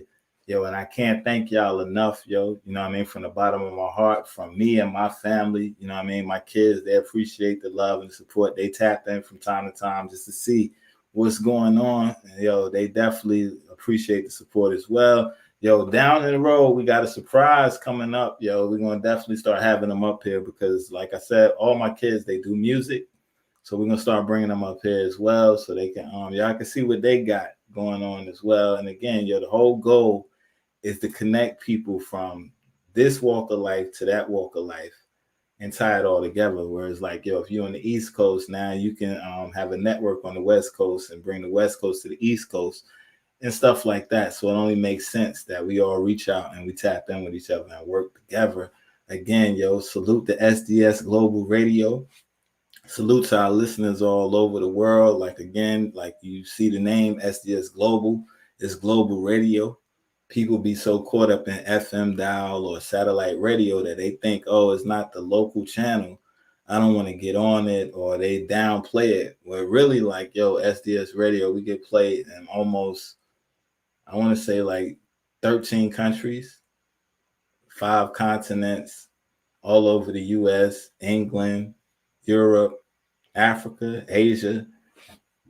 You know what I mean? You can check it on the SDS page. You know, we normally put a report out there. So it's not fluff numbers. We actually show the numbers and we show the places where people actually listening. So again, salute to all our international listeners on SDS Global Radio. Salute to our international guests that's been on the shows, whether they was coming from the UK. Salute to our UK fan base. Whether they came from Canada. Salute to our Canada fan base. Whether they came from Africa, salute to Ghana. We had a couple people come from a couple other places out there, so salute to the whole Africa. We've had people come from the Philippines. Yo, it's just growing, and I appreciate everybody for believing in the vision and sticking with it again. So, yo, if I had to leave y'all with one thing, I just want to tell y'all, keep pushing your dreams. Never take no as a final answer, and never give up on yourself. Even if everybody else in the world gives up on you, if God gave you that vision, if you seen that dream, if you see yourself doing it, if it makes you happy, yo, do it by all means necessary. And don't let nothing stop you, yo. And again, yo, I just want to encourage y'all and let you know you matter. You're great. And you make a difference. Not only in just the people that you touch life, you never know who's watching you that you may be making an impact on their life. So be great. Enjoy your life. Unc said it best. You only die once, but most people don't even live. Can you imagine your whole life and you die and you never live? It'll take a moment to live and enjoy yourself, enjoy life. Hold on to the things that matter most to you and celebrate your people while they're here, yo. With everything in me, I'm Scion919. Y'all know me. Some people know me better than others. But what you see is what you get. It's like, yo, I'm all for the love, but I'm all about my family at the same time. I'm all about my boundaries. I'm all about my peace by any means. But it's like anything that I can do to help others, I'm all for that. anything that I can do that or may help you with, if you have a question, if I can answer that question, I'll definitely be willing to help you with that or point you in the right direction. But again, I thank everybody for tuning in. This is the Proof Podcast Show. This is our 100th episode. I go by the name of Sion 919. And we do this for the people, man. This platform was created for the creators, for the people that have a voice that may not have always had a way to express themselves or to get their voice out there and share their side of the story. So that's why this platform was created. And again, I thank everybody for tuning in. And I appreciate the love. And I thank y'all. And I appreciate everybody. Y'all have a blessed week. Everybody stay safe. I love y'all, yo. One love.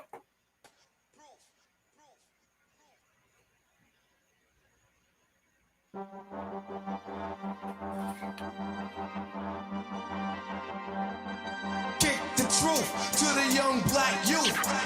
Proof. Proof. Kick the truth to the young black youth. Proof. Proof. Kick the truth to the young black youth.